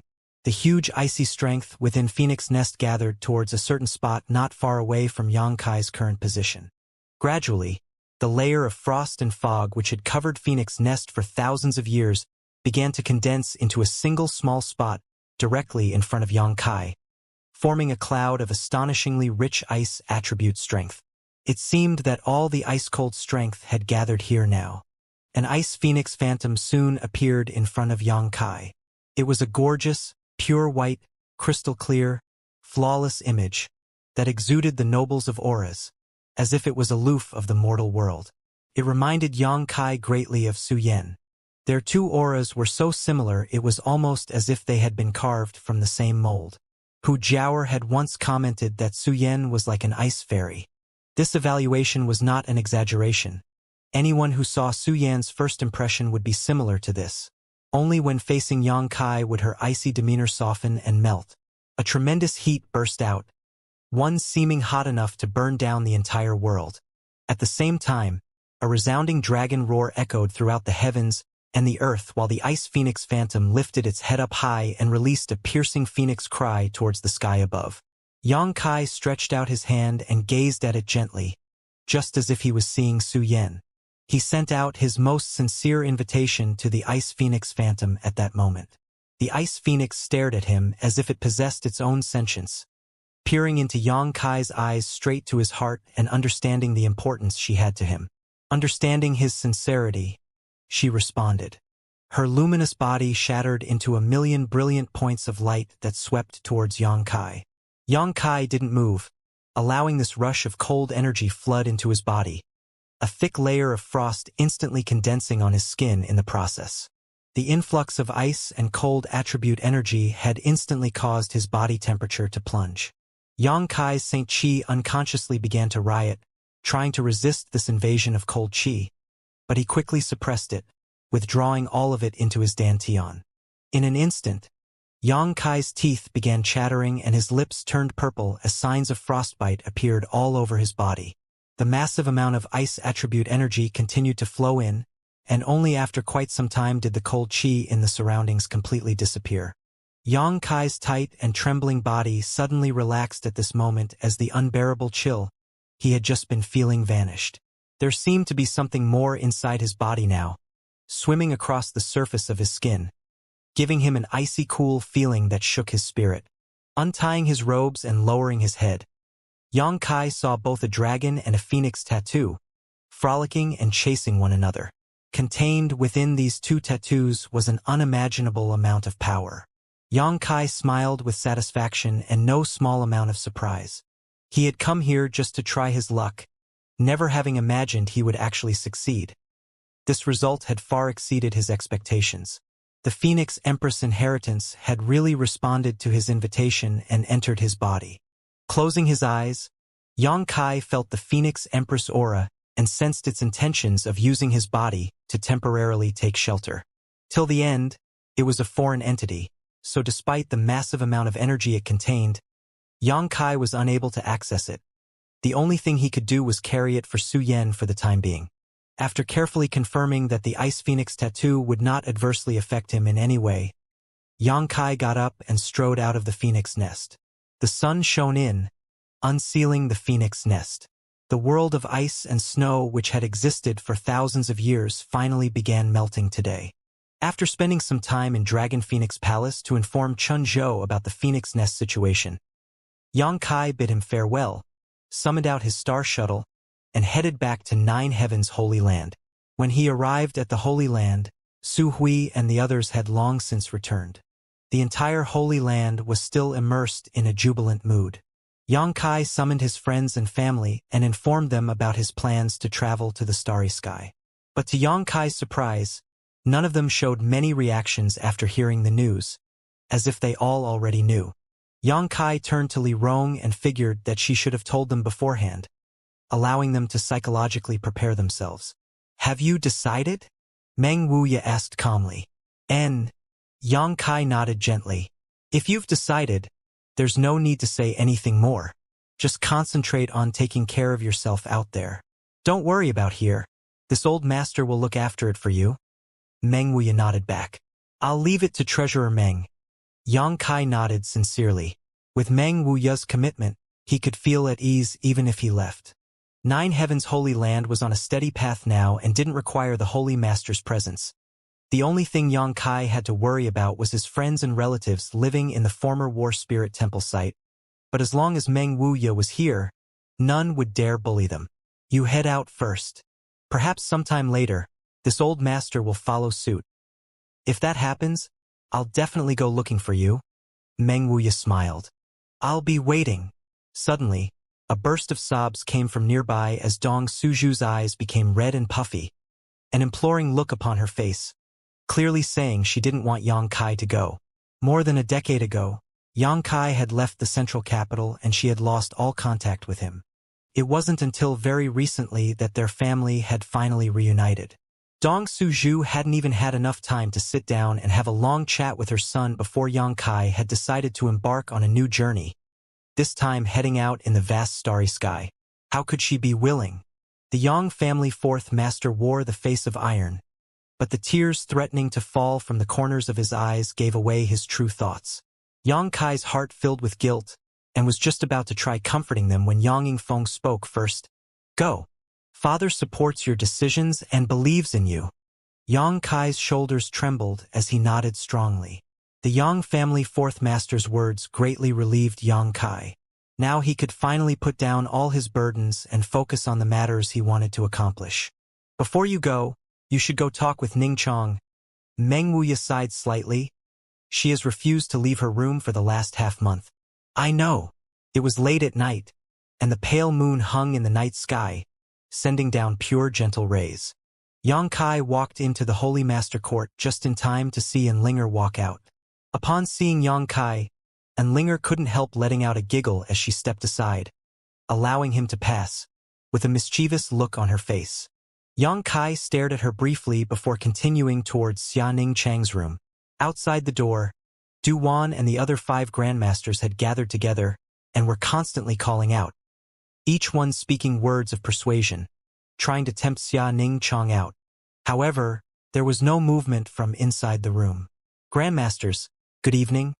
Yang Kai coughed lightly to attract their attention. In the darkness, 5 pairs of eyes simultaneously turned towards him, disgruntled looks upon their faces.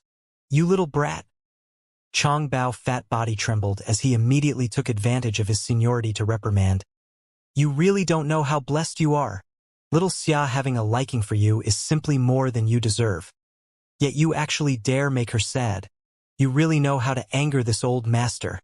Outside Xia Ning Chang's room, the fat Chang Bao interrogated Yang Kai, his spit flying all over the place as he loudly scolded. Xia girl hasn't left her room for half a month now, even refusing to perform alchemy, and it's all your fault. Hong Fong also said unceremoniously. Kong Ruoyu coldly snorted and continued. As a man, it is your responsibility to make your woman feel safe and secure, not cause her grief. As master of 9 heavens holy land, you're fine. But in this area, you have a long way to go. Even Du Wan, who had the best relationship with Yang Kai, solemnly said, hurry up and think about how to comfort her. At this moment, the 5 grandmasters seemed to be firmly standing on Xia Ning Chang's side, vigorously protecting her while blaming Yang Kai. Yang Kai froze up like a wooden chicken. He hadn't anticipated that the relationship between little senior sister and the 5 grandmasters would become so close. He clearly remembered when the 5 grandmasters first came to the Holy Land and were willing to put down their pride just to ask him to allow them to study the alchemic way with him. Back then, he had received much respect from these 5 grandmasters. But now, it seemed Xia Ning Chang's status far surpassed his own in the minds of the 5 grandmasters. Yang Kai opened his mouth, but before he could say anything to defend himself was cut off by Hong Fong. Hong Fong squinted with displeasure towards him and snorted. Boy, I heard you insisted on going to the starry sky to chase a woman, yes? What kind of woman can compare with Xia girl? That's right, little Xia is already the best girl in the world. Don't try to eat from the pot with your bowl already full. Xia girl is kind, gentle, understanding, pure, innocent, and cute. It really makes one wonder how she could take a liking to a little bastard like you. Facing a second round of reprimands, Yang Kai was again struck speechless. Xia girl, don't be sad. Kong Ruoyu suddenly turned to the door and shouted. You don't need to care about such an indecisive man. Another day this old lady will introduce you to a fine young man, although he may not be as good as Yang Kai. He is still a dragon among men. Yang Kai's face instantly went black as he said flatly, Old Kong, if you don't want that person to have an accident, it would be best if he never appeared in the Holy Land. Kong Ruoyu stared back at him defiantly. What? So you're allowed to act half-hearted but Xia girl can't even make her own choice. That's not what I meant. Yang Kai felt a headache coming on as he was unable to explain clearly, wondering just what these 5 grandmasters had taken to cause them to interfere in the love of a man and woman. Yeah. The door suddenly opened and in the darkness, Xia Ning Chang appeared in front of everyone, her pair of beautiful eyes shining brightly without the slightest trace of impurities. However, everyone could tell that her eyes were a little red and swollen. Don't say such bad things about junior brother. Xia Ning Chang spoke in a voice as quiet as a mosquito as she turned to stare at Yang Kai faintly, biting her thin lip as she said, The one junior brother is going to find his senior sister Su Yan. Senior sister is a very good person. Ha! You've finally decided to come out, great aunt. Chong Bao sighed as he wiped the sweat from his forehead, while hurriedly asking if Xianing Chong was all right. Junior brother, come inside so we can talk. Xianing Chong pulled Yang Kai into her room. Yang Kai turned around as they walked in and somehow squeezed out a smile.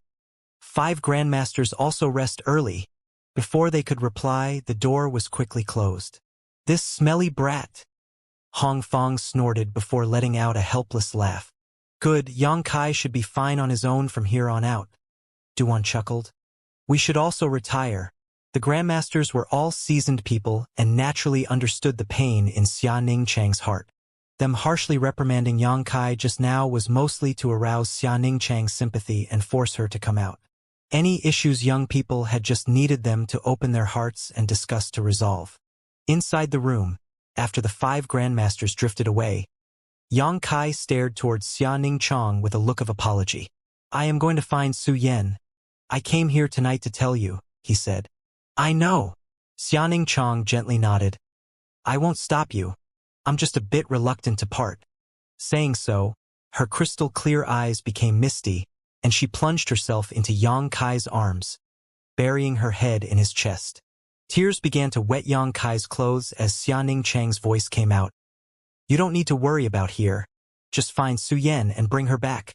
Yang Kai nodded heavily, embracing the beautiful woman tightly, feeling the softness and heat of her body. Yang Kai surprisingly felt not the slightest hint of arousal, only a sense of reluctance and guilt. Xianing Chong seemed to sense his concerns and softly whispered, You don't have to feel guilty because I know that if Master had taken me to the starry sky, you would also search for me, right? Of course. Yang Kai tightened his embrace, feeling especially gratified for little senior sister's understanding. I also believe that you will find her. Xianing Chong suddenly raised her head and stared at him with her beautiful crescent-shaped eyes. Why? Because you already found us once. Xianing Chong declared firmly. This time you will certainly not fail. If 2 people are destined to be together, no matter how far apart they are, no matter how much time passes by, they will inevitably reunite. I used to think so, and now I believe so because in my most hopeless and isolated moment, you... Speaking until here, Xia Ningchang's voice became incredibly quiet, as if she was ashamed to even say her next words. What about me? Yang Kai stared at her intently, a strange smile forming on his lips. Xia Ningchang's face flushed with embarrassment, her eyes sinking slightly as her delicate hands gripped Yang Kai's clothes and whispered in a nearly inaudible voice. You appeared like a hero. As soon as she spoke these words, little senior sister's cheeks blushed bright red and her heart began racing, causing her tender body to heat up even further. She was not the kind of person who would easily reveal their inner thoughts, especially the ones close to her heart. Speaking her true feelings just now was already her limit. She suddenly recalled the time they traveled together to the 9-yin mountain valley in order to obtain the 9-yin yuan condensing dew, when she and Yang Kai had suffered an ambush. Inside that mountain valley, when she fell into mortal danger, Yang Kai had stood tall in front of her, becoming battered and bloody all to protect her. At that time, his back wasn't nearly as broad as it was now, even seeming a bit weak and unreliable, but he still stood firm as a mountain, shielding her from the wind and rain. From that point on, his figure had quietly been imprinted into her heart, greatly moving her heartstrings. Every time she thought about that scene, Xia Ningchang's heart filled with a warm sweetness. After that, for 10 years she had been separated from Yang Kai, and as she followed her master east and west, she had met no shortage of talented young men, heirs of big sects and families, many of whom expressed their admiration to her without any disguise. However, she had always remained indifferent, her heart never moving for any of these men. She was waiting, and finally, after many years, she achieved her wish. When her master had been trapped, unable to escape, and she had been plunged into the depths of desperation and helplessness, that same figure from her memories appeared in front of her again, breaking open the dark clouds that blinded her to all hope and showering her in endless light. At that moment, She felt that even if she were to immediately die, it would be worth it. Such was the excitement and joy that filled her heart.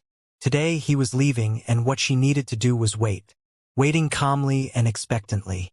Xianxia felt that she was not lacking in patience. Even if the seas dried up and the mountains crumbled to dust, she would continue to wait. Suddenly, her body felt light and Xianxia couldn't help but shout tenderly. By the time she reacted, she found that she had already been lifted up by Yang Kai's. His arms were strong and powerful, making her feel comfortable and safe, as if she was afloat in the most peaceful of harbors, all her weariness and anxiety melting away. "Junior brother, what are you doing?" Xianxia called out tenderly as she noticed that Yang Kai was staring at her with a meaningful smile and walking step by step towards her bed. Under his soft gaze, Xianxia felt like she was melting like snow in the early spring. She was faintly aware of what was happening, and her heart began pounding fiercely. Her breathing quickened and an astonishing amount of heat rose from her tender body. Yang Kai still just smiled meaningfully, causing Xianxia to involuntarily close her beautiful eyes, bite her lip and tuck her head into his chest, not daring to face him. Feeling a softness on her back, Xianxia found herself lying on the bed, the bright moonlight pouring down onto her from the nearby open window. Yang Kai sat on the edge of the bed and stared at this beautiful scene, his hands gently brushing little senior sister's hair. "Little senior sister, do you remember that time in High Heaven Pavilion when I went out on a mission and returned at night to find you lying in my bed, fast asleep?" Yang Kai asked suddenly. Xianxia opened his eyes slightly and whispered, "That was so long ago. I don't remember." How could she not remember? She was clearly just too ashamed to admit it. On that day, she had come to deliver a message to Yang Kai. Back then, the two of them weren't familiar with each other and had never even exchanged greetings before. She had waited inside his small wooden house, but Yang Kai never came back. While she was waiting, she had at some point fallen asleep. When she awoke, she found Yang Kai standing by the bed, staring at her with an infatuated gaze. Xianxia didn't know when he had come back, but she could still clearly remember that Yang Kai's eyes at the time contained no obscenity, only admiration. It seemed like he was unable to bear to wake her from her rest. That time was almost exactly the same as right now. Yang Kai's voice was soft and his eyes filled with love.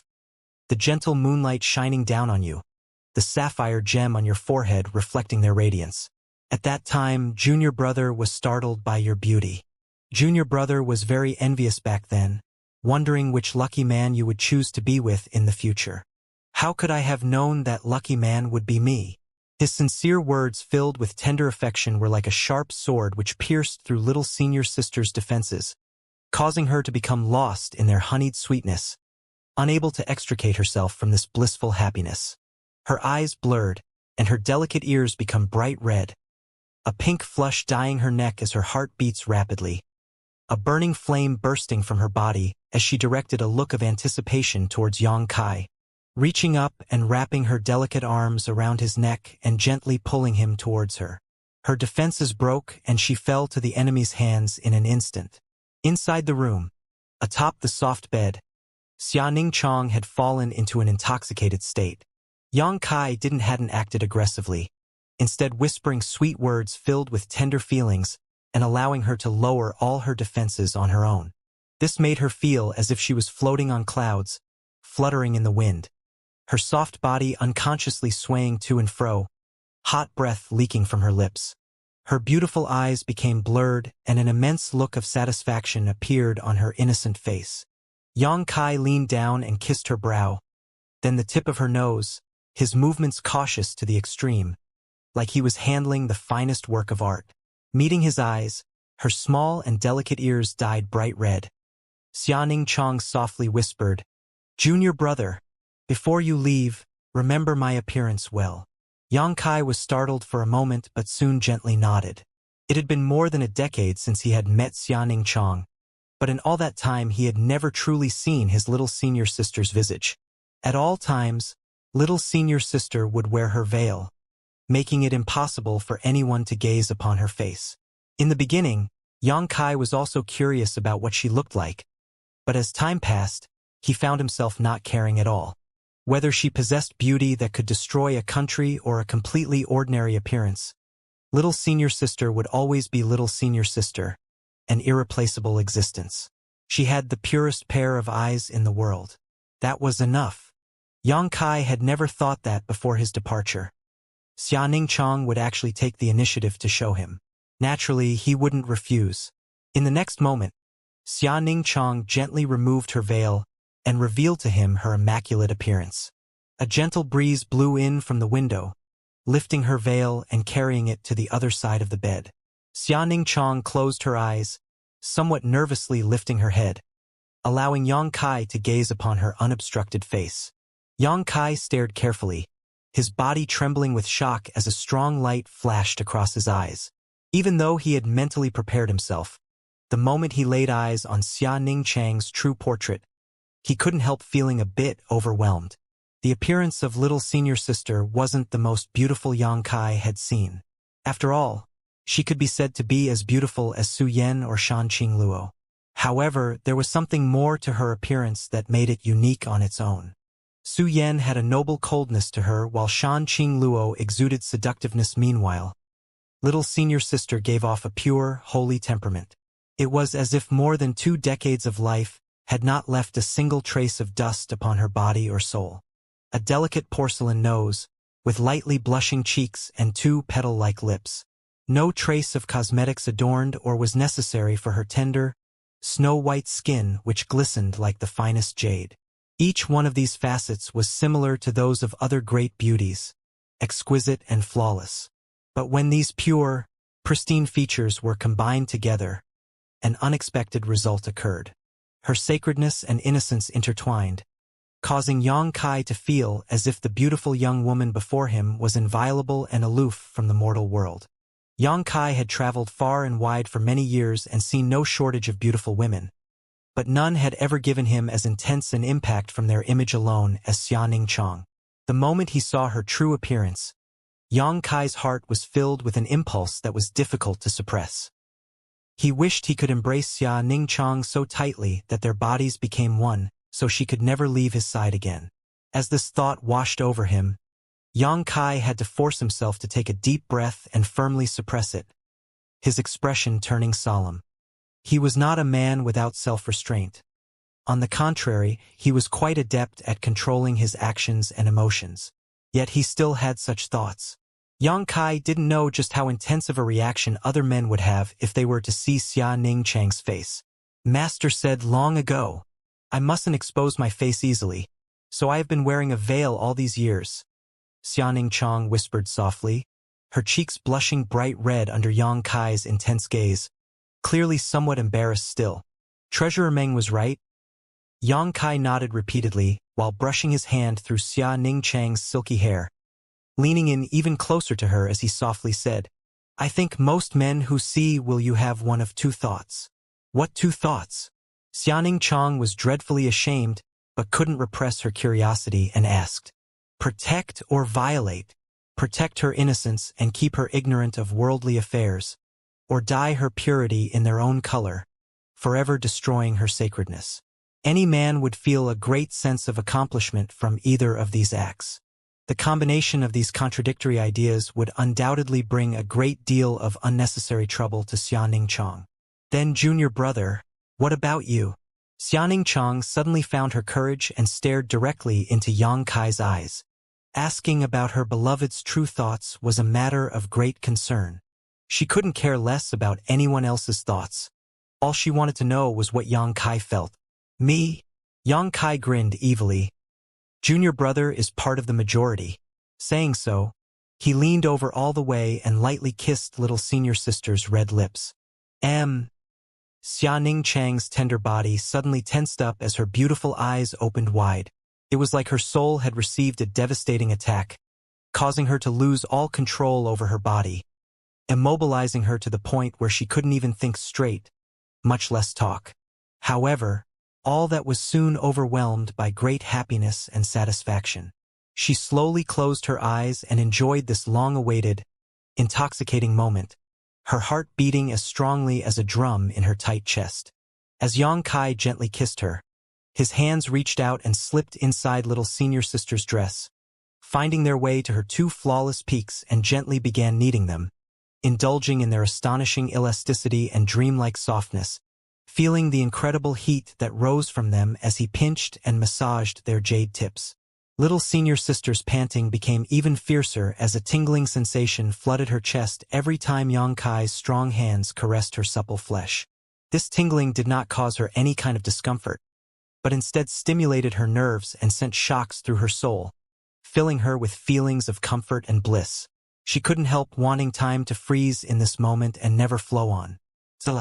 As her clothes were untied, Xianxia's tender body trembled. With the many times she had been asleep around Yang Kai and Su Yan, she knew all about the matters between men and women, and exactly what came next after her dress had been removed. Her clothes became disordered and her breathing became short. Under the pale moonlight, little senior sister's exquisite figure shimmered like the finest jade. Yang Kai took his time gazing at this divine creation, engraving everything about it into the deepest depths of his soul. He continued to kiss and caress, plucking at Xianxia's taut heartstrings. He was determined to leave little senior sister with the most perfect, most unforgettable night of her life. With his departure on the horizon, this was the only thing he could do for his little senior sister. Therefore, he refused to leave behind any kind of unpleasantness or regrets for her. The sheets gradually grew wet as little senior sister lost all ability to think for herself, her desires unconsciously leaking from her lips in between her gasps and moans, her tender body writhing back and forth as her skin glowed a pinkish hue from top to bottom. Yang Kai gathered his strength and began his assault on the enemy's last line of defense, his gentle movements soon growing vigorous. The entire Holy Master Court seemed to be shrouded in an aura of spring, the breath of life filling the air as flowers blossomed one after another. Outside the Holy Master Court, a pretty shadow quietly stood, a pair of beautiful eyes filled with complex emotions staring forward. Another shadow slowly approached. It was Enlinger who was carrying a small lantern with her, but the previous shadow remained unaware of her arrival until Enlinger lightly coughed, waking her from her stupor and causing her to jump like a frightened rabbit, her pretty face immediately blushing bright red. "Ms. Chiu, are you still not resting at such a late hour?" Enlinger looked at Chiu Yimeng suspiciously, not knowing why she was standing here. "Oh, I was about to rest." Chiu Yimeng stealthily shot a glance in the direction of the Holy Master Court and hurriedly replied, "Do you have something you need to discuss with Holy Master?" Enlinger quickly saw some clues from her behavior and smiled thoughtfully. "If there is any matter you need to see him for, you should go on in. You're not an outsider, after all. He shouldn't be asleep yet." "And no." Chiu Yimeng quickly waved her hands. I didn't come here for him. I just came here to see the stars." "To look at the stars?" Enlinger looked up at the sky for a moment before letting out a giggle. "It's a bright moon tonight. There aren't many stars to see." Chiu Yimeng's pretty face blushed an even brighter shade of red. "Holy Master will probably be leaving tomorrow, and there's no way to know how long it will be before he returns. If you miss this opportunity, I don't know when the next one will appear. What is there to hesitate about, Ms. Chiu?" Enlinger had seemingly seen through Chiu Yimeng's hearts and couldn't help giving her a little push. "I really didn't come here for him." Chiu Yimeng spoke with embarrassment. Enlinger continued to smile meaningfully and was just about to say something when suddenly a strange sound reached her ear, causing her brow to wrinkle as she concentrated her hearing. Chiu Yimeng also took notice and cupped her ear in an attempt to identify the sound. A moment later, the faces of the two women became crimson red as they exchanged an flustered glance. "Ahem?" Enlinger lightly coughed. "The night wind is nice, so I'll accompany Ms. Chiu here to see the stars."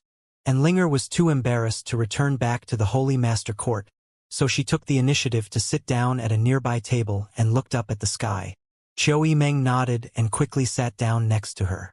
The two young ladies didn't say a word, allowing them to hear the violent beating of their own hearts, as well as the intermittent sounds coming from behind them that seemed to penetrate straight into the ears, making them feel incredibly uncomfortable and involuntarily clamp their legs together while their bodies squirmed gently. Hee, such wonderful weather today. And Linger spoke some meaningless words. Indeed. Chiu Meng absent-mindedly nodded and agreed. The muffled sounds grew clearer and louder with each passing moment, causing the two young women to feel as if a flame had been lit in their lower abdomens while the cold night wind blowing past their slender legs sent chills up their spines. The mixture of hot and cold made them feel as if their bodies had suddenly become far more sensitive than before. I really couldn't have imagined it, and Linger suddenly declared with a speechless look upon her face. Couldn't imagine what? Chiu Meng turned to her and asked.